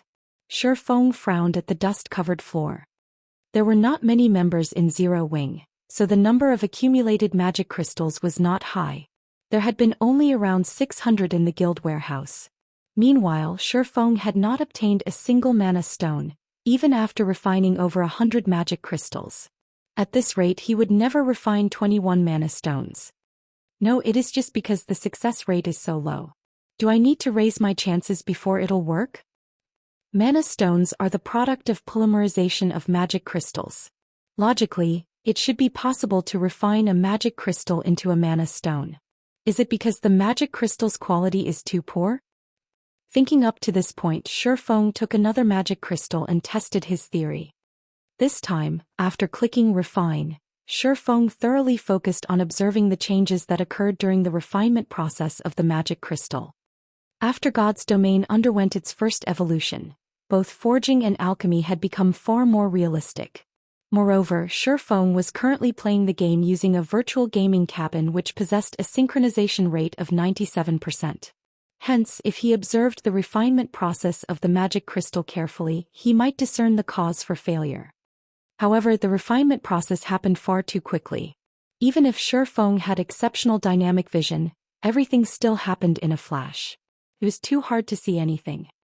System recording, activate full simulation mode, Shifeng suddenly said. System, please hold for system identification. System, interface used by player detected as the virtual gaming cabin. Full simulation mode is supported. System, full simulation mode has activated.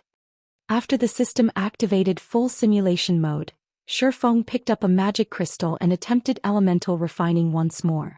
As expected, the magic crystal still crumbled into dust that scattered all over the floor. Unperturbed, Shifeng said, "System, play the video recorded through full simulation mode."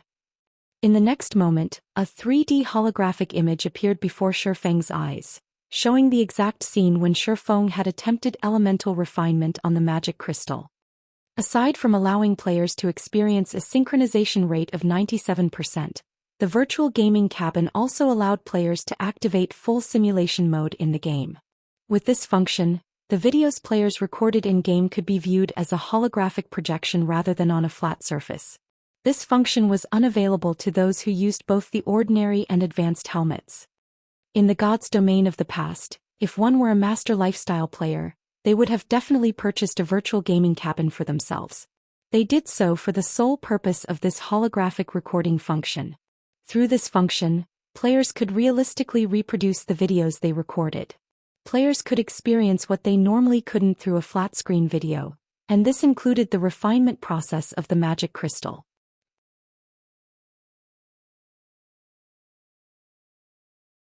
However, the main purpose of the full simulation mode lay in the analysis of enemies. Players could record their battles with enemies to study their enemies' fighting habits, defenses, attacks, dodges, and other detailed actions. After analyzing their enemies' habits and weaknesses, even if they were weaker than their opponents, players could take advantage of said habits and weaknesses to triumph against their enemies. In the past, this often happened in God's domain.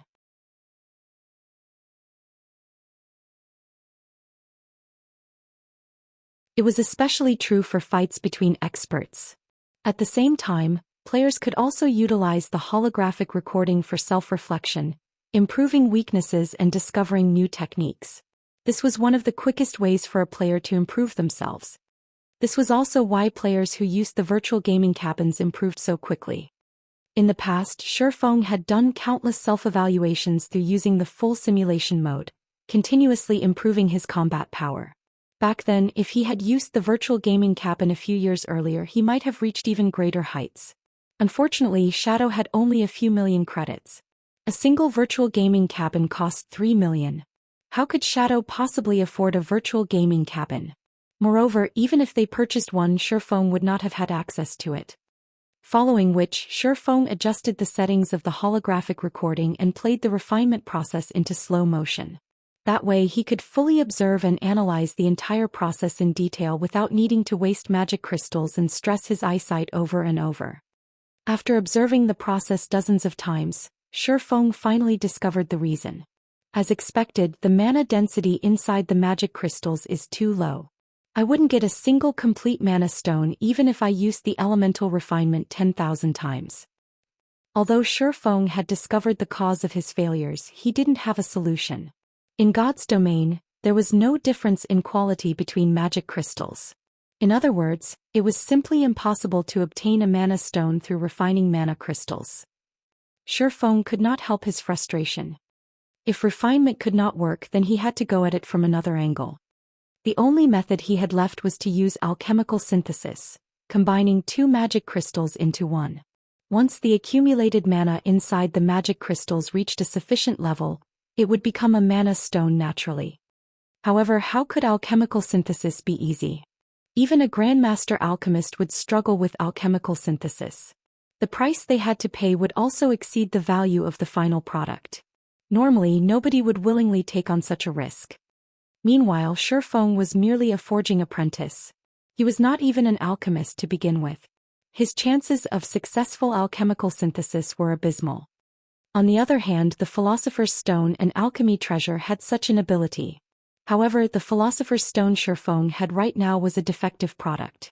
He could only use alchemical conversion and elemental refinement, not alchemical synthesis. That's right. If one Philosopher's Stone won't do, what about two? Shifeng suddenly recalled the fragmented piece of Philosopher's Stone that he had obtained from the god's grave. The Philosopher's Stone had been broken into 5 fragments, so its abilities had greatly weakened. However, the Philosopher's Stone was inherently of one body. As long as Shifeng could gather all 5 fragments, he could restore the Philosopher's Stone. Although Shifeng did not possess all 5 fragments at the moment, if he fused the 2 fragments he had, it should become much stronger than 1 fragment alone. I can only give it a try. Shifeng had no other options. The Philosopher's Stone was his only hope. The Philosopher's Stone had broken into 5 fragments of different sizes, and the abilities each fragment possessed were different. The Philosopher's Stone Shifeng had obtained from the god's grave was slightly smaller than the first one he had found. As it only possessed alchemical conversion, Shifeng had not intended to use it. Thinking up to this point, Shifeng rushed back to the bank and retrieved the other Philosopher's Stone from his warehouse before hurrying back to his forging room. Inside the forging room, Shifeng carefully combined the 2 Philosopher's Stones.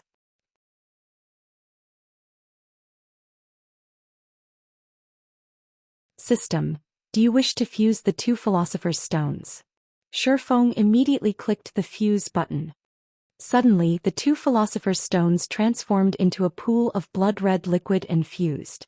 The liquid then solidified into a fist-sized blood-red pearl.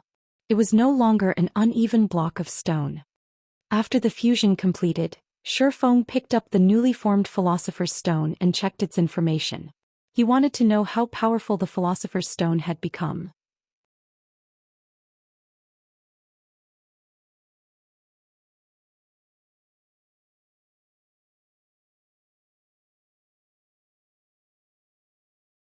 Chapter 374, Results Beyond Imagination. Good. Shifeng sighed in relief when he read the information displayed. Philosopher's Stone, 36% completed. Epic rank special item, dropped upon death. A sacred item for alchemy, the Philosopher's Stone can be used to turn stone into gold, revive the dead and more. However, the Sword Emperor Knight shattered the Philosopher's Stone into 5 pieces. However, the Philosopher's Stone possesses immense strength. As long as one gathers the 5 pieces, it will recover to its full strength. Active effect. Due to being damaged, the Philosopher's Stone possesses less than 1/7 of its original strength. It can only be used for alchemical conversion, elemental refinement, alchemical synthesis, and elemental strengthening. Now that the Philosopher's Stone was capable of alchemical synthesis, Shifeng should be able to obtain mana stones easily. Just as he was about to begin the alchemical synthesis, a system notification alerted Shifeng. Moreover, it repeated 3 times. Star Moon Kingdom Region System Announcement. Congratulations to Overwhelming Smile for becoming the first team to conquer the hard mode Bone Ruin. Rewarding 10,000 guild reputation and 10,000 guild popularity. All players within the team will be rewarded 100 reputation points in White River City and 10 reputation points in Star Moon Kingdom. Star Moon Kingdom Region System Announcement. Congratulations to Overwhelming Smile for becoming the first team to conquer the hard mode Bone Ruin. Rewarding 10,000 guild reputation and 10,000 guild popularity. All players within the team will be rewarded 100 reputation points in White River City and 10 reputation points in Star Moon Kingdom. Star Moon Kingdom Region System Announcement. Congratulations to Overwhelming Smile for becoming the first team to conquer the hard mode Bone Ruin. Rewarding 10,000 guild reputation and 10,000 guild popularity. All players within the team will be rewarded 100 reputation points in White River City and 10 reputation points in Star Moon Kingdom. What? The Bone Ruin is a 50-man team dungeon.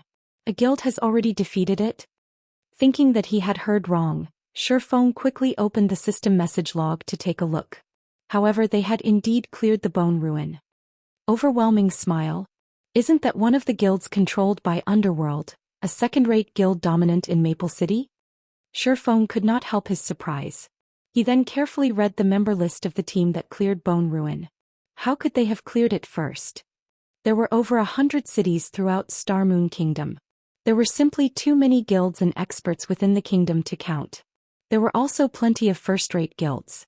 Among the countless teams, the one with the greatest chance of being the first to clear a 50-man hard mode team dungeon belonged to Gentle Snow in White River City. On this, Shurfeng was certain. Immediately after Shurfeng had entered White River City, he produced the White River City guidebook. Gentle Snow had even spent a large sum to purchase the most detailed version, gaining a huge advantage over the other guilds right off the bat. Moreover, to secure the first clear of the 3 great dungeons, Gentle Snow had assembled many of Ouroboros experts in White River City. She even purchased multiple fine gold-ranked arclight shields and a large stock of basic mana armor kits from Shurfeng. Not even the core team of the most powerful first-rate guilds in Star Moon Kingdom could compete with Gentle Snow's team in terms of personnel or equipment. Yet Gentle Snow's team had actually lost to a second-rate guild like Overwhelming Smile. Although Overwhelming Smile received plenty of support from Underworld in the form of money and experts, the first clear of 50-man hard mode team dungeons was not easy to claim.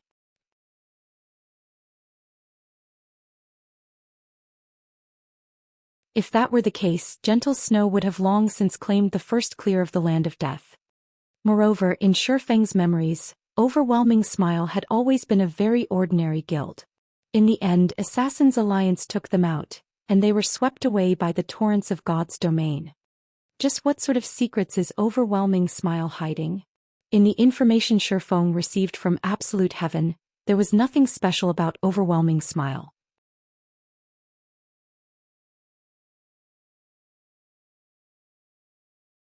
Despite Underworld going all out with its support, even sending 50 Underworld guards to help the guild, Shurfeng did not believe for a second that Overwhelming Smile could take the lead in claiming the first clear of a 50-man team dungeon. Yet Overwhelming Smile had done exactly that. This showed that Overwhelming Smile's team had an advantage that not even Gentle Snow's could compete with. If Overwhelming Smile continued to develop without rival guilds, in addition to Underworld's hidden support, even Shurfeng could not guess how powerful the guild would become. The appearance of the 3 system notifications had immediately caused a sensation throughout Star Moon Kingdom. Previously, everyone had their guesses as to which first-rate guild would be the first to claim the first clear of a 50-man team dungeon. However, no one expected this result. A second-rate guild had actually accomplished what first-rate guilds couldn't. For a time, Overwhelming Smile had become the focus in Star Moon Kingdom. I need to hurry as well. Shurfeng clutched the Philosopher's Stone and started the alchemical synthesis. No matter how powerful an enemy was, one's personal strength still mattered the most. Shurfeng stored one magic crystal after another in the Philosopher's Stone. In the next moment, the synthesis bar began to slowly increase. The synthesis bar only reached 100% after Shurfeng stored 50 magic crystals. Although Shurfeng could now synthesize mana stones using magic crystals, the Philosopher's Stone in his possession was still incomplete. Hence, the synthesis rate was only 50%. This item really is an alchemical treasure. The power of this stone awed Shurfeng. If Grandmaster alchemists could see this synthesis rate and the number of required base materials, it would leave them speechless with shock. Grandmaster alchemist's synthesis rate only hovered around 20%, which was already quite high. Meanwhile, normally over 200 base materials were required. Hence, nobody would willingly sacrifice high-tiered materials through alchemical synthesis. However, Grandmaster alchemists paled in comparison to the Philosopher's Stone. It was as expected of a treasure of alchemy. Meanwhile, alchemical combination was only a small part of the Philosopher's Stone's abilities. It was no wonder so many kingdoms and empires had gone to war over the Philosopher's Stone. Let's start then. Shifeng clicked the synthesize button. 3 seconds later, an additional fist-sized gray stone appeared in Shifeng's hand. This was none other than the Mana Stone.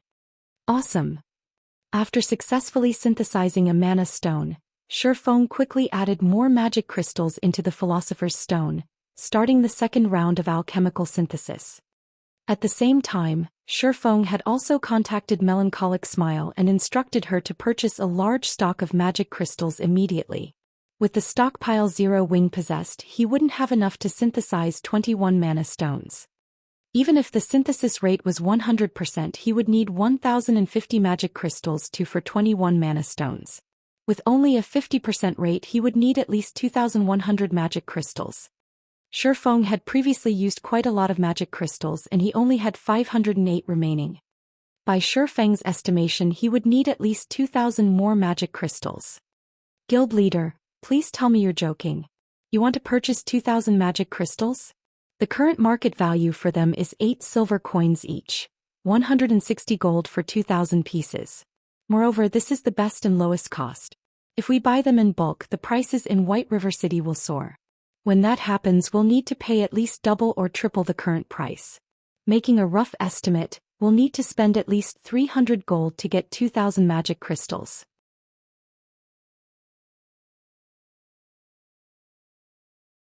Although Melancholic Smile had always dealt with the purchasing of materials for the Horizon Alliance, this was her first time handling a transaction that involved over 300 gold. She struggled against her sudden anxiety. If converted to credits, 300 gold coins would be over 4 million credits. All her life she had never even seen so much money. It doesn't matter. Just get it done quickly. Shifeng couldn't care less about the potential consequences. His class change quest took priority. Even if he had to spend 1,000 gold to purchase the 2,000 magic crystals, he would not hesitate.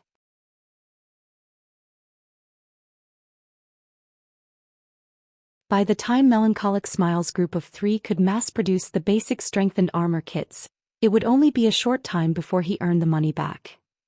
After half an hour passed, Melancholic Smile delivered 2,000 magic crystals to Shifeng. She had experienced the pleasure of being a wealthy tycoon. Meanwhile, during this period, Shifeng had also kept himself busy. After using 500 magic crystals, he had an additional 6 mana stones. In addition, he had also produced some basic mana armor kits for his guild, as well as slightly raising his own forging proficiency. Hopefully my luck won't be too bad. Shifeng took the 2,000 magic crystals and started the alchemical synthesis once more. He used 100 pieces. 200 pieces. The new stock of magic crystals continuously diminished.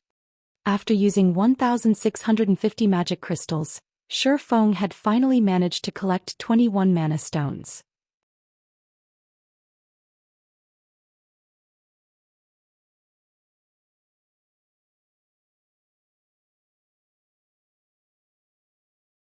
Chapter 375. I'd like to borrow someone. Now that I've got 21 mana stones, I only need the 3 tier 4 NPCs. Shifeng thought about where he could find these NPCs as he collected the 21 mana stones and Philosopher's Stone from the table. There were only 3 tier 4 powerhouses currently residing in White River City. If Shifeng wanted to gather all 3 of them. Even if Shifeng were 10 times stronger than he was now and became a Count of White River City, he would not possess the authority to gather all 3 of these NPCs to help him. I guess I can only try my luck in the capital city. Star Moon City possessed the most high-tiered NPCs in Star Moon Kingdom, and it was where Shifeng would most likely get the help of 3 tier 4 NPCs. Following which, Shifeng left the Starstreak trading firm and ran towards the bank. His personal warehouse in the bank was the safest location to store the Philosopher's Stone. The Philosopher's Stone dropped upon death, and Shifeng did not want to lose the treasure under any circumstances. While walking down the middle of the street, Shifeng could hear many players discussing Overwhelming Smile. Say, how do you think Overwhelming Smile became so powerful? They actually claimed the first clear of a 50-man team dungeon so quickly. I heard that their guild didn't have many experts. Yeah, I'm confused too. Originally, I thought either Ouroboros or Zero Wing would be the first guild to claim a first clear. After all, the snow goddess Gentle Snow leads the team herself. Although Gentle Snow had neither accomplished any amazing feats nor is she a great expert ranked on the God's Domain experts list, everyone knows about her frightening battle records. She's probably no weaker than Black Flame. Now, however, both of these amazing guilds lost to a second-rate guild like Overwhelming Smile. I heard that the equipment dropped in a 50-man hard mode team dungeon is amazing. The attributes on the equipment are far superior than the equipment found in other dungeons. Now that Overwhelming Smile has equipment from Bone Ruin, they will have a much easier time raiding level 20 large-scale team dungeons. I heard that Overwhelming Smile has already become the overlord of Maple City. Moreover, they are currently mass recruiting players and the benefits they offer are insanely good. There is also proof posted online showing that someone recently invested 1 billion credits for the guild's development. Just thinking about that much money makes me drool. I have never heard of any guild receiving such a large investment. I'm somewhat tempted to head over to Maple City to join them. Players on both sides of the street were talking about Overwhelming Smile. Overwhelming Smile had destroyed the previous momentum Zero Wing had garnered. Shurfeng could only smile bitterly at this sudden shift. He had to admit that Overwhelming Smile's timing of obtaining the first clear of a large-scale team dungeon was perfect. Not only had Overwhelming Smile managed to spread their name throughout Starmoon Kingdom, but it had also suppressed Zero Wing's fame. However, this was only natural. Compared to individual strength, players were more concerned about dungeons. After all, dungeons were the main source of equipment in God's domain. It was especially true for high-quality equipment. Just after Shurfeng returned the Philosopher's Stone to his personal warehouse, the system notified him of a voice communication request. It was Gentle Snow. "Miss Snow, how are you?" Shurfeng greeted her warmly after answering the call. Although the situation of Overwhelming Smile's first clear had impacted Zero Wing, the one most affected by this result should be Gentle Snow. In order to claim the first clear of the Land of Death, she had paid a huge price. Other guilds could not compete with the advantages she possessed.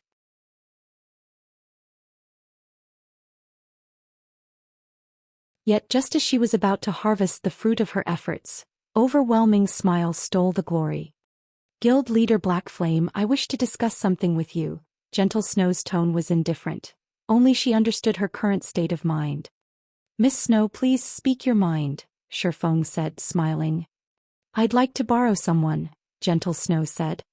"Borrow someone?" Shurfeng was confused. Ouroboros had many experts. They should not lack personnel.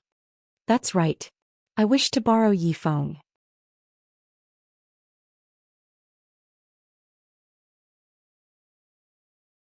Gentle Snow nodded, resolving Shurfeng's confusion. "As for the price, I am willing to pay 5 million credits." "Borrow Yifeng?" Shurfeng nearly stumbled. Just what was going through Gentle Snow's mind? Borrow Yifeng? Didn't that mean she was trying to borrow him? Since when did he have such great charm to attract the attention of the snow goddess? Moreover, Gentle Snow even offered an astronomical price of 5 million to borrow him. That was the equivalent of a famous gaming expert's annual salary. And she only wanted his help with a single matter? Wasn't Gentle Snow's opinion of him a little too high? "I know that this is somewhat abrupt. Honestly, I initially considered asking you, Guild Leader Black Flame. However, not only are you the Guild Leader of Zero Wing, but you are also very famous in Starmoon Kingdom. The implications for obtaining your help are too grave to ignore. Hence, my only option is to ask for Yifeng's help as he is only a member of Zero Wing. However, I doubt he will help me without your explicit permission," Gentle Snow explained. If she had any other choice, she wouldn't be asking. However, now that Overwhelming Smile had claimed the first clear of a large-scale team dungeon, this was her only option. Listening to Gentle Snow's request, Shurfeng could guess that Gentle Snow needed experts. However, these experts could not be too famous, and the more hidden they were from the public eye, the better. Thus, she thought of the now-forgotten Yifeng. "Although I wish I could agree to your request, Yifeng is currently busy in extremely important task. I'm afraid he can't help you right now, Miss Snow. How about the other experts in Zero Wing? Although Shifeng wished to help Gentle Snow, his class change quest took priority. Other experts? Gentle Snow fell silent for a moment, considering the idea. She then said, "It is possible if they are as skilled as Yifeng." "I'm afraid they have yet to reach that level," Shifeng said definitely. Setting aside techniques, if speaking purely in terms of weapons, equipment and skills, nobody within the guild could even come close to being a match to him. In terms of techniques though, Fire Dance, Aqua Rose, Violet Cloud and Cola might catch up to him in the future. It was especially true for Violet Cloud, who had improved leaps and bounds with each passing day. If Shifeng hadn't had his decades worth of experience campaigning in God's domain, Violet Cloud would have left him in the dust by now. "I'm afraid they won't do if they are not as strong as Yifeng," Gentle Snow said, disappointed. However, when she gave it more thought, how could great experts such as Yifeng be easy to find? She then asked, "Guild leader Black Flame, how long will it take for Yifeng to complete his task?" Normally, an ordinary class change quest required 2 to 3 days to complete. Meanwhile, Shifeng's class change quest should be a lot more difficult. At the very least, he would require 3 to 5 days. "Around 5 days, Shifeng said, giving a conservative estimate. 5 days, huh? Gentle Snow's brows wrinkled slightly. After thinking for some time, she slowly asked, "Guild leader Black Flame, will 5 days really be enough?" Emichung. Shifeng nodded. Shifeng could tell that Gentle Snow was carefully considering a very important decision. "I'll have to trouble Guild leader Black Flame to pass on the message then. I'll transfer 5 million credits into your account immediately." Gentle Snow sighed in relief upon hearing Shifeng's confident answer. She then disconnected the call after thanking him.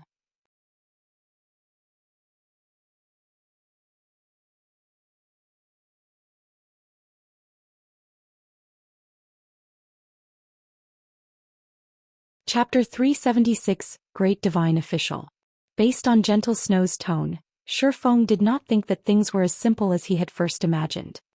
After experiencing a decade of battles and socializing between various guilds in God's domain, Shifeng was no longer the young and immature student that he had been in the past. This was merely the first clear of a large-scale team dungeon. At most, Ouroboros would lose the chance to earn some fame. Such a loss would not greatly affect the strength of the guild itself. In other words, Gentle Snow must have made some sort of personal bet regarding Overwhelming Smile being the first guild to claim the first clear of a large-scale team dungeon. However, she had obviously lost. 5 days, huh? It seems that I can't slack off.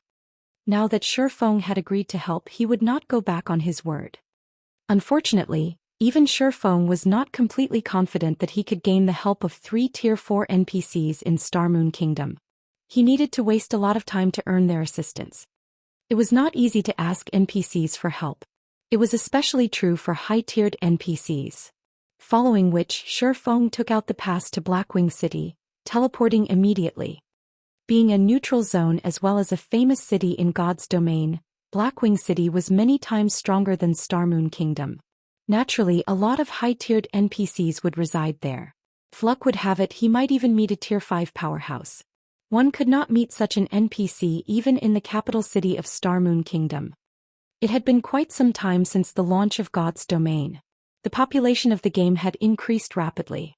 The number of players who had obtained Blackwing City passes had also increased. As Shifeng walked down the wide streets of Blackwing City, he discovered far more players than before.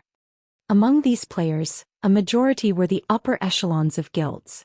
Like Shifeng before, these upper echelons were here to trade with each other. They mainly traded hard stones, taking advantage of the price difference to make a huge profit. However, as more players began visiting Blackwing City, the potential profits would start to dwindle. This was also why Shifeng had stopped Aqua Rose from sending her subordinates to cooperate with other guilds. He planned to save the Blackwing City passes, only using them to attend the Blackwing City auction or purchase special tools such as the frost grenades. In reality, aside from being a trade hub, Blackwing City had one other fascinating feature: the city's beautiful scenery. In the past, when God's domain was in its middle stages, many upper echelons of guilds would frequently visit Blackwing City for leisure. Nothing could beat the stargazing tower of Blackwing City. The stargazing tower's interior was like a dream world. It looked absolutely stunning. In the past, many players even longed to spend the rest of their lives living inside the stargazing tower. "It's been a long time since I entered the stargazing tower," Shifeng muttered as he gazed at the distant tower that pierced the sky. The stargazing tower was one of the architectural symbols of Blackwing City. Meanwhile, the reason Shifeng had come to Blackwing City this time was none other than to visit the stargazing tower. Based on Shifeng's understanding of God's domain's history, the stargazing tower of Blackwing City was older than the city itself. Blackwing City was established here because of the stargazing tower. The stargazing tower was a monument that had existed in God's domain before the Great Destruction. As for exactly when it had been built, not even Shifeng knew that. If there were anywhere in Blackwing City where one could find 3 Tier 4 NPCs at the same time, aside from the City Lord's Mansion and Magic Tower, the stargazing tower would be it. The City Lord's Mansion was self-explanatory.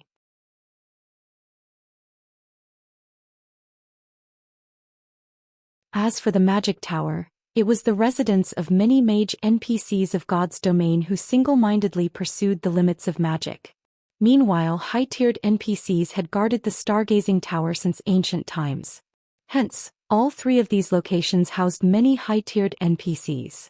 However, players could not easily gain access to the City Lord's Mansion and the Magic Tower. Only a sightseeing spot like the stargazing tower permitted players to enter and leave as they wished.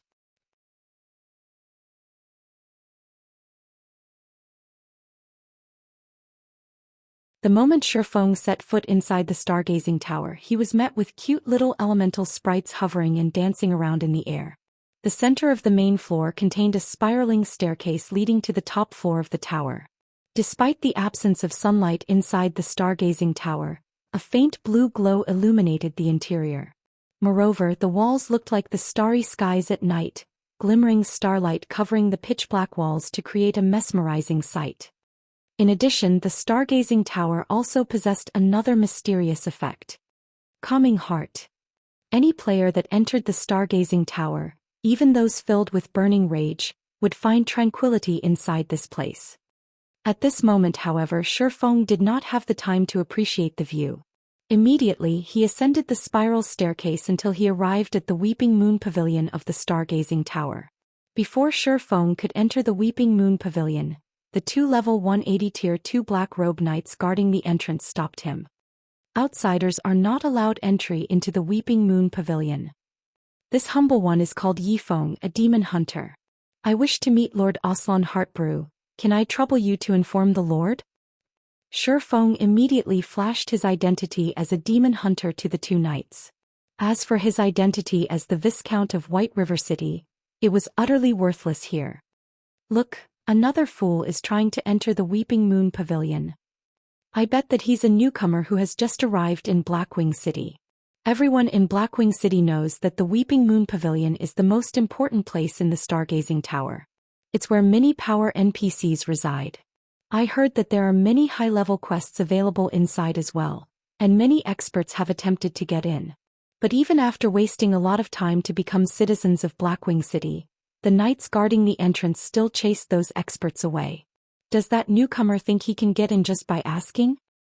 The stargazing tower was well known in Blackwing City. If a player visited the city often, they would know that the Weeping Moon Pavilion was off-limits to players.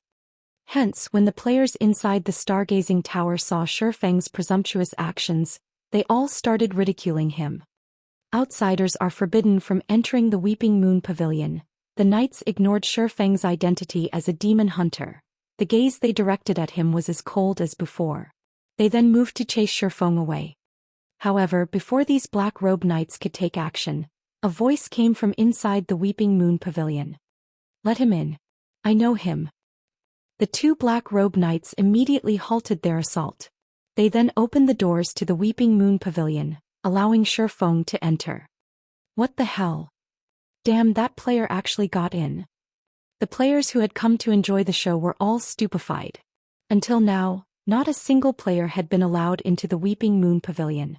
Now, however, a newcomer actually got in. The first floor of the Weeping Moon Pavilion was a large and spacious hall. The hall was filled with books and crystal tools. Meanwhile, the ceiling was made of a gigantic water mirror that reflected the starry skies of the outside world. You're late. You've kept me waiting for a long time. How are you going to pay me for my time? A crisp and melodious voice reached Shifeng's ears. Turning around, Shifeng noticed a female priest in white robes walking down the staircase at a distance. Meanwhile, this female priest who emitted a sacred aura was none other than the divine official Charlene. Listening to Charlene's accusatory tone, Shifeng suddenly recalled the scene back at the city hall of White River City. Back then, Weissman had told him that Charlene would wait for him in the stargazing tower. However, as he had been preoccupied at the time and had completely forgotten about it.